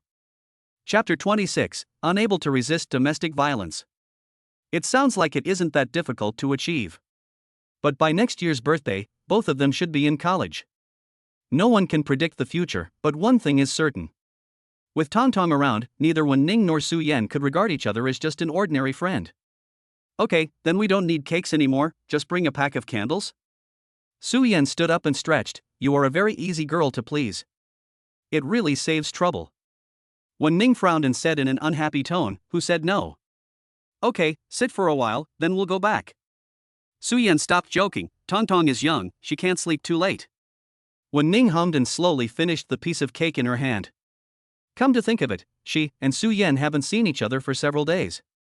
Although, it was just a simple birthday cake, not that delicious, and it seemed like there was a little too much sugar in it. But Su Yan and Tong Tong came over to celebrate her birthday, and Wen Ning felt. On this 18th birthday, she was indeed very happy and at peace. That's right. Wen Ning suddenly remembered something. She glanced at Tong Tong who was standing next to her, and lowered her voice unnaturally, Su Yan, do you plan to have a relationship in college? Su Yan was a little surprised, why are you asking this? Wen Ning pursed her lips. I always feel that it is a bit strange to ask this question given my current status. But this problem does need to be solved. You also know that Tong Tong's appearance was an accident, but she is indeed our daughter. Wen Ning touched her daughter's head before continuing, so, before Tong Tong grows up, I hope you don't find a girlfriend. Tong Tong's parents love each other very much. Tong Tong also firmly believes that the relationship between his parents is the best in the world. But unfortunately, the relationship between the parents she meets now is not at that stage yet. So, there is a very interesting phenomenon. The two of them consider themselves parents, but not lovers. Su Yan didn't say anything, but just looked at her with interest. Wen Ning didn't feel guilty at all, she looked up at him and said, of course, I'm not trying to stop you from falling in love, I just hope to try not to make Tong Tong sad.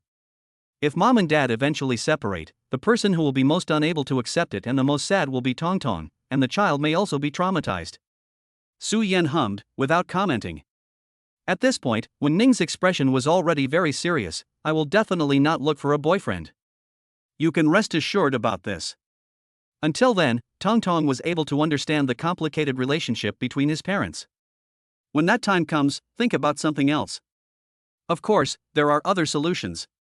That is what Su Yan said, I can only date him. Thinking of this, Wen Ning's breathing subconsciously paused. But she still tried her best to suppress the strange feeling in her heart, her face showed a stable expression and her tone was calm. It looks very open and frank. That makes sense. Su Yan nodded, I can accept your statement. As a result, before Wen Ning could breathe a sigh of relief, he suddenly changed the subject. But this makes me feel very embarrassed. Question mark. Wen Ning immediately stared at him closely, difficult? You want to cheat on me behind Tong Tong's back? No. So, you really want to have a relationship in college? Who said last time that Tong Tong should be given priority in everything? I don't care. Su Yan raised his eyebrows, but my mother has already issued a strict order that I must bring a girl home to meet her when I go to college, and she will be the daughter-in-law of our Su family. Wen Ning choked, really? Yes. Su Yan just smiled, otherwise, I might not be able to enter the house during the new year. I will be kicked by her to sleep under the bridge. What should I do? Although it is a bit exaggerated, the status of the Su family is relatively feudal. My mother is undoubtedly the first, Yuan Yuan is second, and Su Yan is third. As for Lao Su, there is no such person. Oh, Yuan Yuan is the evil beast raised by Lin Hui, a chubby stuffed animal Hakimi. Wen Ning's mind was in a mess at the moment. She always felt something was strange, but she couldn't find the loophole in Su Yan's words. I had no choice but to slowly look away and remain silent. Say. Su Yan was not going to let her go just like that. Think of a way for me. Wen Ning felt uncomfortable holding it in for a long while before she whispered, then, what should we do? Yeah, what should we do? Su Yan looked her up and down, looking thoughtful, or else. Wen Ning's eyebrows twitched rapidly. She didn't know how to deal with it, so she could only bite the bullet and pretend to be calm. What else? Just finish what you're saying. Since Tong Tong arrived, this topic has actually always been quite sensitive. Su Yan and Wen Ning both had a tacit understanding and hardly ever mentioned it. But at this moment, it felt like something was about to be punctured, and Wen Ning suddenly felt a little panicked. She waited silently for Su Yan to speak, thinking about what tactful reason she could use to reject him later. I can't pretend to be your girlfriend and go back to see your mother. Our relationship hasn't reached that point yet. As a result, Su Yan did not continue speaking. Several minutes passed. I heard his voice suddenly relax, otherwise, I'll take Chen Hao home. Anyway, my mother has always suspected that we are a couple. Wen Ning's lips, which were originally pursed due to nervousness, slowly straightened. She raised her eyes and said in a cold voice, Chen Hao? Although she didn't know him, she had seen him a few times in the cafeteria, the boy who walked next to Su Yan. As a result, she met Su Yan's playful eyes. What were you thinking about just now? Only then did Wen Ning suddenly react. What about bringing girls home and sleeping under a bridge? Those were definitely all nonsense he made up. He had no problem at all from the beginning, he just simply wanted to amuse himself. Wen Ning's face was tense, and her stubborn temper suddenly came up. I didn't think about anything just now. Is that so? Why is your face still red? It's the cold wind, no. Why am I blushing? It seems not. Su Yan nodded, I was wrong. How can there be such disgusting people in this world? Tong Tong, tell mom the truth. Wen Ning pursed her lips and took a deep breath. As a future mother, do you usually have the urge to commit domestic violence? Chapter 27 I will definitely go home tomorrow. Why are you still thinking about hitting someone? Su Yan pushed his bicycle out of the community, his previous arrogance completely gone. I'm not kidding you. He just felt that Wen Ning seemed to be under a lot of pressure recently and wanted to play a joke on her. Wen Ning walked beside them holding Tong Tong's hand, her face still tense. It seems, not very angry either. I just felt inexplicably embarrassed, as if I had been teased by him. After a long while, Wen Ning spoke calmly, that Chen Hao, is he close to you? Yeah, wearing a pair of pants. Su Yan didn't think much about it and answered directly, there is also Yu, you have met her. I heard from Tong Tong that after I got married, I got along well with them. In fact, Wen Ning saw Su Yan and Chen Hao together many times. When eating in the cafeteria, getting water during the break, playing ball on the playground. The boy named Chen Hao, who looked sloppy, was a little taller than Su Yan. This should be the type that girls of this age would prefer. However, Wen Ning actually doesn't like the kind of boys who are very outgoing and can get along well with everyone. In comparison, she would feel more comfortable with a guy like Su Yan, who usually looks casual but is actually a bit distant in his dealings with others. Of course, Wen Ning has no interest in Su Yan's best friend, mainly because... Are you really a couple? Wen Ning asked, I see you two are together every day, eating, and going to the bathroom together. What the hell are you talking about? Su Yan frowned, a little dissatisfied. Because of her preconceived notions, Wen Ning always felt that he seemed a little angry and embarrassed. Then why did your mother say that? Wen Ning said slowly, a normal parent would be very angry, right? Anyway, as a girl I can't understand it. She doesn't have many friends. It is also difficult to have this kind of close relationship with friends where almost any privacy can be shared. That is. When Ning thought for a moment, two 18-year-old boys, hugging each other everywhere, it seems a bit ambiguous. Question mark. Su Yan found it ridiculous. Where is my sister Yu Yu? I'm such a big girl, can't you see me? He pointed at his face and said, do you know why I usually wear glasses? And have such an ugly hairstyle? When Ning was stunned. As for the hairstyle, it's actually okay. The hair in front of Su Yan might be a little longer, hanging down on his eyebrows, but it's not too outrageous, and his hair quality is good. Maybe it's because I don't take care of it often, so it looks a bit messy, making me look a bit decadent. As for the glasses. Because. When Ning thought for a moment and asked, are you nearsighted? Because I'm embarrassed. Su Yan said unhappily, before, when we were walking on the street, some people said that we were from Nantong. Who could stand that? When Ning said oh and understood. The frame of his glasses was extremely large, almost covering half of his face, and the lenses were khaki-colored for radiation protection. When I put them on, it was hard to even see my eyes behind the lenses. They were truly too ugly to look at. So, it was not until today that when Ning discovered that he actually had a very elegant face. It's pretty good looking. No wonder everything Tong Tong inherited from his parents is so outstanding. So now, no one is talking about it? It's long gone. People are into handsome guys, who would like a gloomy four-eyed guy? In fact, it is a very realistic thing. When he was in junior high school, Su Yan had a lot of friends. Every time he went out, there was always a large group of people, including Chen Hao. It's just that other friends look ordinary, so they are automatically ignored by others. So, from the perspective of outsiders, why are Su Yan and Chen Hao always together? Especially the girl group. There are also many people who write romance novels about them. Not only Su Yan, but even Chen Hao was disgusted for a long time by this incident. When Ning slowly withdrew her gaze. After listening to his explanation, I felt a lot better. Although I don't understand why I should care about such things. Then do you want to add another one?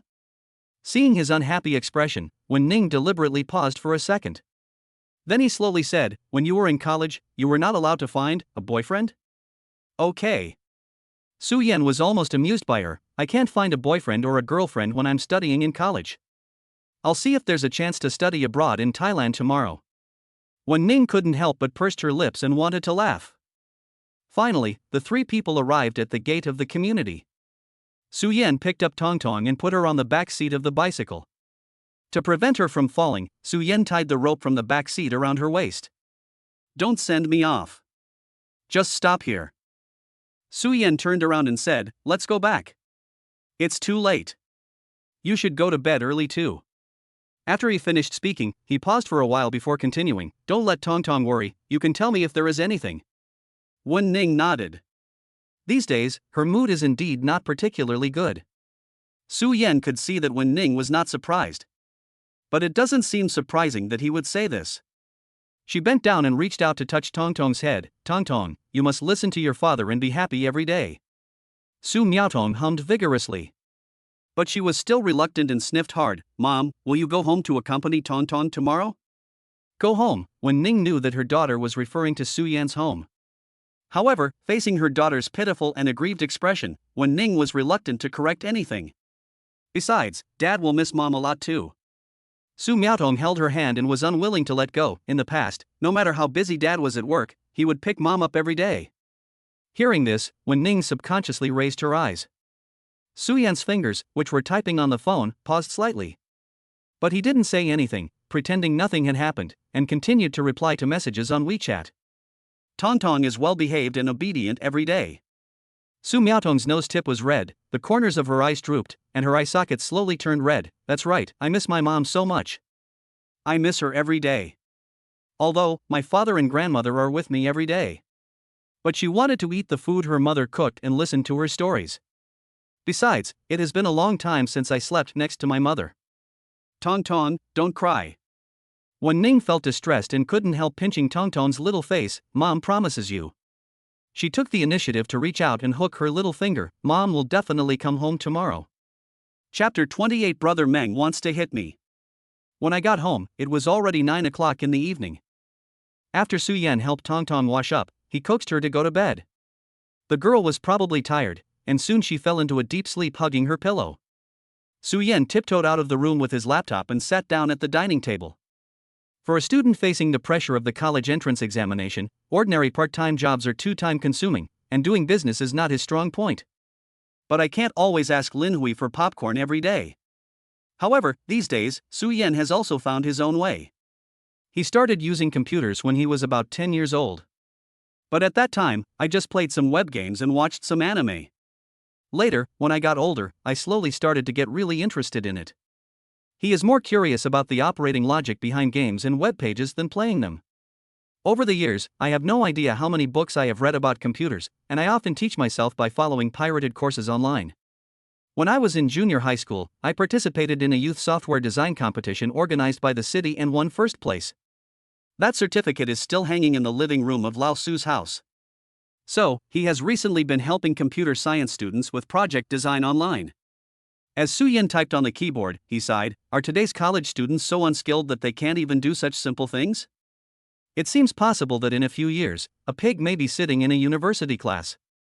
The living room was quiet, and time passed slowly with the sound of the keyboard.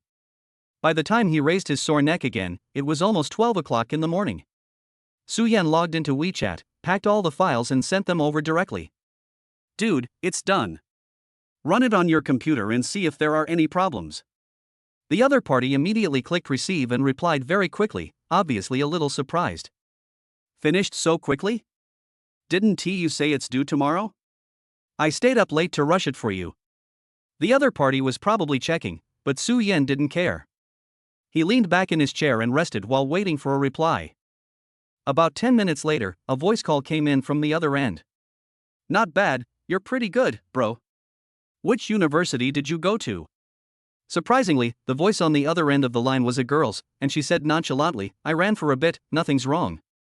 The background noise is very noisy, and there is the sound of mouse clicking, probably someone is playing games." Well, she is a computer girl, likes playing games, and speaks with a northeastern accent. Su Yan understood a little. "Are you free now?" Su Yan asked, "I'll explain some things to you. I'm afraid you won't be able to answer them when the teacher asks." "Okay, go ahead." The girl was very straightforward, and acted like she was rich. "I'll give you more money later." The keyboard sounds on the other end were still intense, but Su Yan didn't pay any attention to it.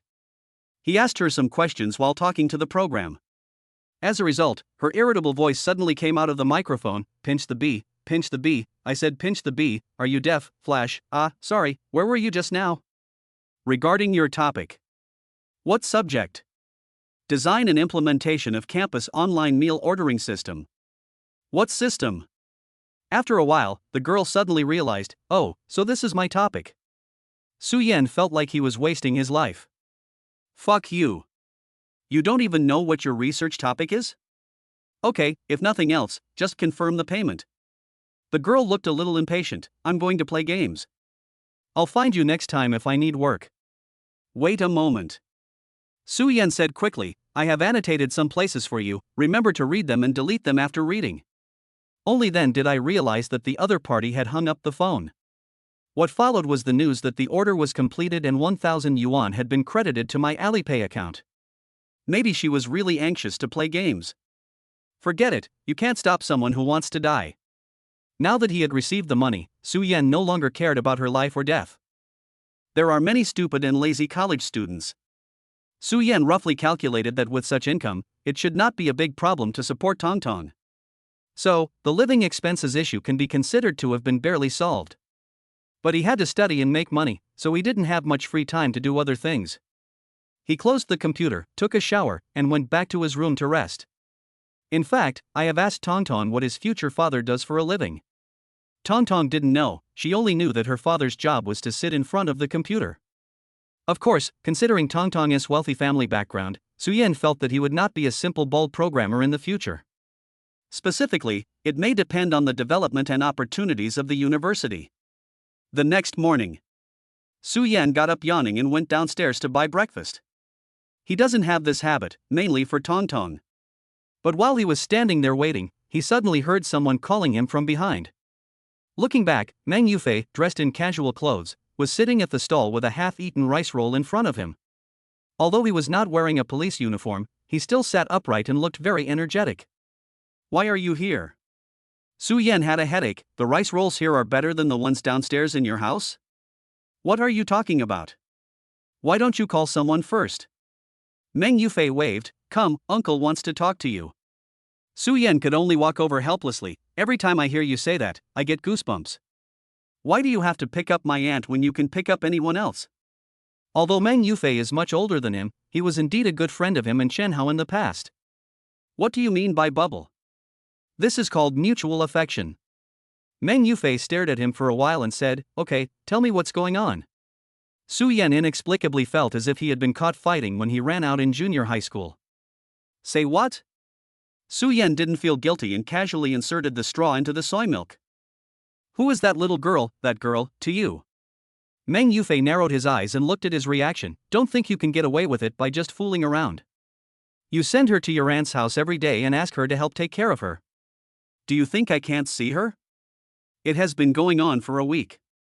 Every night Su Yan came to pick up the little girl on time. Meng Yufei saw it all. He was not a fool. In short, everything is weird. I just want to have a relationship. Fall in love? Meng Yufei obviously didn't believe it. You're in love and you're helping someone take care of a child? Just a favor.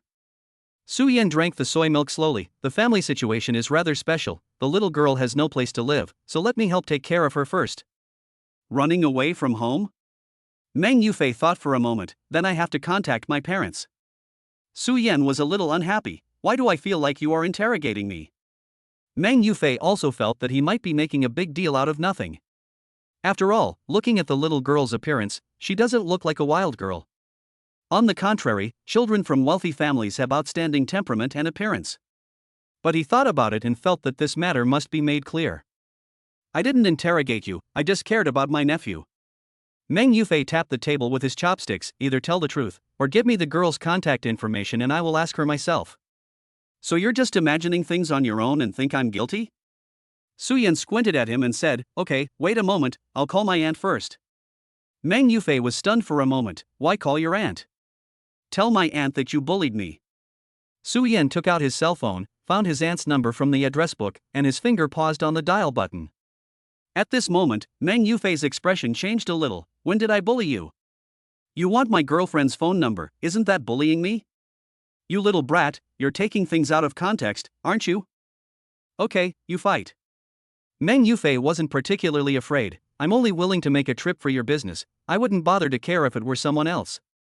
There are so many bad things happening in this society every day, and there are many things that are much more outrageous than this. How can a single police officer like him handle them all? It was indeed because of his friendship with Su Yan for more than 10 years, as well as his relationship with his aunt, that Meng Yufei thought more about it. So I really hit him? If you have the ability, then fight. Meng Yufei sneered. How old is he? He still only knows how to complain. If it were Chen Hao, I would beat him up first and then ask. Su Yan quickly dialed his aunt's number. Aunt. He put the phone to his ear and said honestly, Brother Meng just said he wanted to beat me up. Meng Yufei? Immediately afterwards, he heard Su Lingling's angry voice coming from Su Yan's cell phone. Meng Yufei. You have become more capable, haven't you? Chapter 29, Growing Up in the Blink of an Eye. Lingling, please listen to my explanation. Hearing his wife's voice, Meng Yufei hurriedly picked up the phone. He really didn't expect that this kid would be so unsportsmanlike. What explanation are you giving? Su Lingling's voice is not loud and sounds very girlish, so it actually does not have much deterrent power. But when Meng Yufei heard it, he felt a little frightened. Ban Ban was raised by our family when he was young, and you are bullying him? I didn't bully him. Meng Yufei still wanted to save some ground for himself, but his voice was obviously weaker. I just want to ask about that little girl. Tong Tong? That's my great niece. Su Lingling snorted. Why, you have to investigate me too. At her age, and as a pregnant mother, she has a strong maternal instinct that she has nowhere to use. Plus, Tong Tong is pretty, cute, and good at acting like a spoiled brat. It was obvious that after spending a week with Tong Tong, she had been successfully brainwashed. In fact, Su Lingling often regretted why Tong Tong was not her biological niece's granddaughter. Su Yan secretly gave his own daughter a thumbs up. Well done, Tong Tong. Take down the little grandma first. Lingling. No, honey, that's not what I meant. What do you mean? Su Lingling began to feel aggrieved, and said in a delicate voice, Meng Yufei, do you not love me anymore? How is that possible? Meng Yufei quickly said, how dare I bully Ban Ban? I was just joking with him. I don't care, you're just bullying him. Su Lingling cried, I'm unhappy, you can only explain, you can't comfort me. Okay, Lingling, I'm going home right away, you wait for me. Humph. It's no use coaxing you anymore. It took about 10 minutes before Meng Yufei hung up the phone in confusion. He held Su Yan's cell phone, and his original arrogance was gone, and he even looked a little frightened. Officer Meng, who appears to be upright and honest outside, is like an obedient sheep in front of his wife. Brother Meng, you are still awesome. Su Yan couldn't help but give him a thumbs up. Then, he added fuel to the fire, this is the first time I've seen a 1.8 meter tall man who was so afraid of his wife. You dare to do something bad, don't you? Meng Yufei glared at him and said, you always tell your aunt about it. Try something different next time. It's okay as long as it's useful. Su Yan just smiled, who made you my uncle? It's only at this time that it's more convenient to call me uncle. Meng Yufei returned the phone to him and snorted coldly, this is not called being afraid of your wife, this is called pampering your wife, what do you know? Your aunt has married me, who else should I spoil if I don't spoil her? Although the two are in a sister-brother relationship, Su Lingling's personality is actually a bit girlish. She can act coquettishly, sulk, act cute, ask for hugs and kisses when angry, etc. with ease. Therefore, most of the time, it was the younger Meng Yufei who let her do whatever she wanted. But what's amazing is that over the years, the relationship between the two has become better and better. They are inseparable. They are already getting married and preparing to have children, but they still act like young people who have just started dating. Sometimes Su Yan feels annoyed just watching them. But it's pretty good. Although Su Yan was rude in his words, he was actually happy for his aunt from the bottom of his heart. It is a rare thing that she can always act like a little girl, act willful and naughty in front of her lover and maintain her expectations for love. After all, not everyone can pamper his wife with endless patience and tenderness like Meng Yufei. Okay, brother Meng, go back quickly. Su Yan mentioned his rice noodle rolls, I'll call my aunt later to let her know so that she won't be able to get home. Then do you still need me? Meng Yufei said unhappily, how could your aunt really be angry with me? Besides, I can comfort my wife myself, why are you joining in the fun? I guess you're looking forward to it, right? These two have been dating for almost 8 years, how can they still be so sick of each other? Is the little girl really okay? Until this time, Meng Yufei finally straightened his expression, Xiaoyan, you know I don't mean anything else. No. Su Yan nodded, when the opportunity is right, I will tell you an aunt. Meng Yufei looked at him for a long time. After a while, he raised his chin slightly and snorted coldly, then today, uncle will believe you just once. Thank you. Su Yan finally breathed a sigh of relief, during the Chinese New Year, I hid the bottle of old mitai that my mother gave me for my wedding, and I stole some for you to drink. She'll kill you. It's okay, I'll just say it was my dad who drank it. Meng Yufei then remembered that being afraid of one's wife seemed to be a tradition in the Su family. He straightened his clothes, stood up from his chair, and gave a few more worried instructions, study hard, and after the college entrance examination, no one will care what you do. How come you are more talkative than my mother? Su Yan scratched his face and said, I see. You should also be careful. Chronic gastritis is also a disease. Although Meng Yufei is only a local police officer, he is usually very busy. Sometimes he even receives calls for trivial matters like couples quarreling. Moreover, he is quite responsible and tends to forget time when he is busy. Many times, he even forgets to eat. So, my stomach has always been not very good. Because of this, his aunt has to check on him at mealtime every day. If she found out that he hadn't eaten, my aunt would bombard him with lies that he didn't love her anymore. That's what human beings say. Meng Yufei snorted arrogantly, when I was dating your aunt, you were only 1.5 meters tall. I watched you grow up little by little.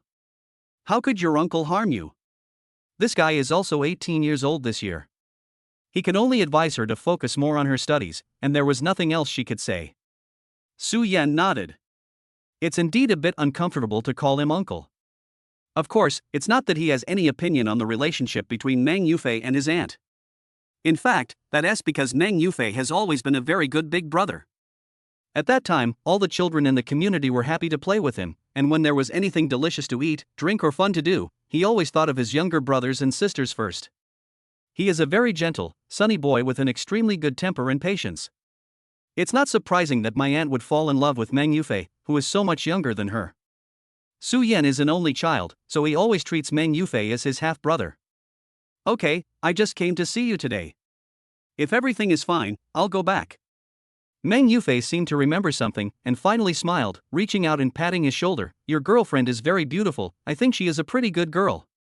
You've grown up in the blink of an eye, brat. Chapter 30, Being Caught. Meng Yu flew away.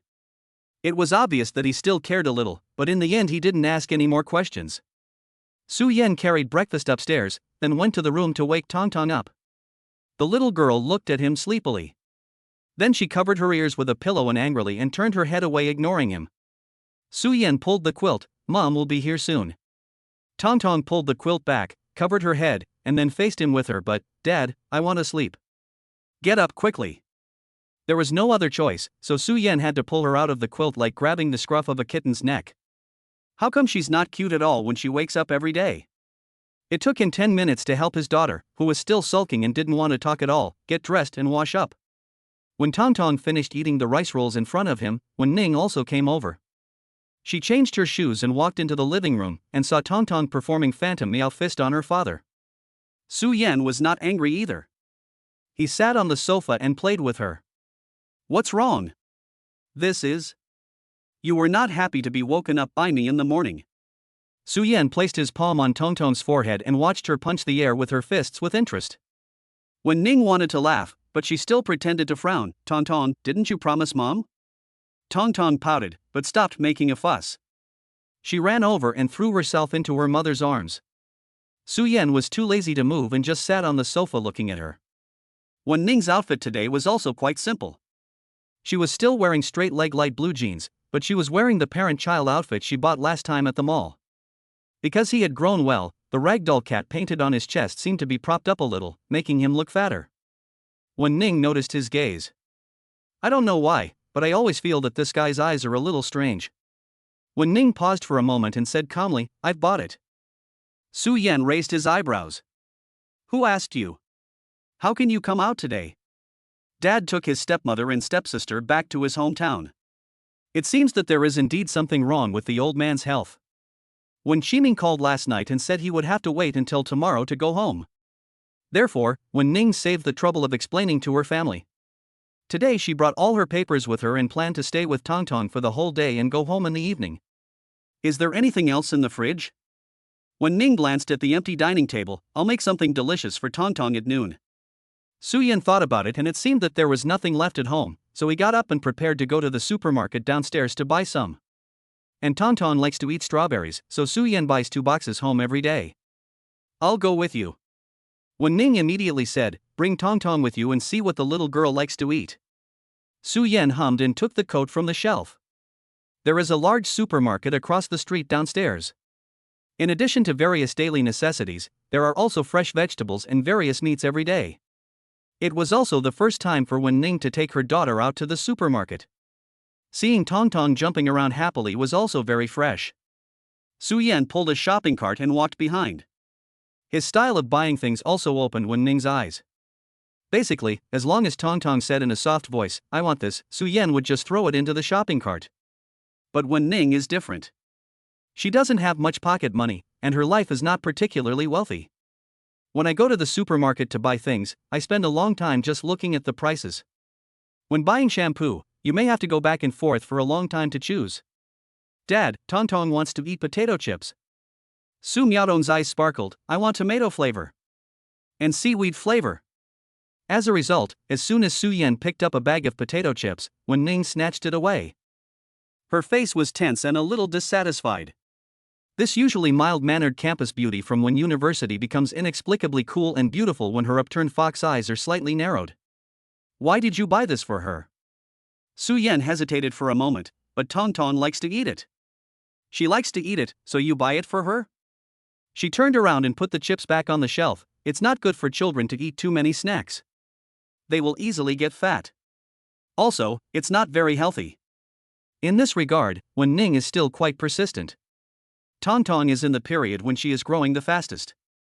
If she becomes a little fat girl, she might not be able to lose weight in the future. You dote on her too much. This won't work. Be careful next time and don't let her eat anything randomly. When you take the strawberries out of the refrigerator, you have to wait a while before giving them to her, otherwise they will be too cold. Tong Tong sounded aggrieved and pouted. But it is obvious that when her mother frowns, it has a certain deterrent effect on her. Dad, Tong Tong wants it, Dad is the best. Tong Tong, you are not allowed to act like a spoiled child with Daddy. Wen Ning pinched her daughter's face, then took her hand and said, Su Yan, just carry the things. I'll decide what to buy. Su Yan. When Wen Ning and her daughter walked some distance away, they found that he had stopped where he was and did not catch up. When I turned around, I saw him putting several bags of potato chips into the shopping cart. I bought it for myself.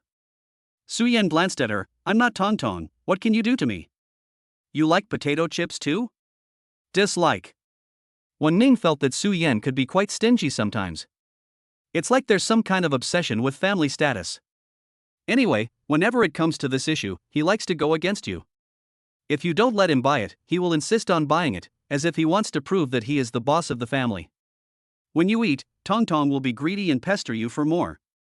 Wen Ning thought for a while and patiently explained, you pamper her so much, if she acts coquettishly to you, you will definitely give her food. Fine. Su Yan nodded, wait a minute, I'll eat it in front of Tong Tong, and it's up to you whether I share it with her or not. Tong Tong's mouth pursed and she suddenly wanted to cry. Dad is also a bad guy. Wen Ning's brows twitched. Why is this guy acting like a little kid? However, after spending some time together, she had some understanding of Su Yan's character. This guy is very typical, he is soft-hearted and will not tolerate tough situations. Su Yan. Wen Ning took a deep breath, pursed her lips, and said in a gentle tone, if you want to eat anything, I will make it for you at noon, and we won't buy potato chips. The sudden softening of her tone and attitude caused Su Yan's hand to pause noticeably. After that, Wen Ning added softly, okay? Su Yan silently took out all the potato chips and put them back on the shelf. Well, what you just said makes sense. Why do I feel like I'm being manipulated by her? Chapter 31 Who Said You? After that, Wen Ning was the one who took her daughter shopping the whole time. There is still a big difference between how a mother takes care of a child and how a father takes care of a child. In other words, she should be more careful and serious about life. When buying a cabbage, she has to hold one in each hand and compare them for a long time. She really has the flavor of a family-oriented woman. Of course, this is also related to Wen Ning's living environment since childhood. Although she has good academic performance, she is not a nerd who knows nothing. Most of the time, she needs to take care of herself. Put everything in the kitchen and play with Tong Tong for a while. After returning home, Wen Ning tied her hair up and put on an apron neatly. I'm going to cook. Su Yan thought that she had come here with great difficulty, so he didn't say much. Tong Tong lay on the sofa, shaking his legs, eating strawberries and watching cartoons, occasionally picking off the leaves and putting one into his father's mouth. Su Yan watched it for a while and felt a little bored. Just when I was about to turn on the computer to type some code, my cell phone rang and the caller ID showed it was Lin Hui. Mom? Su Yan glanced at Wen Ning in the kitchen and picked up the phone casually. It's okay, I'll hang up. The first sentence almost made Lin Hui lose control. Your opening line when answering the phone is quite unique. Little devil, how can you talk like that?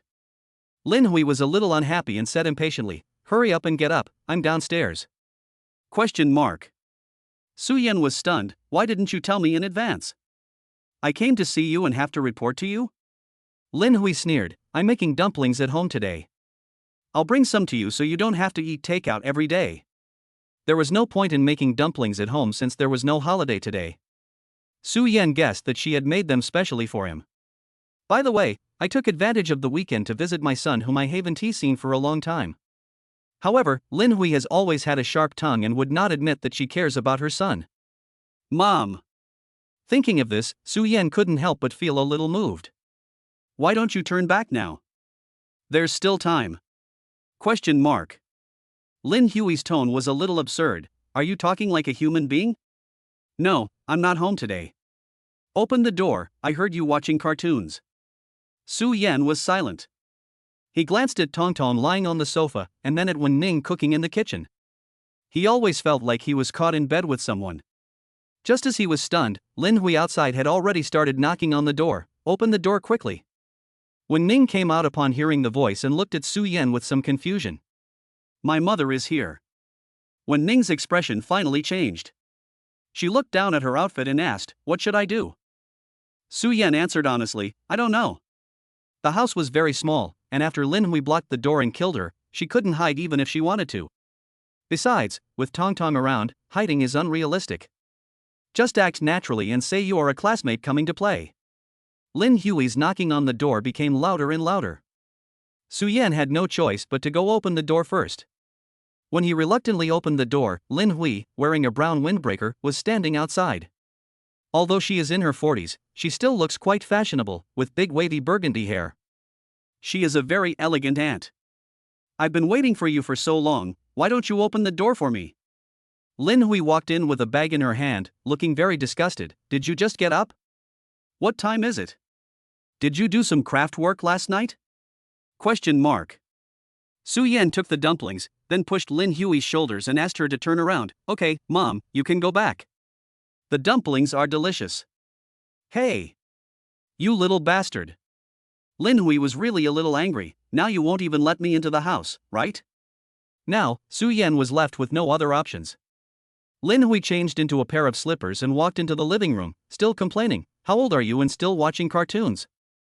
Your cousin next door is over 30 years old and still lies at home watching cartoons. He doesn't even have a job.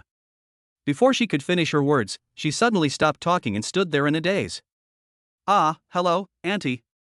When Ning stood at the kitchen door, wiping her hands with her apron, not knowing how to explain. Lin Hui stood there, seemingly unable to understand why this beautiful girl dressed as a cook would be in her son's home. Even if a little cook named Chen Hao came out of the kitchen, she would think it was more reasonable. Did I enter the door the wrong way just now? Lin Hui's gaze subconsciously turned behind her, where a table full of dishes was. The house was still filled with some strong fragrance, and the range hood in the kitchen was still pumping violently. There was a very cute little girl lying on the sofa, giggling while watching cartoons. Did I travel through time? Why do I feel like this is a family of 3? The moment Tong Tong saw his grandma, he wanted to jump off the sofa and call her grandma. Mom, they're saying hello to you. Ah, hello, hello. Lin Hui finally reacted and said quickly, you are. I am Su Yan's classmate, and that's my sister. Looking at this elegant aunt, when Ning felt inexplicably nervous, her fingers slightly clenching her apron. Let's play together. Classmate? Classmates come to the doghouse to play and cook for the dogs? Girl. Looking at her face that made people unable to look away, Lin Hui slowly realized something. Have I seen you somewhere before? This is a girl so beautiful that anyone who sees her on the street will be impressed. Mom, she is Wen Ning. You saw her at the campus commendation meeting when you came to the parents' meeting before. Su Yan reminded him, at that time you told me that this girl was really pretty, with long legs and a thin waist. You kept reading it all the way back. Wen Ning. Lin Hui's expression finally changed slowly. 6th in the grade? Wen Ning was a little embarrassed, her ears were hot. Now, Lin Hui finally remembered it completely. She had seen it once from a distance in the audience. At that time, she was still thinking that if this girl became the daughter-in-law of our Su family, then her granddaughter would be so cute and beautiful. Such a beautiful girl, cooking for her son at his home. Are these two people in love? Lin Hui's face darkened instantly. The college entrance exam is only 4 months away, why waste time now? Lin Hui's tone suddenly became serious. How can you be friends with such a person? Even if you have finished the college entrance examination, you can't be friends with such a person? Question mark. Su Yan immediately frowned. Mom, how can you say that to me? In my impression, my mother is not such a sarcastic person, right? Go to the bathroom and look in the mirror. Lin Hui rolled her eyes and said with disgust, who said she? I was talking about you. Su Yan? Girl, you have such good grades and are so pretty, you will have a great future. Lin Hui turned her head and smiled kindly. She advised earnestly, now you should concentrate on preparing for the college entrance examination and don't think about other things. There are many boys who can match your standards. Don't be fooled by this little bastard.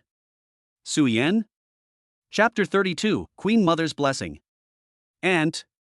When Ning's expression was very awkward, Su Yanran is very good. To be honest, she had never experienced this kind of mother. Obviously, every word is not so nice to hear, straight to the point and careless. But her words actually reduced Wen Ning's nervousness a lot. Moreover, although she kept criticizing her son, Wen Ning could feel that the relationship between mother and son was actually very good. This is a pretty cute aunt. He didn't bully you, did he? I mean, he didn't touch you, did he? No. Wen Ning answered softly. We have a mole among us. Su Yan was very dissatisfied. Why do you dislike me so much? How many bad things did you do in junior high school? Don't you remember them? Lin Hui was even more disgusted and sneered. Do you still expect me to be nice to you? Su Yan waved his hand. That was your own bastard child. Putting aside the facts, you are also half responsible. Lin Hui was too lazy to pay attention to him. I'll bring him some dumplings. You can eat some together at noon. She smiled and said, what a lovely little girl, she is as pretty as her sister. Hearing the compliment, Tong Tong, who was behind her mother, poked her head out and said in a clear voice, Grandma is also very beautiful. Lin Hui smiled without changing her expression. Grandma? Well, she's more relatable. Wen Ning held Tong Tong in her arms and explained, when I meet a pretty aunt, I like to call her Grandma. Beautiful aunt. These words made Lin Hui smile even more. However, her gaze couldn't help but linger on Tong Tong's face for a long time, with a slightly confused expression. I always feel like this little girl. It also looks a little familiar, as if I have seen it somewhere. She walked over and placed the dumplings on the table, then looked subtly at the large table of dishes. There was literally everything, almost 6 dishes in one soup. It was as sumptuous as a festival. Wow, this girl has good skills and is quite homely. However, Lin Hui felt that she came at the wrong time today. Wait a minute, then ask your son on WeChat. I don't have anything to do today, just to give you some food. Lin Hui returned to the door again, smiling. You guys go have fun, I'm going back first. She felt that Wen Ning seemed a little nervous staying here. It's like a daughter-in-law meeting her mother-in-law for the first time. Hearing this, Wen Ning felt something was not right and whispered, Auntie, please stay and have dinner with us. Although, it would be even more strange to say this to Su Yan's mother. It was as if she was the mistress of this house. No. Lin Hui lowered her head to put on her shoes and said quickly, I had already eaten before I came here. Now, Wen Ning didn't know what to say. She put her hands on her apron and looked very docile. Su Yan glanced at her and inexplicably felt that she looked very much like Wen Ning in Tong Tong's photo. That is, at first glance, she looks like a gentlewoman who was a good wife and mother. Why are you leaving right after arriving? Seeing that Lin Hui was about to leave in a hurry, Su Yan felt a little unhappy. His tone was not good. I came all this way to deliver dumplings. If you want to see me, just give me a call and I will go back. Lin Hui said nonchalantly, you'll only be at home for one night, and you have classes on Monday. It's too much trouble to go back and forth. It's not a bother for you to come over? You still have control over me? Lin Hui wanted to say something, but after thinking about it, she felt it was hypocritical, so she just snorted, you should be happy that such a beautiful girl is your friend, don't bully her. How can I bully her? Su Yan also started to put on his shoes, I'll see you off. Okay. Lin Hui did not refuse. Although my son is an adult, he is still a high school student after all. If she gets too close to a girl, as a mother, she does have some questions to ask her son. Wen Ning pinched her apron and whispered, Goodbye, Auntie. Tong Tong waved her hand reluctantly, Goodbye, Grandma. Grandma and Grandpa are so nice to her. Sometimes when her parents are busy with work, her grandparents take care of her and pick her up from school every day. But by then my grandmother's hair had turned a lot whiter, and now she looks so young and beautiful. Goodbye, little one. Lin Hui smiled and didn't care too much. Su Yan accompanied her to the corridor and pressed the elevator button. Are you really classmates? Are you not related in any other way? Your classmate even came to your house and cooked for you, and she also.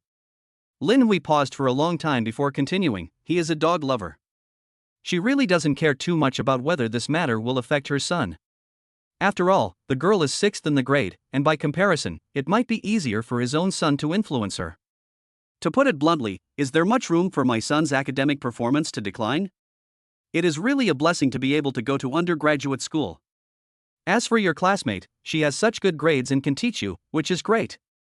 Lin Hui thought about it and felt a little worried. Don't touch a girl just because she's pretty. I wasn't kidding. Don't affect her admission to a key university. Do you hear me? I am your son and a gangster? Su Yan reluctantly accompanied her out of the community. You're here, and I didn't chase you away. Why are you in such a hurry to leave? Who was it that stopped me from entering the house? A ghost?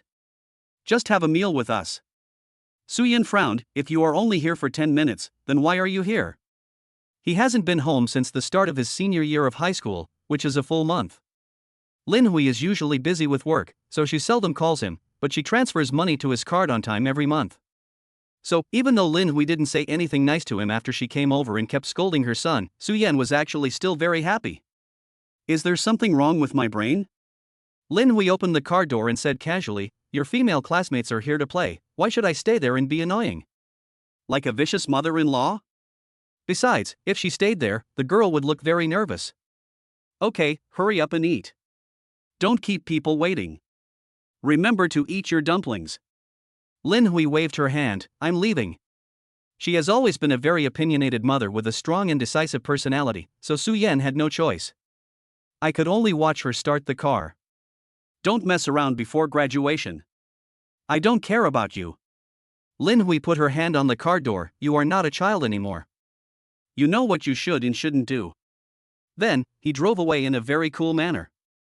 When Su Yan returned home, Wen Ning came out of the kitchen again, holding a spatula. She still looked a little nervous. Did your mother say anything? Su Yan shook his head, no. At this time, a new message came on his mobile phone.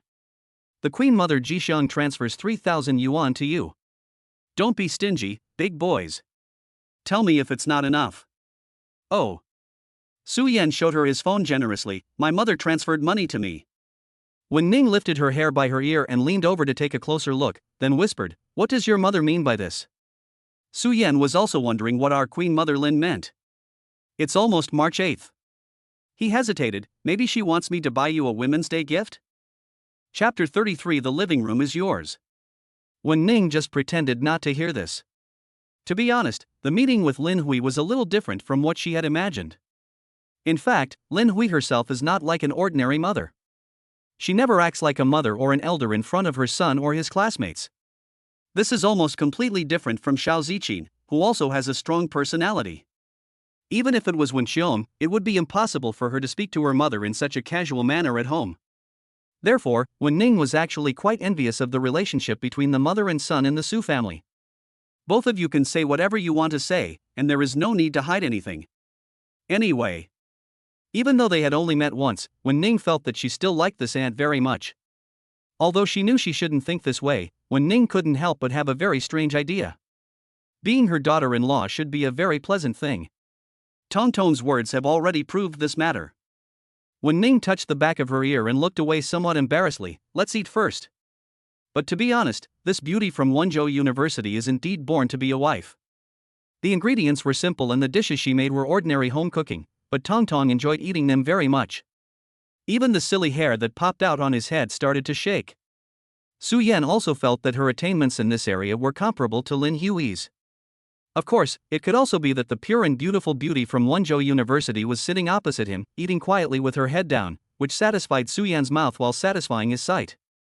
After lunch, Su Yan took the initiative to wash the dishes.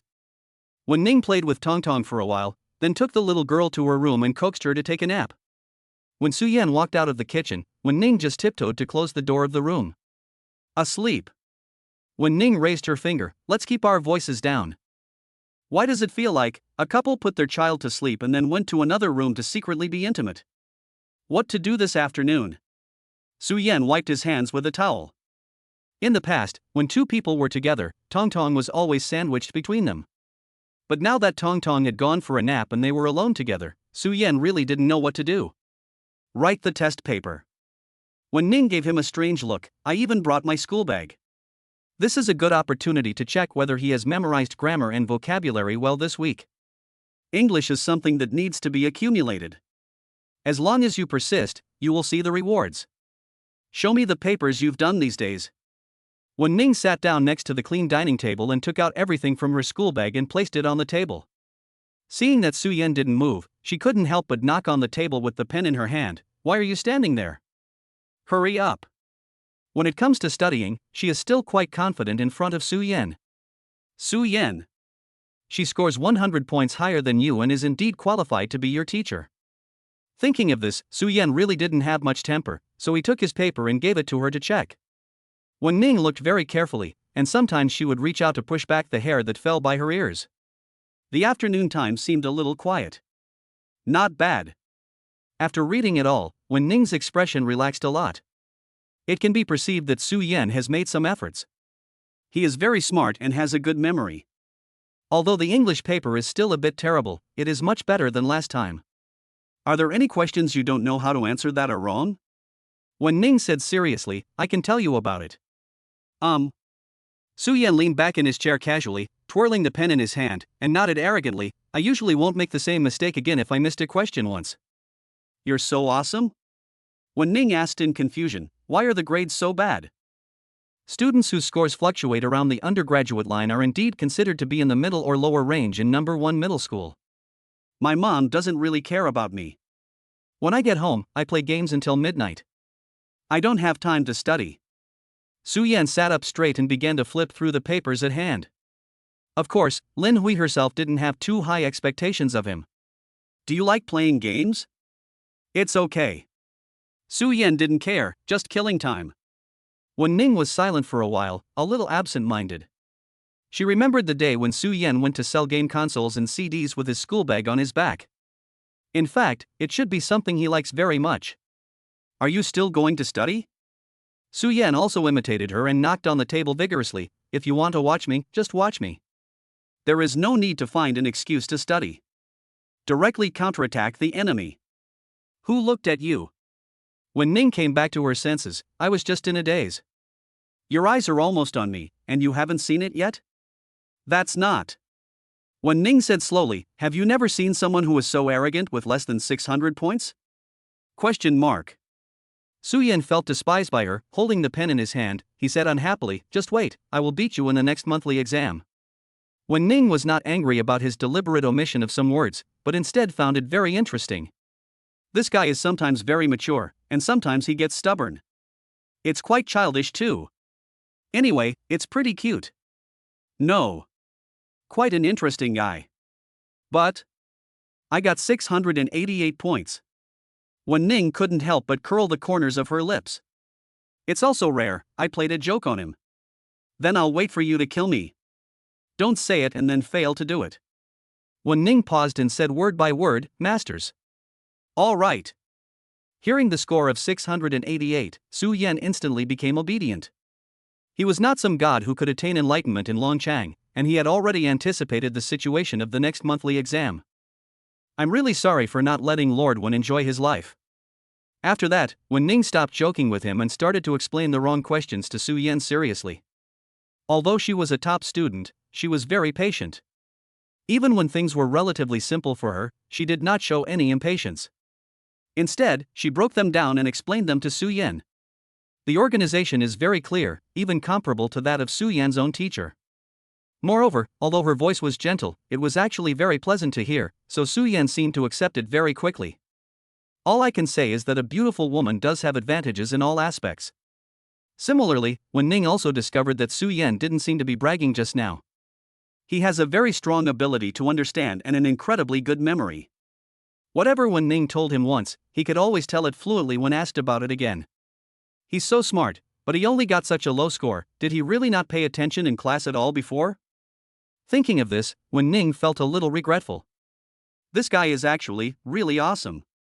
By the time the two came to their senses, the clock on the wall had already indicated evening. When Tongtong walked out of the room rubbing her eyes, Wen Ning was already packing her school bag. After lying in her mother's arms for a while, Tongtong asked dazedly, Mom, where are you going? Mom wants to go home. When Ning pinched her cheek, I can't fight with Tongtong and Dad for the bed. Although no one at home is here today, she can't stay too late. Ah. Tongtong was a little unhappy and said sullenly, I thought my mother was going to hold Tongtong to sleep today. It's good to have Daddy here. Mom will come to see you next time. But, once Mom goes back, Tongtong won't be able to see her again for a long, long time. Tongtong's nose was red, and she buried her soft cheeks in her mother's arms. Besides, Tongtong really likes to lie in her mother's arms. Wen Ning pursed her lips, obviously softening her heart. It must be very comfortable to sleep holding the soft and fragrant Tongtong. Maybe, when Tongtong acts up, she will try her best to play the role of a strict mother. But in fact, she found it difficult to resist Tongtong's coquetry and grievance. Moreover, I just promised Tongtong yesterday that I would spend more time with her. My stepmother and stepsister are not here this week, and after that, there may never be another opportunity like this again. Su Yan was playing with his phone, but he couldn't help but look up and said, Tongtong, be good. No. Tongtong hugged her mother tightly. Tongtong wants to sleep with her mother. I am a girl. Wen Ning hesitated for a moment. It's not appropriate to stay at your house, right? She wasn't worried about what Su Yan would do. I don't know why, but after this period of contact, she trusts this guy very much. Not appropriate. Su Yan looked at her inexplicably, and felt that her tone was not so firm. Besides, there is only one bed in my house. Go home quickly, or you will need me to take you home if it's too late. So tonight. Wen Ning bit her lip and looked at Tongtong in her arms. Tongtong pouted appropriately and said coquettishly, Mom is the best. So tonight. Wen Ning paused, the living room belongs to you? Su Yan? Chapter 34, Supporting the Family. What the hell are you talking about? The living room was originally mine. I spent several $1,000s to rent this house. Su Yan thought it was ridiculous. Given our current relationship, do you think it's appropriate? You have to roll into the living room and sleep with a quilt before you even get married, right? How can I bear this? Wen Ning pinched Tongtong's little face. Then I will stay to accompany Tongtong, and Tongtong will also help her mother. She really wasn't worried about it. In Lin Hui's words, if Su Yan wanted to do something bad, he would have done it long ago, as he had plenty of opportunities. But from the time they met until now, although Su Yan would occasionally tease her, he rarely had any physical contact with her. What if you can't control yourself in the middle of the night and want to do something bad? Su Yan was skeptical. My mother told you not to touch me today. Question mark. Is that what your mother said? Wen Ning looked at his 1.79-meter height and felt it was outrageous. How can I force you? Su Yan thought for a long time, and finally said, then what you just said, won't Tongtong help you too? Tongtong and I combined together, can we force you? Wen Ning always felt as if she had been led astray by him. Dad. Tongtong was also anxious when she saw that her father wanted to ruin her good thing. Don't bully Mom. Su Yan stopped talking. He wasn't actually resisting this. After all, if a girl wants to stay overnight to accompany her daughter, she should be the one who feels embarrassed. The main problem is, he felt that Wen Ning seemed a little too unguarded towards him. It's not a bad thing though. Even Su Yan herself was wondering where her trust came from. But Tongtong was very persistent and held his mother's hand tightly and refused to let go. When the little girl saw that her mother agreed to stay with her, she stuck to her mother's but like a little tail, looking very happy. He jumped around like this until the evening, and the smile on his face never stopped. Su Yan sat on the sofa, holding his phone and replying to Chen Hao's message. Occasionally he looked up and saw Wen Ning sitting at the table teaching Tongtong how to write. In fact, although Wen Ning has a gentle personality, she actually looks a bit cold because of her eyes. So, at school, although everyone called her the Holy White Moonlight, very few people actually dared to openly say that they liked her. To outsiders, this is a school beauty with a somewhat cold personality. But at this moment, she lowered her eyes and whispered patiently. There is such a full and gentle feeling between her brows, like water. Tongtong, the strokes you wrote are wrong. Then Mom held my hand and taught me to write. Good. The way these two beauties, who looked somewhat similar, held each other's small hands really gave Su Yan the illusion of home. Or rather, it's not an illusion. Because Tongtong really has a blood relationship with him. As for Wen Ning, from the moment Tongtong appeared, she had an intricate and complicated relationship with him. By 9 o'clock in the evening, Tongtong finally began to feel sleepy. He squinted his eyes and yawned continuously, like a sleepy kitten. Wen Ning packed up her things and took Tongtong to the bathroom to wash up. Su Yan thought about it, then got up and went to the cupboard to get her a new toothbrush and towel. You're not going to take a shower? I just washed it yesterday. Wen Ning gently wiped Tongtong's face. I'll just brush my teeth, wash my face, and wash my feet later. Well, this is Tongtong's foot basin, you can just use it. Su Yan thought that nothing should happen, so he went back to his room and took the quilt that he had been using to the living room. Then, he took out a new quilt from the cupboard and prepared it for Wen Ning to sleep on. It can be seen that Tong Tong is very happy. What makes her happy is not only that her mother is willing to spend more time with her, but more importantly, there is now a father and a mother in the family. For her, a home is complete only when both her father and mother are there. After washing, Wen Ning let her hair down. She thought about it and wrapped the hairband around her wrist so that it would not be easily lost. Then, let's go in first. Only when she walked into the room with Tong Tong did Su Yan look up. Before the door of the room was closed, Wen Ning sat cross-legged on the bed, and Tong Tong lay in her arms, half asleep and half awake, but still pestering her mother to tell her a bedtime story. Wen Ning's voice was soft, and her long, smooth hair was loose. Sure enough, mothers need to be more careful when taking care of their children. My mother used to tell me about her time with my father every day. Tong Tong muttered in a daze, "Why don't you talk about it today?" "Because those things haven't happened yet." "When will it happen?" Wen Ning pinched her daughter's face and said nothing. It took about another half an hour before Tong Tong fell into a deep sleep. Even in her sleep, she still had a sweet smile on her face, holding her mother's hand as if she were holding some precious treasure. Wen Ning carefully pulled her hand out, then walked over to close the door. "Tong Tong and I are going to rest, you should also rest early. Remember to lock the door." Su Yan was sitting on the sofa playing with his phone, and said casually, "This way, if you open the door in the middle of the night, I can hear it." Wen Ning didn't want to pay attention to him again. She simply locked the door and went back to bed. In the darkness, Wen Ning felt her daughter's hot and soft body hugging her tightly, and she was murmuring "Mom." Occasionally, there were some subtle sounds of footsteps in the living room outside. But it was obvious that it was deliberately downplayed. This subtle movement in her daughter's gentle breathing made Wen Ning feel inexplicably at ease. Maybe, you have this feeling of security even when you are at home. It was clearly a very unfamiliar environment, but Wen Ning hugged her daughter and fell asleep very quickly. When she woke up again, it was already late at night. It was pitch black outside the window and everything around was so quiet that there seemed to be no sound at all. Wen Ning felt like her throat was burning and she was very thirsty.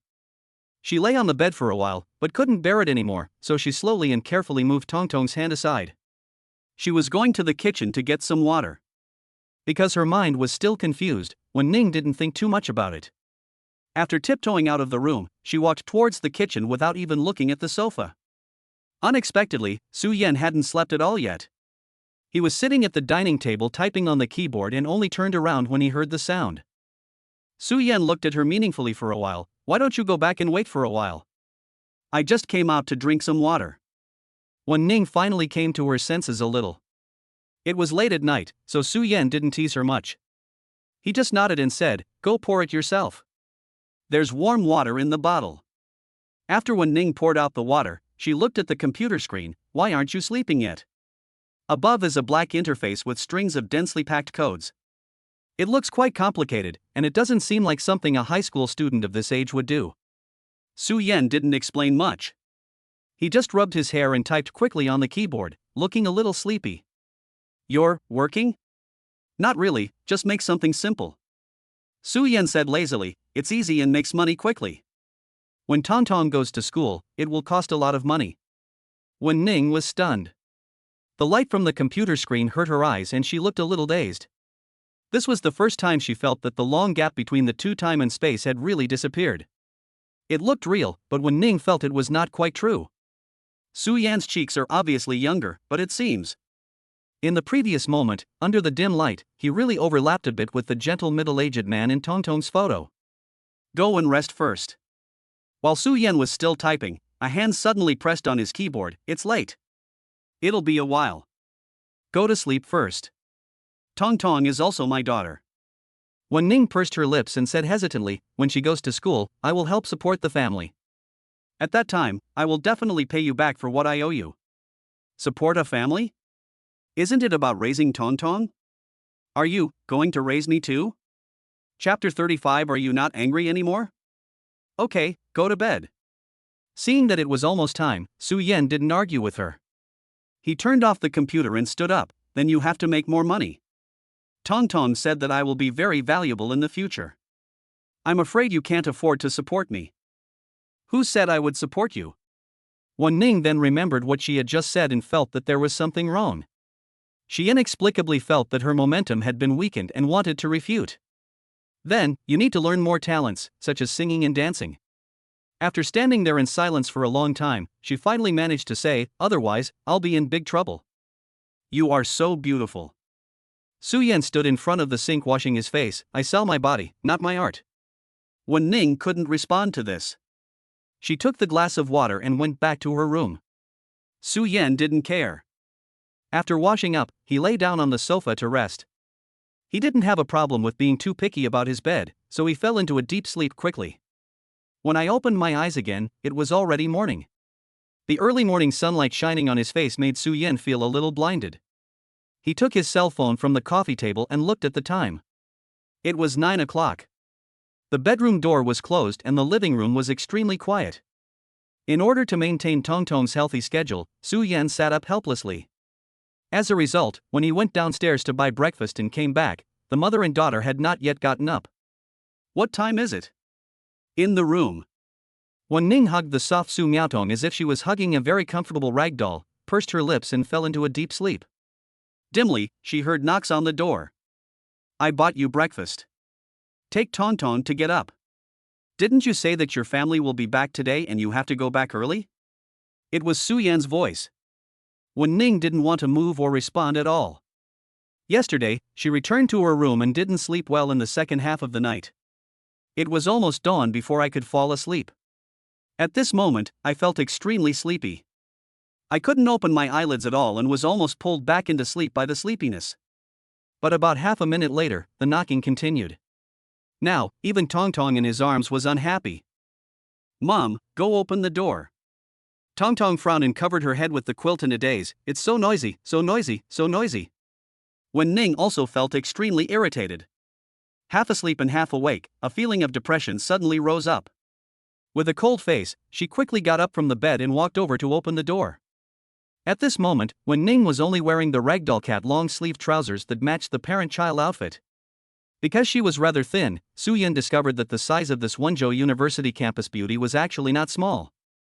Of course, it may also be because the waist is too slender, so some aspects of the lining are more outstanding. Why haven't you spoken for so long? Su Yan looked at her face, which had a red mark from sleeping. You don't look like a lazy person. What time is it now? Wen Ning glanced at him, turned around and walked into the room without saying a word. Then he lay back on the bed and, imitating Tongtong's example, pulled the quilt up to cover his head. Su Yan stood there in a daze. No, you still rely on it? How come such a grown-up girl looks exactly like Tongtong in the morning? One of the world's famous paintings, 2 punching bags, one big and one small. However, it was early in the morning and Su Yan was too lazy to bother with this girl. My dear daughter, it's time to get up. He walked over, stretched out his hands into the quilt, and held Tongtong's ribs. It was effortless, just like pulling a carrot, to pull my daughter out of the warm bed. Dad is so annoying. Tongtong, anyone who hasn't gotten up yet at this time is a lazy dog, a waste, eh? Of course, this sentence is not meant for Tongtong. As for who he is referring to, the girl in the bed has to figure it out herself. Wen Ning covered herself with the quilt for a while, but she couldn't stand it anymore. Su Yan. She threw back the quilt and sat up, her chest heaving, and took 2 deep breaths. No wonder Tongtong gets angry with you every morning. You are really annoying. Su Yan was also unhappy. How can a child not eat breakfast when he is still growing? I am not willing to get up early every day to buy breakfast. Because what he said made so much sense, Wen Ning really had no way to refute it. She had a light sleep and her sleep quality was very average to begin with. Now that she was woken up, it was impossible for her to fall asleep again. I had no choice but to get up from the bed and put on my coat quickly. The mother and daughter went into the bathroom to wash up, and they were still silent as they brushed their teeth side by side in front of the mirror. The way Wen Ning gets grouchy in the morning is a little different from Tongtong's. She had tied her hair into a ponytail, and there was not much expression on her face, except that her lips were drawn very straight. It made her look much cooler. Wen Ning looked through the mirror and saw Su Yan leaning outside drinking water, occasionally glancing at her. After washing her face, the irritability in her heart had subsided a lot. But I'm still a little reluctant to talk. It was not until she took her daughter to the dining table and looked at the still warm milk and corn that Wen Ning reacted belatedly. The anger in her heart disappeared instantly. Suddenly, I felt a little guilty. Don't pretend it never happened. Su Yan said with a half smile, you just lost your temper with me. I am. Wen Ning's ears felt hot, and she subconsciously wanted to say a few nice words, but the words couldn't come out. Her voice suddenly weakened. I didn't sleep well last night. I don't mean to lose my temper with you. No, I bought you breakfast and you were so grumpy so early in the morning. Su Yan poured the milk into 2 glasses, scooped a few spoonfuls of cereal into them, and then spoke slowly. I'm not happy anymore. Wen Ning lowered her eyes and said with a stiff face, it's just that. I couldn't see clearly when I woke up in the morning, so I didn't realize it was you. What I meant was, if I had known it was you, I wouldn't have lost my temper. Okay. Su Yan stared at her for a while, and said lazily, you're going to cheat again, right? How about this? Wen Ning licked her dry lips and said, next time when you get up in the morning, just ignore me. Or, you can lose your temper with me. Do you want to have a next time? Su Yan was almost amused by her. I'm not sick. I was wondering why you two are exactly the same. Am I a dog? Do I have to be kicked by you every morning? I was woken up by someone and I couldn't control myself. Wen Ning felt extremely guilty and nervously tucked a few strands of hair around her ears behind her blushing ears. She really was wrong in this matter. Mingming and Tongtong had tried to hook up, but in the end, she, as a mother, couldn't do it. It is indeed not good to treat Su Yan like this. That. Wen Ning hesitated for a long time before finally making up her mind and said, are you going to pinch my face like you did when you taught Tongtong a lesson this morning? I won't resist. Let's not be angry anymore, okay? Su Yan also didn't expect that the cold and aloof campus beauty from Wen University would speak to him in such a soft and somewhat flattering voice. Are you trying to coax me like Tongtong? Su Yan sat there without saying a word. After a long while, he pushed over 2 cups of cereal and milk. I made it for you too, drink it. Chapter 36 Bad Temper. For Wen Ning, she actually did a lot of things this weekend. I accompanied Tongtong and also saw Su Yan's current learning status. And later, when her family comes back, she may not have this freedom anymore. Although Xiao Ziqin didn't like her eldest daughter, she had raised her for more than 10 years after all. It may not be family affection, but at least it is the grace of raising a child. So after breakfast, she carried her school bag and prepared to go home. The next time I meet Tongtong may be on the weekend. In the following week, Su Yan also decided to start practicing the 19 scriptures in reverse. There is not much time left, just a few months. For him, all he can do is remember as much as possible and do as much as possible. He didn't say that he wanted to score a very high score. After Tongtong appeared, the future has actually changed. Including the future universities that Su Yan and Wen Ning will attend. Therefore, Su Yan still hoped that when choosing a school, his low scores would not affect Wen Ning's choice. Probably the dignity of being a man. At noon, Li Yuyu had just come back from lunch. At a glance, I saw Su Yan sitting in the corner, eating and reading. What has stimulated you recently? Li Yuyu sat down and took out her own little vocabulary book. You didn't learn even when I pressed your head before, why are you suddenly looking at English now? Isn't that the rebellious period?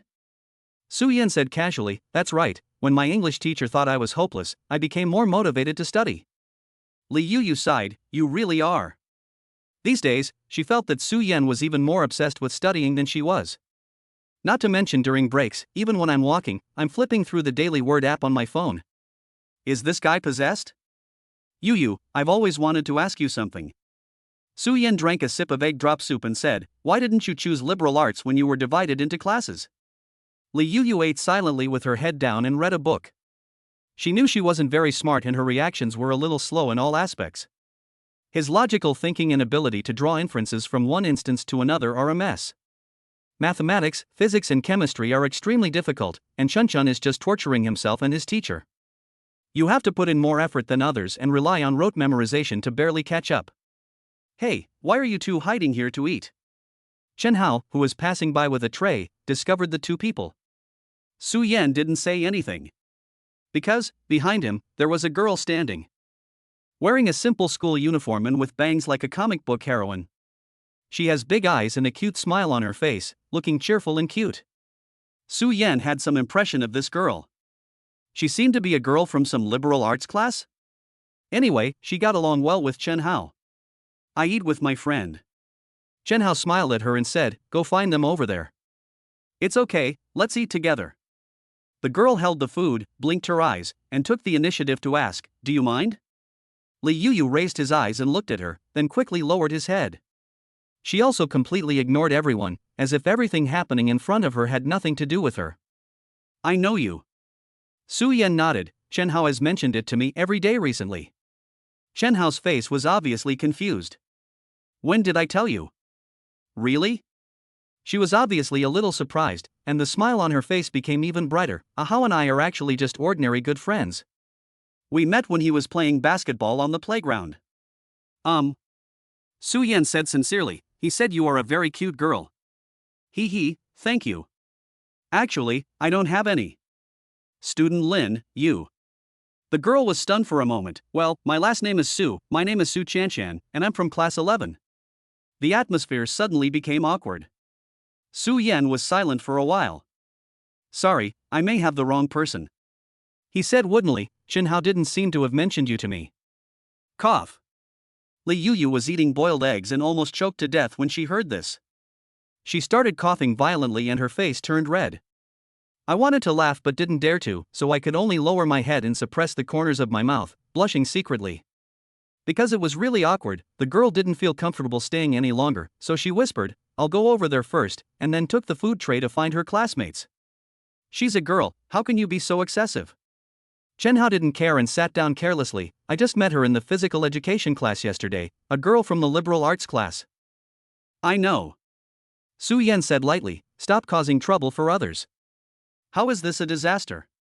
Chen Hao leaned back in his chair nonchalantly. I went to play basketball with the boys in her class, and she came over to ask for my WeChat. Don't you think she's quite happy? Then don't bring it in front of us. Li Yuyu took out a tissue from her pocket, gave half to Su Yan, then wiped her own mouth and continued. You change one every half a month, just like changing clothes. If you have the time, we too don't have time to recognize people. Since I was a child, you are the only one who dares to talk to me like this. Chen Hao reached out and tapped her, bad temper, do you look okay today? Li Yuyu had a blank expression on her face.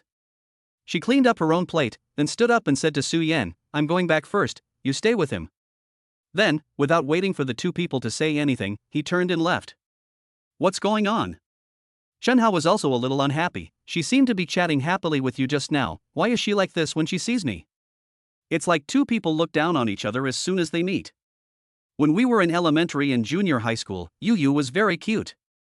She followed me like a little tail and called me brother Chen Hao. Su Yan remembered the question he had just asked Yu. Haozi, tell me, why did Yu choose science when the classes were divided? How should I know? Chen Hao took a bite of the chicken leg and said, she has a terrible temper and won't listen to me. I talked to her many times, but she still insisted on choosing science. This guy. Su Yan also felt helpless. These two people can really. Chen Hao is a good friend in every way. Loyal, enthusiastic, and generous. But as for the rest, Su Yan didn't know how to say more. I feel like I'm still young now, so it's nothing serious. Su Yan shook his head, I will regret it later. That is. Chen Hao agreed with this. He has a bad temper, has been slow to react and not smart since childhood. He is always a step behind when encountering anything. He is not suitable for science at all. But she just happens to like writing and reading all kinds of books, studies very seriously, and has beautiful calligraphy. If I had studied liberal arts, I might have taken off earlier. I didn't say yo-yo. Su Yan sighed and patted his shoulder, I'm talking about you. Chapter 37 It's definitely not me. Chen Hao is a rather conspicuous outlier in number 1 middle school. He is careless in reading and not serious in studying. Usually, he goes to the internet cafe or plays basketball. Almost every teacher who taught him said that he was inattentive. If I were willing to put more effort into studying, I would definitely not be in this situation now. But Chen Hao just accepted it humbly on the surface and refused to change despite repeated admonitions. Li Yu returned to the classroom and lay down on her seat to read a book, not thinking about the girl she had just met in the cafeteria. Suddenly, someone grabbed the hood of the sweatshirt and pulled it back hard. You're lying on the table reading, do you still want your eyes? After finishing his meal, Chen Hao stood at the back with his hands in his pockets, sit up straight. Li Yuyu felt a little breathless, and her face turned redder. Let go, I'm going to get angry. How many times have I told you not to write on the table or read in bed? Shenhao was too lazy to pay attention to her. Don't you know how to protect your eyes? The lenses are so thick and look good, right? You're asked to mind your own business? Li Yuyu was very unhappy and muttered quietly, whether it looks good or not, what does it have to do with you? However, she still sat up straight. Because of the height difference, this guy particularly likes to pull his hat, and he holds onto it like a turtle and won't let go. Only then did Shenhao sit down next to him and pushed the things on the table aside. Let me borrow your morning notes. He turned around and knocked on Suyan's desk. Hurry up, you haven't written a single word yet. Suyan lowered his head and replied to Wen Ning's message on his phone, not even bothering to lift his eyelids. Find a way yourself. Shenhao turned around cursing and went to look for Li Yuyu, who was standing beside him. No. Li Yuyu vigilantly covered the notebook on the table with her hand. Shenhao didn't care. He grabbed her arm with one hand and easily took the notebook away with the other hand. There is beautiful handwriting on it, and each record is very clear and neat. Li Yuyu practiced calligraphy when she was a child.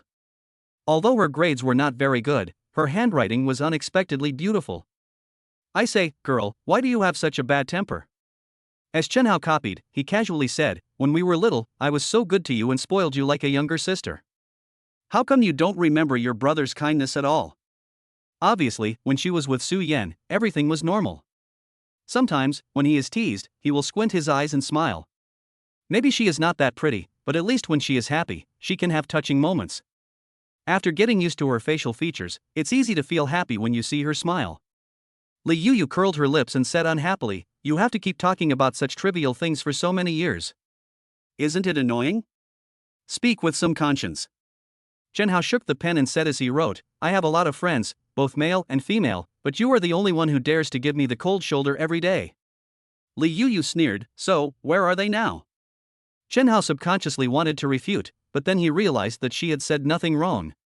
After so many years, and after going through junior high school and high school, it is true that Yuyu and Su Yan are the only ones who have always been by my side. You are so fierce, how can you get married when you grow up? Shenhao returned the notebook and looked at her eyes behind her bangs. When you are 30 years old and no one wants you, you can just cry secretly at home.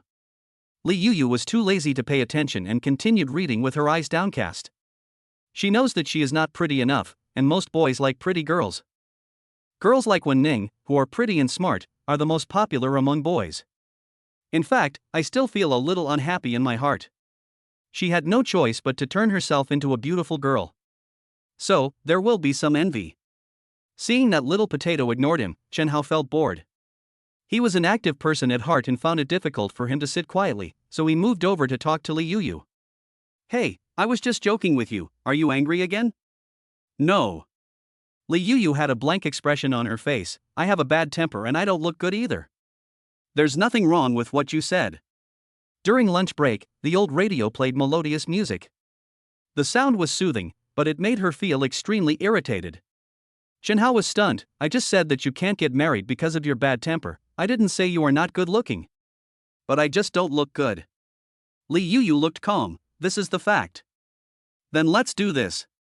Shenhao bent his legs and kicked her stool. When you are 30 years old and still can't get married at home, I will reluctantly marry you. Li Yuyu raised his eyes and said disdainfully, even if you are 30 years old, if you still haven't cheated a wife with this face, I will never consider you a bastard. After saying that, she put the textbook upright again. Hearing this, Su Yan's hand trembled, and the pen in his hand left a stain on the paper. Don't be so absolute. Don't put the flag so obviously. However, when Su Yan thought about it, he realized that according to his daughter's age, he and Wen Ning got married when they were in their 30s. According to Tongtong's description, his relationship with Wen Ning must have gone through a lot and was a very long-lasting one. He still doesn't understand how two people who had absolutely no connection with each other could fall in love and get married after graduating from college. Su Yan took out his cell phone and sent a message to the campus beauty of Wenzhou University. Ning, I want to ask you something. Wen Ning? Su Yan had never called Wen Ning like that before. Perhaps because his tone was a little serious, Wen Ning replied very quickly. But I didn't quite understand what he meant, so I just gave him a question mark. Do you know who chased whom between us in the beginning? Wen Ning? Wen Ning, at the beginning, you wanted to talk about the future, right? That is, the time that belongs to Tongtong. Wen Ning hesitated for a long time before replying. How do I know? You have to ask Tongtong about this matter. Su Yan thought about it, and roughly recalled every word Tongtong had said to him in these days, and finally came to a conclusion. Tongtong said that you always compete with her for her daddy. From this point of view, it was you who pursued me madly in the beginning, so in the end, you even made your daughter jealous. Well reasoned. However, Wen Ning remained silent. Above the WeChat chat box, it shows that input is in progress, as if it is stuck. It took a long time before she replied. Tongtong also said, if I tell you to kneel on the washboard, you will kneel on the washboard obediently. Why can't I be the one you pursue? With Wen Ning's personality, if she didn't really like someone, she would never be able to pursue him. In the 3 years of high school, let alone any scandals, there has never been a boy around her. She didn't think that she would fall in love with someone because of anything, or even pursue him madly like a little girl. Of course, Su Yan thought so too.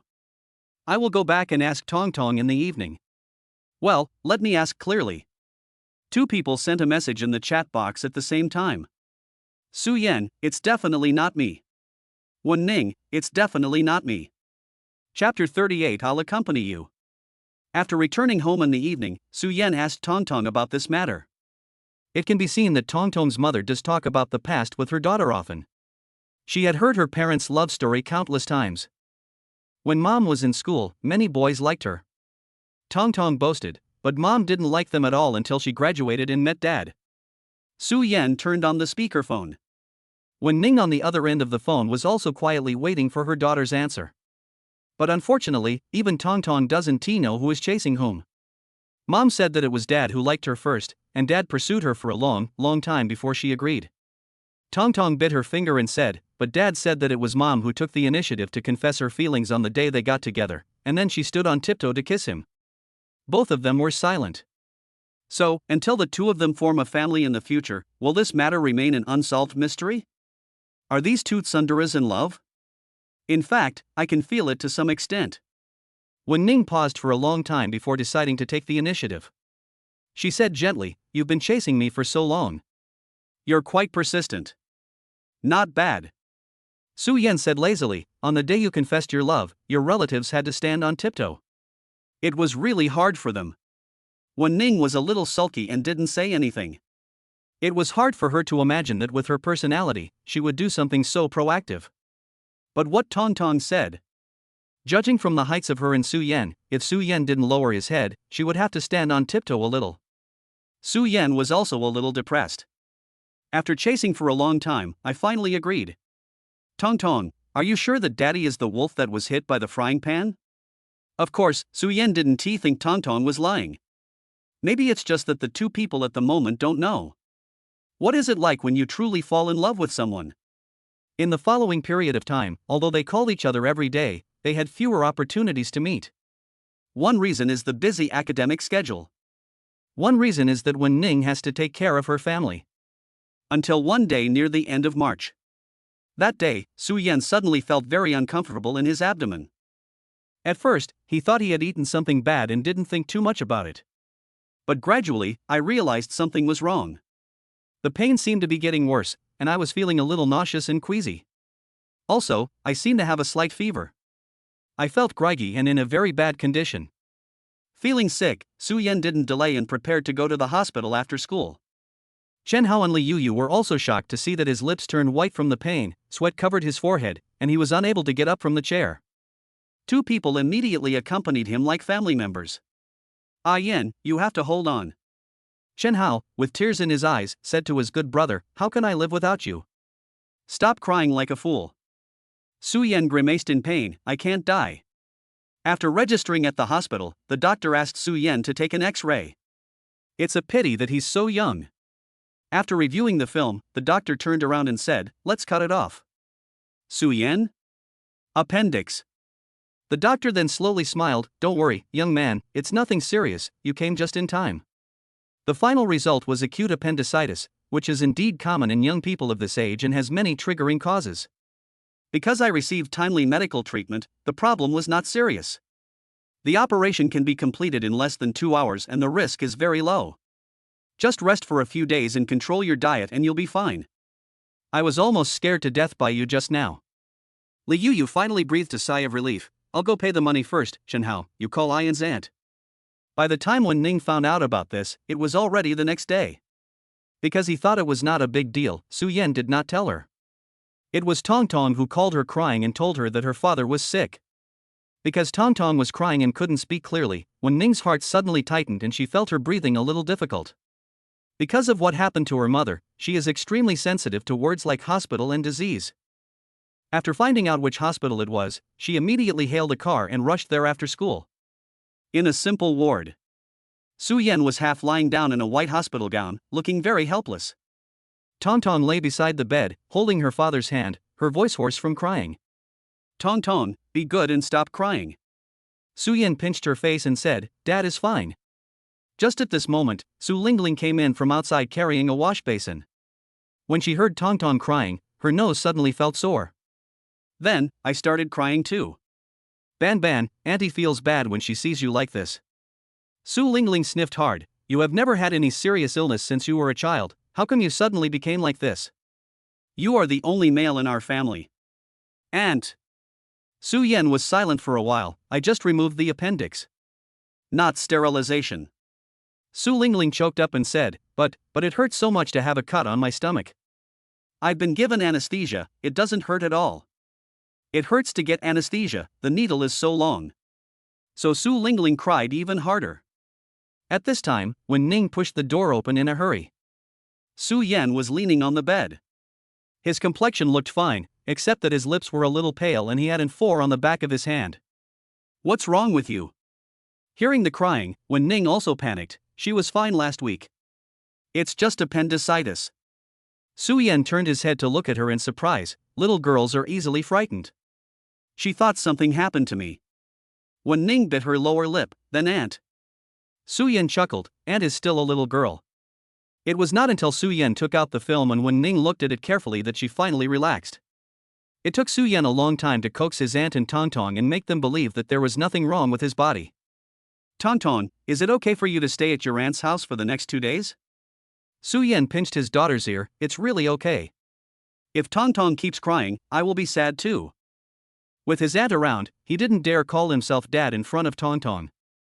Aunt, you are pregnant, so take Tong Tong back to rest first. Wen Ning glanced at the night outside, then looked at the several missed calls on her phone. Before coming, she just told her father and stepmother that she was going to the hospital to visit her classmates. Wen Ning sent a message to her father, then locked her phone and put it in her pocket, I'll stay with him tonight. Su Lingling was stunned for a moment, then asked hesitantly, are you okay? Wen Ning nodded, it's okay, Tong Tong will only feel relieved if I'm here with you, right? Tong Tong's eyes were still red, yeah. Su Yan glanced at her and didn't say much. After Su Lingling took Tong Tong back to rest, Su Yan looked at the time. It was 9:30 in the evening. Wen Ning, you go back too. He said, I have classes tomorrow, send me a message when you get home. Wen Ning ignored him. She simply took off her coat and placed it on the accompanying chair next to her, preparing to get a kettle of hot water. It seemed like she was really planning to stay. Didn't you say your family has been very strict lately? Wait till your stepmother and stepsister give you a hard time again.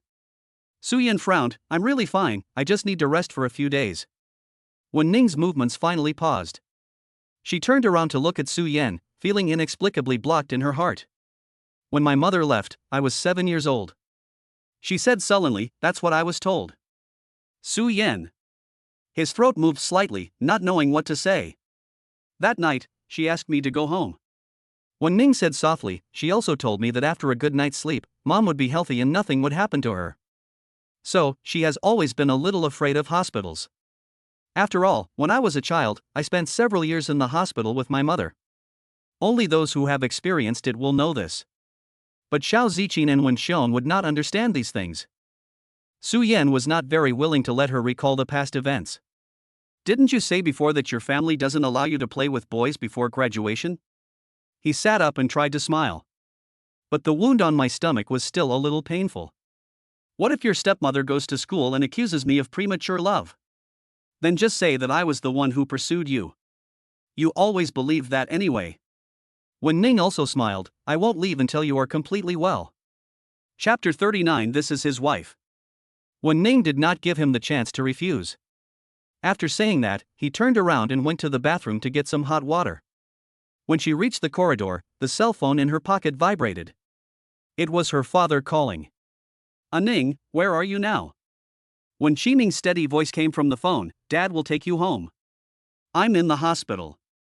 Wen Ning looked back at the ward. Su Yan was leaning against the bed, texting someone with his head down, and didn't pay attention to this side. After a long while, Wen Ning retracted her gaze and said, my classmate is sick. He helped me a lot before, so I want to take care of him.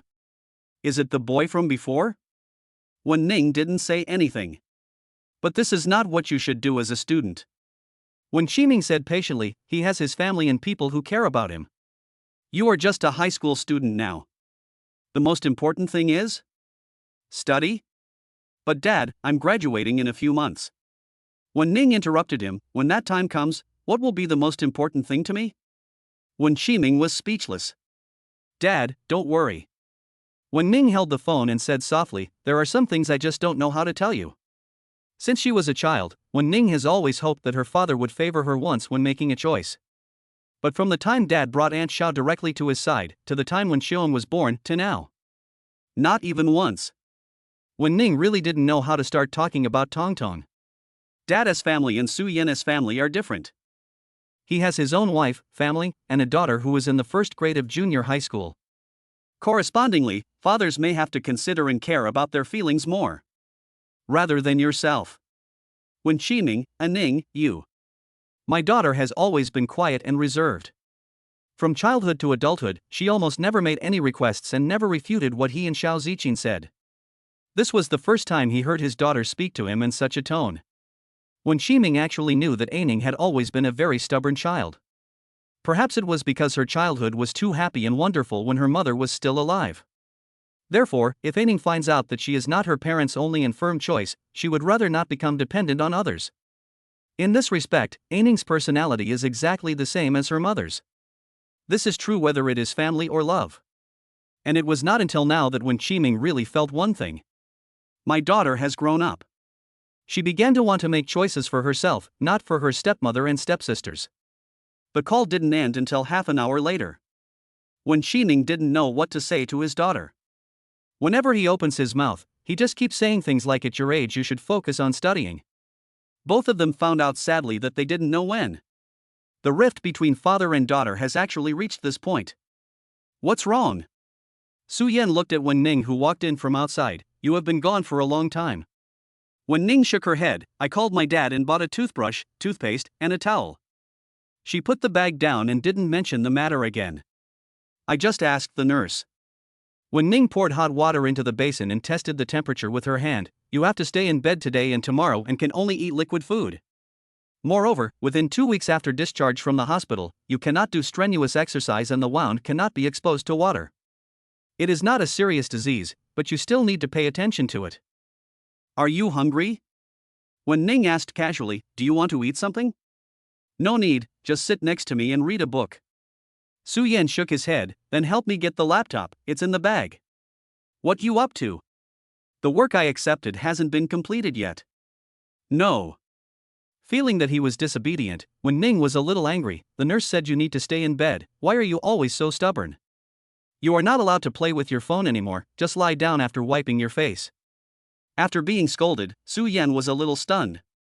Immediately afterwards, the phone was snatched away by Wen Ning, and after locking the screen, it was placed on the small table next to it.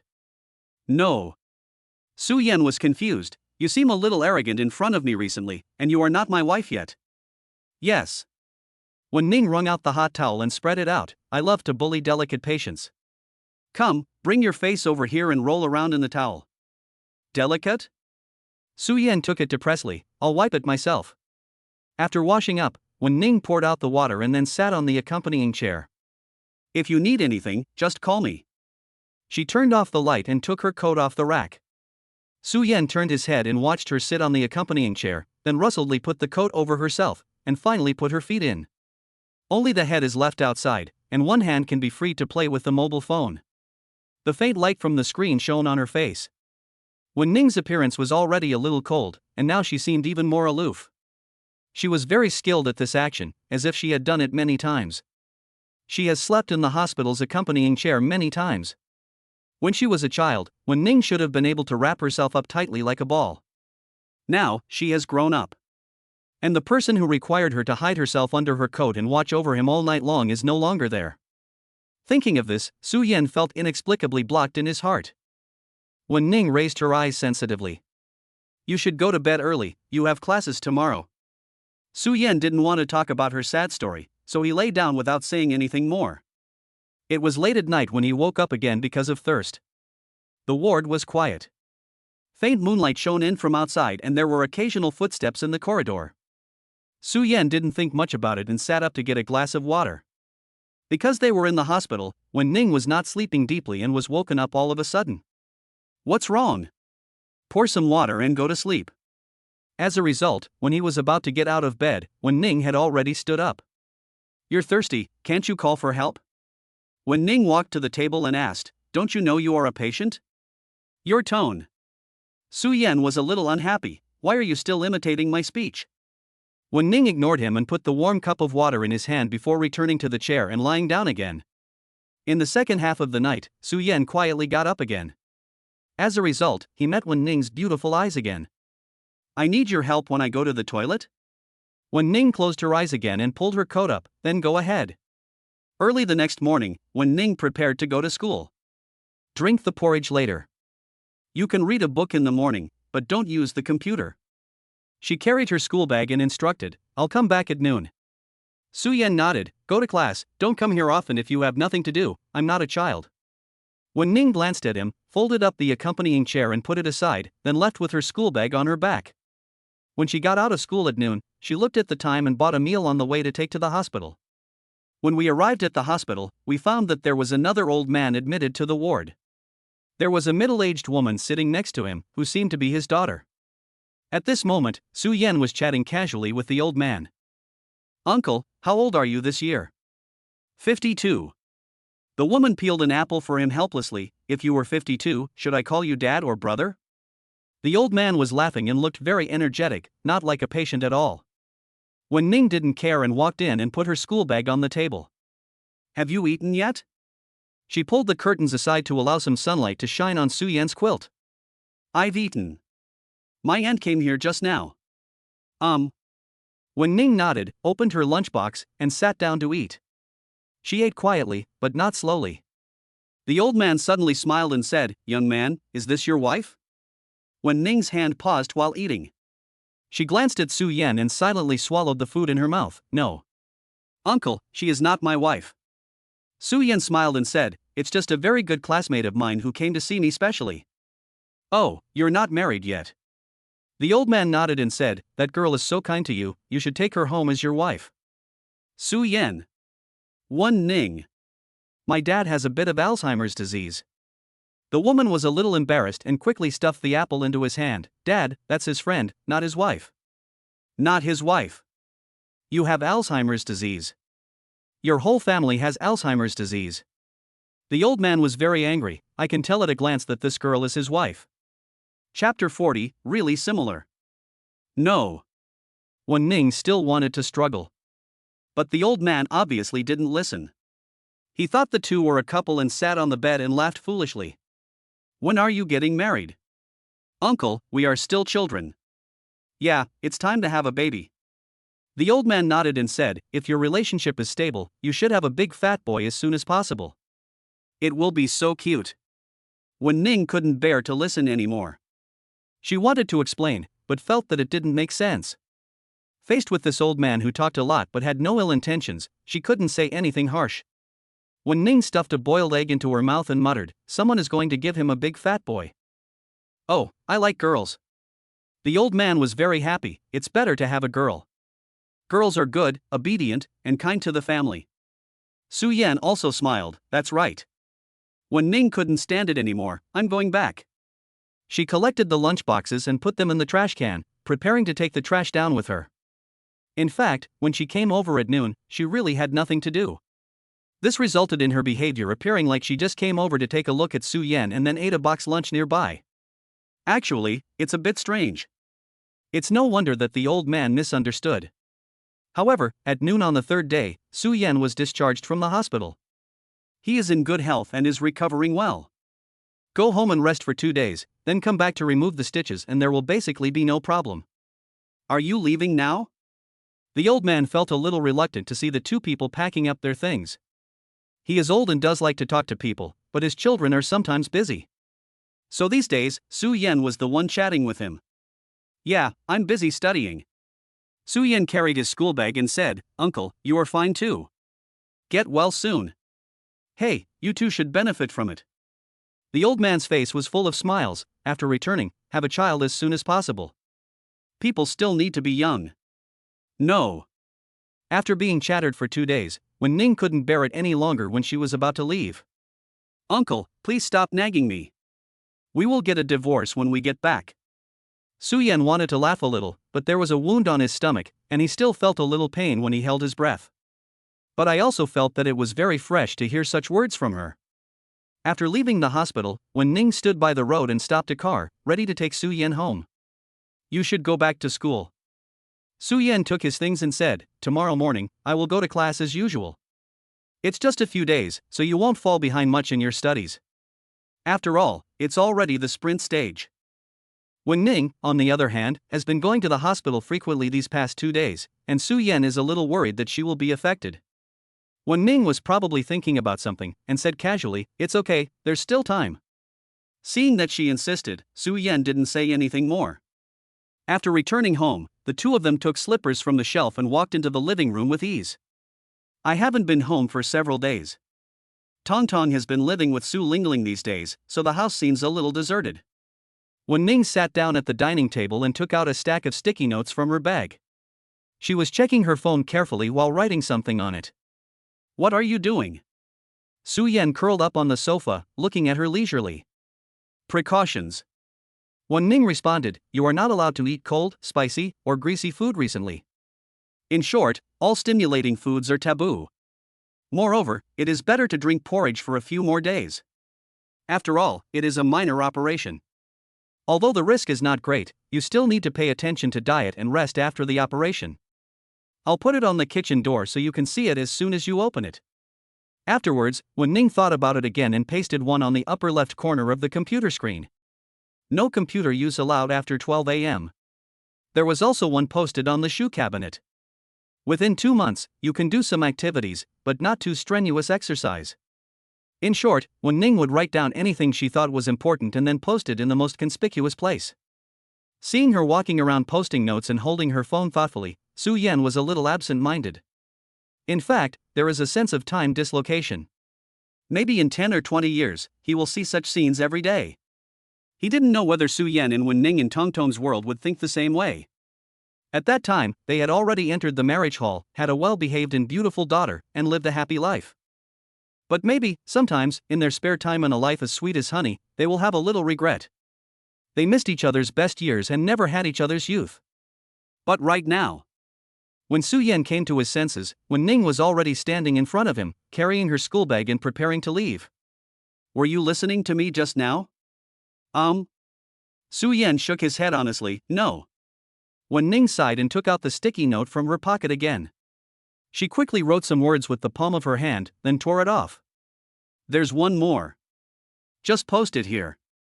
Su Yan felt something cold touching his face, and then a sticky note was stuck on his cheek. I'm going back first. When Ning carried her bag and said, if there's nothing else to do, I may not come here too often. You have to take care of yourself. Su Yan was stunned for a moment and took the note off his face. The handwriting on it is beautiful and graceful. No staying up late, no eating anything random, no getting sick again. In addition to the exclamation mark, she also drew a rabbit head with simple strokes in the lower right corner of the note.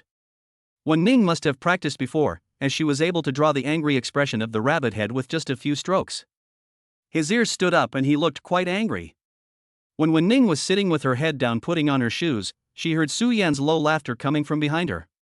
Probably because of the wound on his stomach, he didn't dare laugh too loudly, and it sounded like he was holding it back in pain. It really looks like him.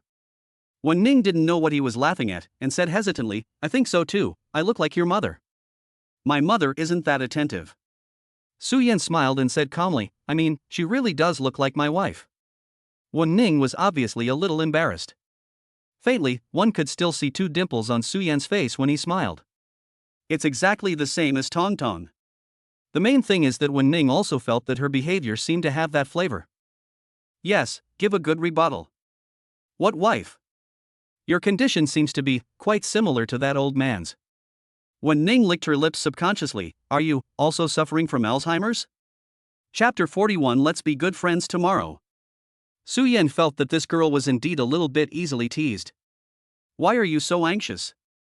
And after that, the end of March is completely over.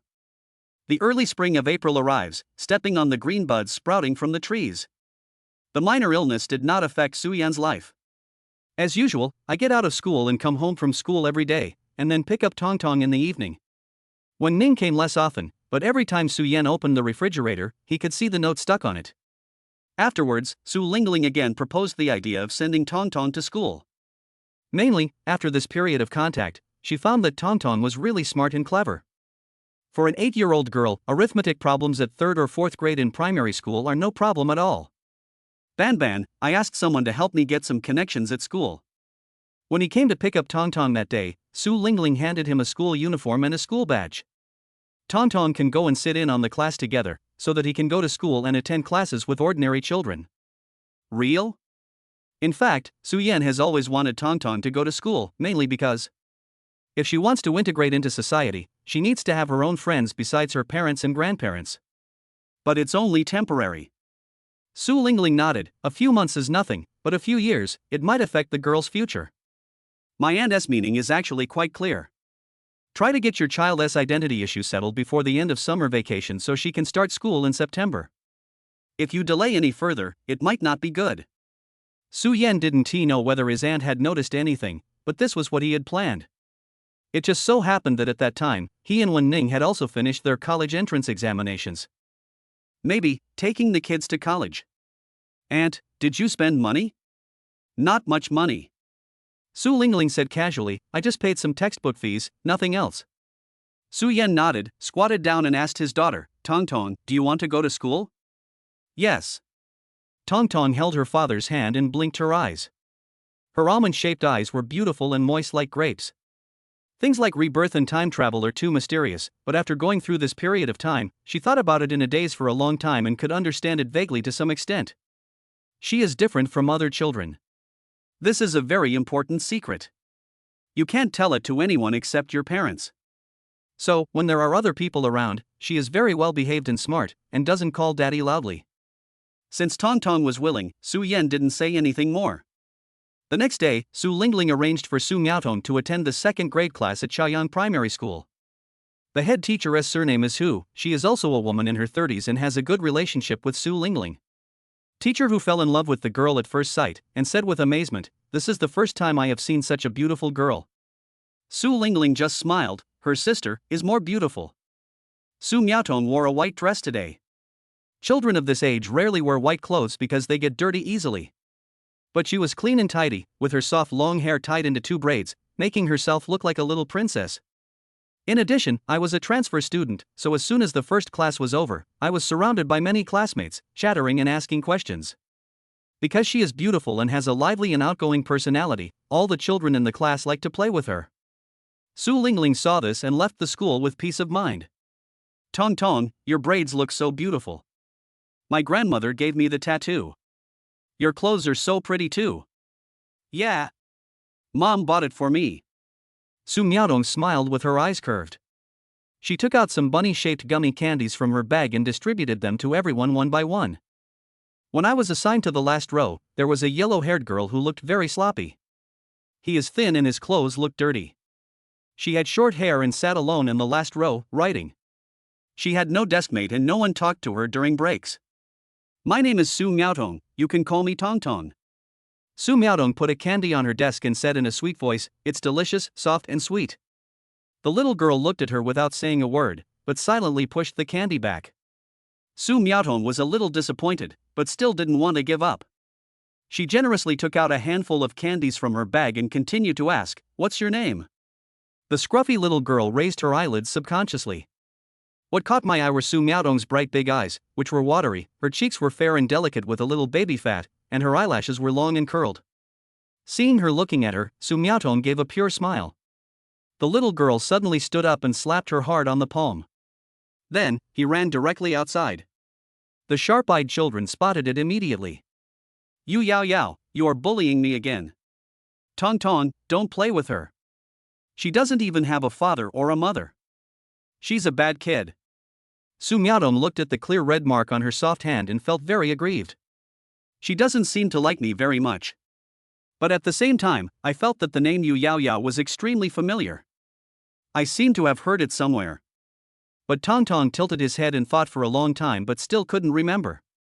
During the last activity class, a group of children were playing hide and seek on the playground while waiting for their parents to pick them up. Su Miaotong played for a while, turned around, and saw Yu Yao Yao far away. She just squatted alone in the distance, not playing with the other children. She was holding a piece of chalk and drawing something on the ground. Su Miaotong hesitated for a moment, then walked towards her with her short legs. Yu Yao Yao was squatting on the ground, drawing very seriously. It was a very simple drawing done by an elementary school student. A small house, a river, a meadow, white clouds and the sun in the sky, and a family of 3 holding hands with smiling faces. "Yao Yao, what are you drawing?" Yu Yao Yao was stunned for a moment and turned back subconsciously. When he saw it was her, his face changed drastically and he subconsciously tried to use his body to protect the chalk drawing on the ground. "Yao Yao, let's play together." Su Miaotong blinked and smiled at her with her almond-shaped eyes, "Or, I can paint with you, okay?" Yu Yao Yao didn't say anything, but her eyes were somewhat alert. When Su Miaotong wanted to squat down beside her, she suddenly stood up. Then he reached out and gave it a push. Su Miaotong lost her balance and was pushed, staggering and hitting her head on the wall. After getting up, she felt her nose a little sore. The children around all gathered around at once, looking a little panicked. "Tong Tong is having a nosebleed, go tell the teacher." "It was Yu Yao Yao who pushed it. I saw it. She's a bully. Don't let her go." Su Miaotong then realized it and touched her nose, and found her hands were wet. Her eyes were red, but she tried hard not to cry on the spot. Because today is Tong Tong's first day of school, Su Yan and Wen Ning are worried about him, so they come together to pick him up after school. I'm sorry, it's my fault for not taking good care of Tong Tong." Teacher who couldn't stop apologizing to the two of them. Su Miaotong's appearance and temperament show that she is a little princess from a wealthy family, and Su Lingling has also specifically instructed her to take good care of Tong Tong. This kind of thing happened on the first day of school, which made Teacher who feel a little embarrassed. But she didn't expect that the people who came to pick up Su Miaotong would be 2 high school students, both wearing the school uniform of number 1 middle school. Wen Ning quickly squatted down and examined her daughter carefully. There were 2 pieces of tissue paper stuffed in Tong Tong's nose, with faint red bloodstains on them. However, this little crybaby didn't cry or make a fuss today. He blinked his big eyes and leaned quietly and obediently in his mother's arms. Su Yan roughly understood the situation from Teacher Hu. The sloppy little girl who bumped into Tong Tong was called Yu Yao Yao. Both of my parents work in other places and sometimes they can't even come back during the Chinese New Year. I usually live with my grandmother, which is commonly known as a left-behind child. He is usually quiet, doesn't like to talk much, isn't sociable, and always keeps to himself. She is a very lonely and disobedient wild girl. Even the other kids in the class didn't want to play with her. At this moment, the short and thin Yu Yao Yao was standing next to Teacher Hu. She lowered her head and said nothing. "Alas, my parents don't care. Grandma is old and has always been in poor health." Teacher Hu sighed, "It's really regrettable that the child's personality has become like this." Yu Yao Yao buried her head even lower. Su Yan noticed that her eyes were now red because of the teacher's words. Su Yan reached out and rubbed his daughter's head. "Tong Tong, did anyone bully you today?" Tong Tong glanced at the taciturn and sloppy little girl and whispered, No. "Really? Tong Tong scratched his face guiltily, "It's just, I hit my nose when I was playing with the kids." Su Yan looked at his daughter's expression for a while, as if thinking about something. Tong Tong was a little nervous and looked timid. "Tong Tong, don't lie." When Ning said softly, "The nose is going to get longer." Just. Tong Tong's ears were almost red. "Yu Yao Yao accidentally pushed me." It's exactly the same as her mother's shy look. Tong Tong is very brave. She didn't cry today. Su Yan exerted a little more strength and pinched his daughter's soft face. Give me the school bag, go home and say goodbye to the teacher in Yao Yao. Aha! Tong Tong then laughed, and ran to Yao Yao with her short legs, held her slightly dirty hand, and slapped her palm. Yao Yao is not being obedient. Su Miaotong looked very serious. Tong Tong is angry today. We will be good friends tomorrow. Yao Yao looked at this beautiful and noble girl who was like a princess and was visibly stunned for a moment. Then, he retracted his hand as if he had been electrocuted. Goodbye, teacher. Goodbye, Yao Yao. After his daughter finished saying hello, Su Yan smiled, took her hand, and left with Wen Ning. Teacher who finally breathed a sigh of relief. Yao Yao, is your grandma coming to pick you up today? As a result, when she lowered her head, she found that Yao Yao's eyes were always looking into the distance, with a kind of longing light flashing deep in her pupils. Following the little girl's gaze, I saw 3 people who were almost walking away. Tong Tong probably wanted a hug, so he jumped around with his soft arms open. Su Yan couldn't resist his daughter's coquetry, so he handed the little rabbit school bag to Wen Ning, then bent down and picked her up so that she could hug his neck comfortably. Wen Ning took the school bag with a smile, picked a white flower from the side and pinned it in her daughter's hair. The girl's almond-shaped eyes suddenly curved up, as if containing a stream of clear water. The soft and sweet sound of giggling is like wind chimes. Innocent, happy, and cute. Yao Yao silently withdrew her gaze and spread out her hands. When Tong Tong hit her just now, he secretly hid a little rabbit candy in her palm. Chapter 42. You have to ask my wife. Originally, Yao Yao thought that she would be the same as other children. At the beginning, I would approach with curiosity. But slowly, I began to hate her. Everyone, it's like this. But what she didn't expect was that the next day, Su Miaotong seemed to have completely forgotten about the incident. During recess, Yao Yao still sat in her seat and practiced writing. The noise from the children playing around her did not affect her at all. As a result, a soft, baby-like voice came from above my head. Yao Yao, I brought strawberries today. Tong Tong lay on her table, let's eat together. In her hands, she held a box of washed strawberries. The colors are bright, and these are the fruits that Yao Yao's grandmother usually doesn't want to buy. This is the 3rd time. The first time Tong Tong gave her candy, he was slapped on the hand. The second time, Tong Tong wanted to paint with her, but was pushed. Yao Yao didn't know what kind of happy family this little princess-like girl grew up in. Only then can I always tolerate her loneliness and autism with such pure simplicity and kindness. Yao Yao pushed the strawberry back again. Tong Tong pursed her lips, her big eyes watery, but I want to be friends with Yao Yao. Yao Yao didn't say anything. Tong Tong was a little discouraged and prepared to go back holding the strawberry. But at this moment, her braid was suddenly pulled. When I turned around, I saw Yao Yao's very cold eyes. Tong Tong was a little nervous, with a soft look in her eyes. Yao Yao didn't say anything, but just put a mechanical pencil into Tong Tong's pocket. After finishing this task, Yao Yao let go of her hand in silence, lowered her head and continued to look at her draft book. Tong Tong touched the mechanical pencil in his pocket and looked up at her blankly. This is the one Yao Yao uses when she writes and draws every day. It was a bit old and had no decorations on it. It was completely different from the beautiful mechanical pencils used by the girls in the class. But at least, it is something she cherishes very much. Tong Tong's eyes curved again and she smiled. Yao Yao, let's eat strawberries together. Yao Yao didn't want to care at first.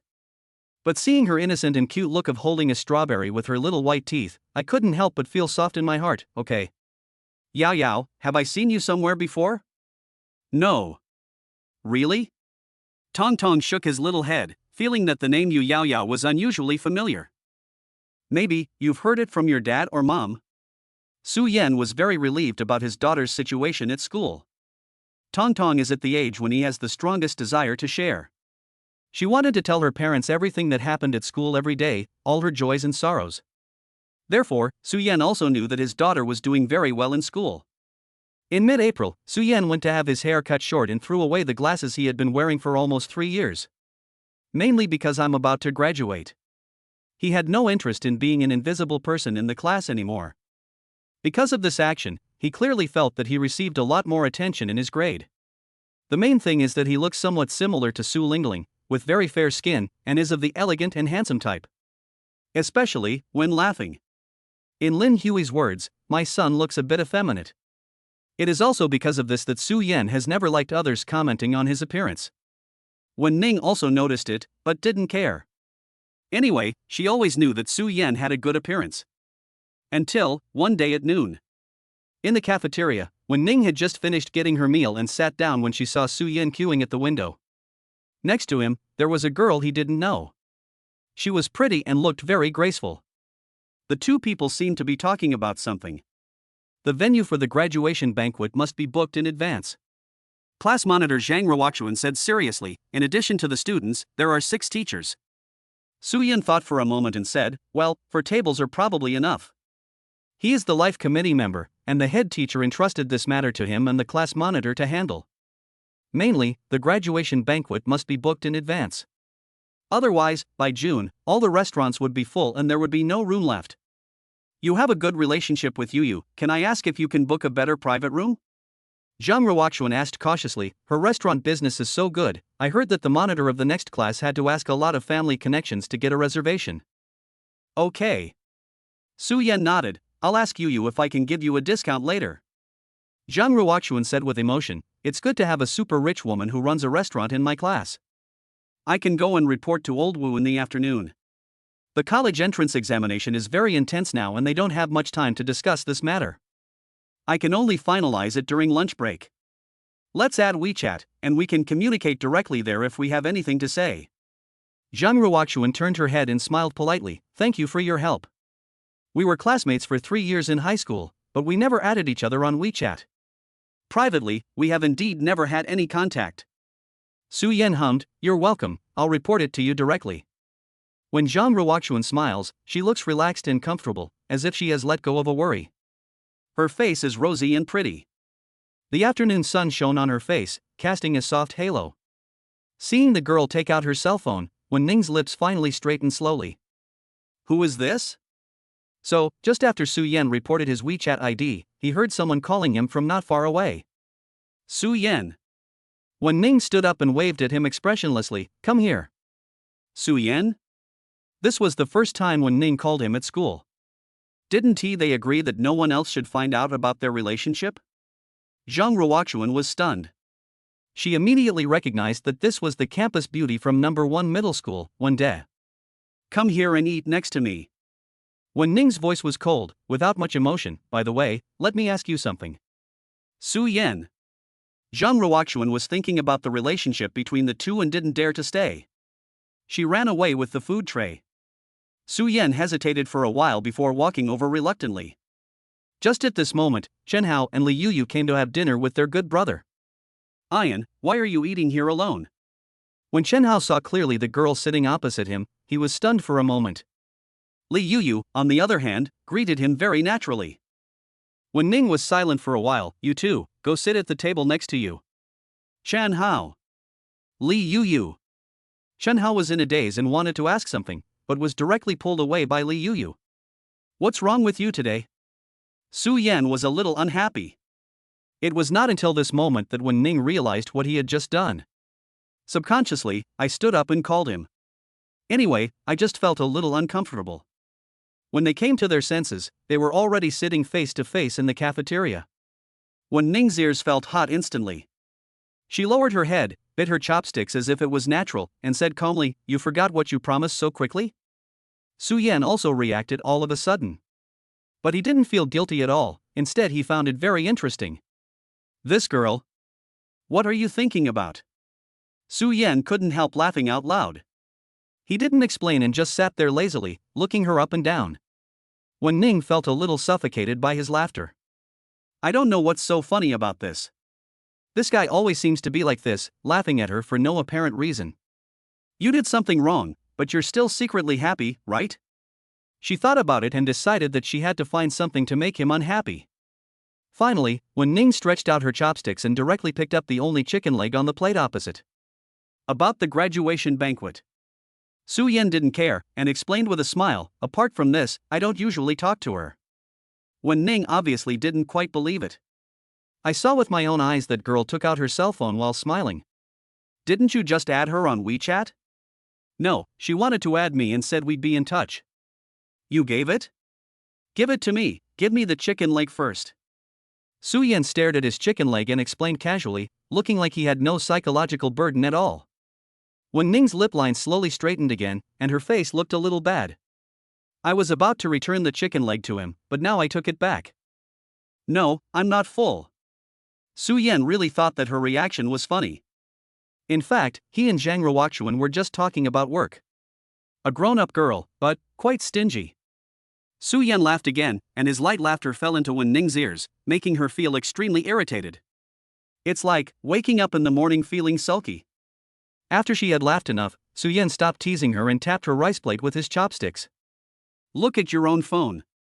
What are you looking at? You can watch it if you are allowed to. Wen Ning frowned and took out her cell phone. Only then did I realize that a red dot had appeared in the new friend request on WeChat. Hello Su Yan, I'm Zhang Ruoxuan, if you see it, please pass it, ovo. Question mark. Wen Ning was puzzled, what is this? Su Yan said casually, I just gave her your WeChat. At this point, Wen Ning was even more confused, why did you give it to me? I promised you and Tonton. Su Yan paused for a moment and said slowly, if a girl wants my contact information, she shouldn't ask my wife first if she agrees? Wen Ning was stunned, ah? After a short delay, her fair ears suddenly turned red and she looked around in embarrassment. Who is your wife? I'm going to kill you. Wen Ning lowered her voice so that only the two of them could hear, what are you yelling about in school? Su Yan raised his eyebrows, so we can shout even if we are not in school? Wen Ning subconsciously used her tongue to touch her right cheek to ease the tingling sensation in her ear. This guy. Ever since I came back from the hospital last time, I have always liked to use the word daughter-in-law to tease myself. After a long time, Wen Ning straightened her expression again and put the chicken leg back on the plate opposite. No.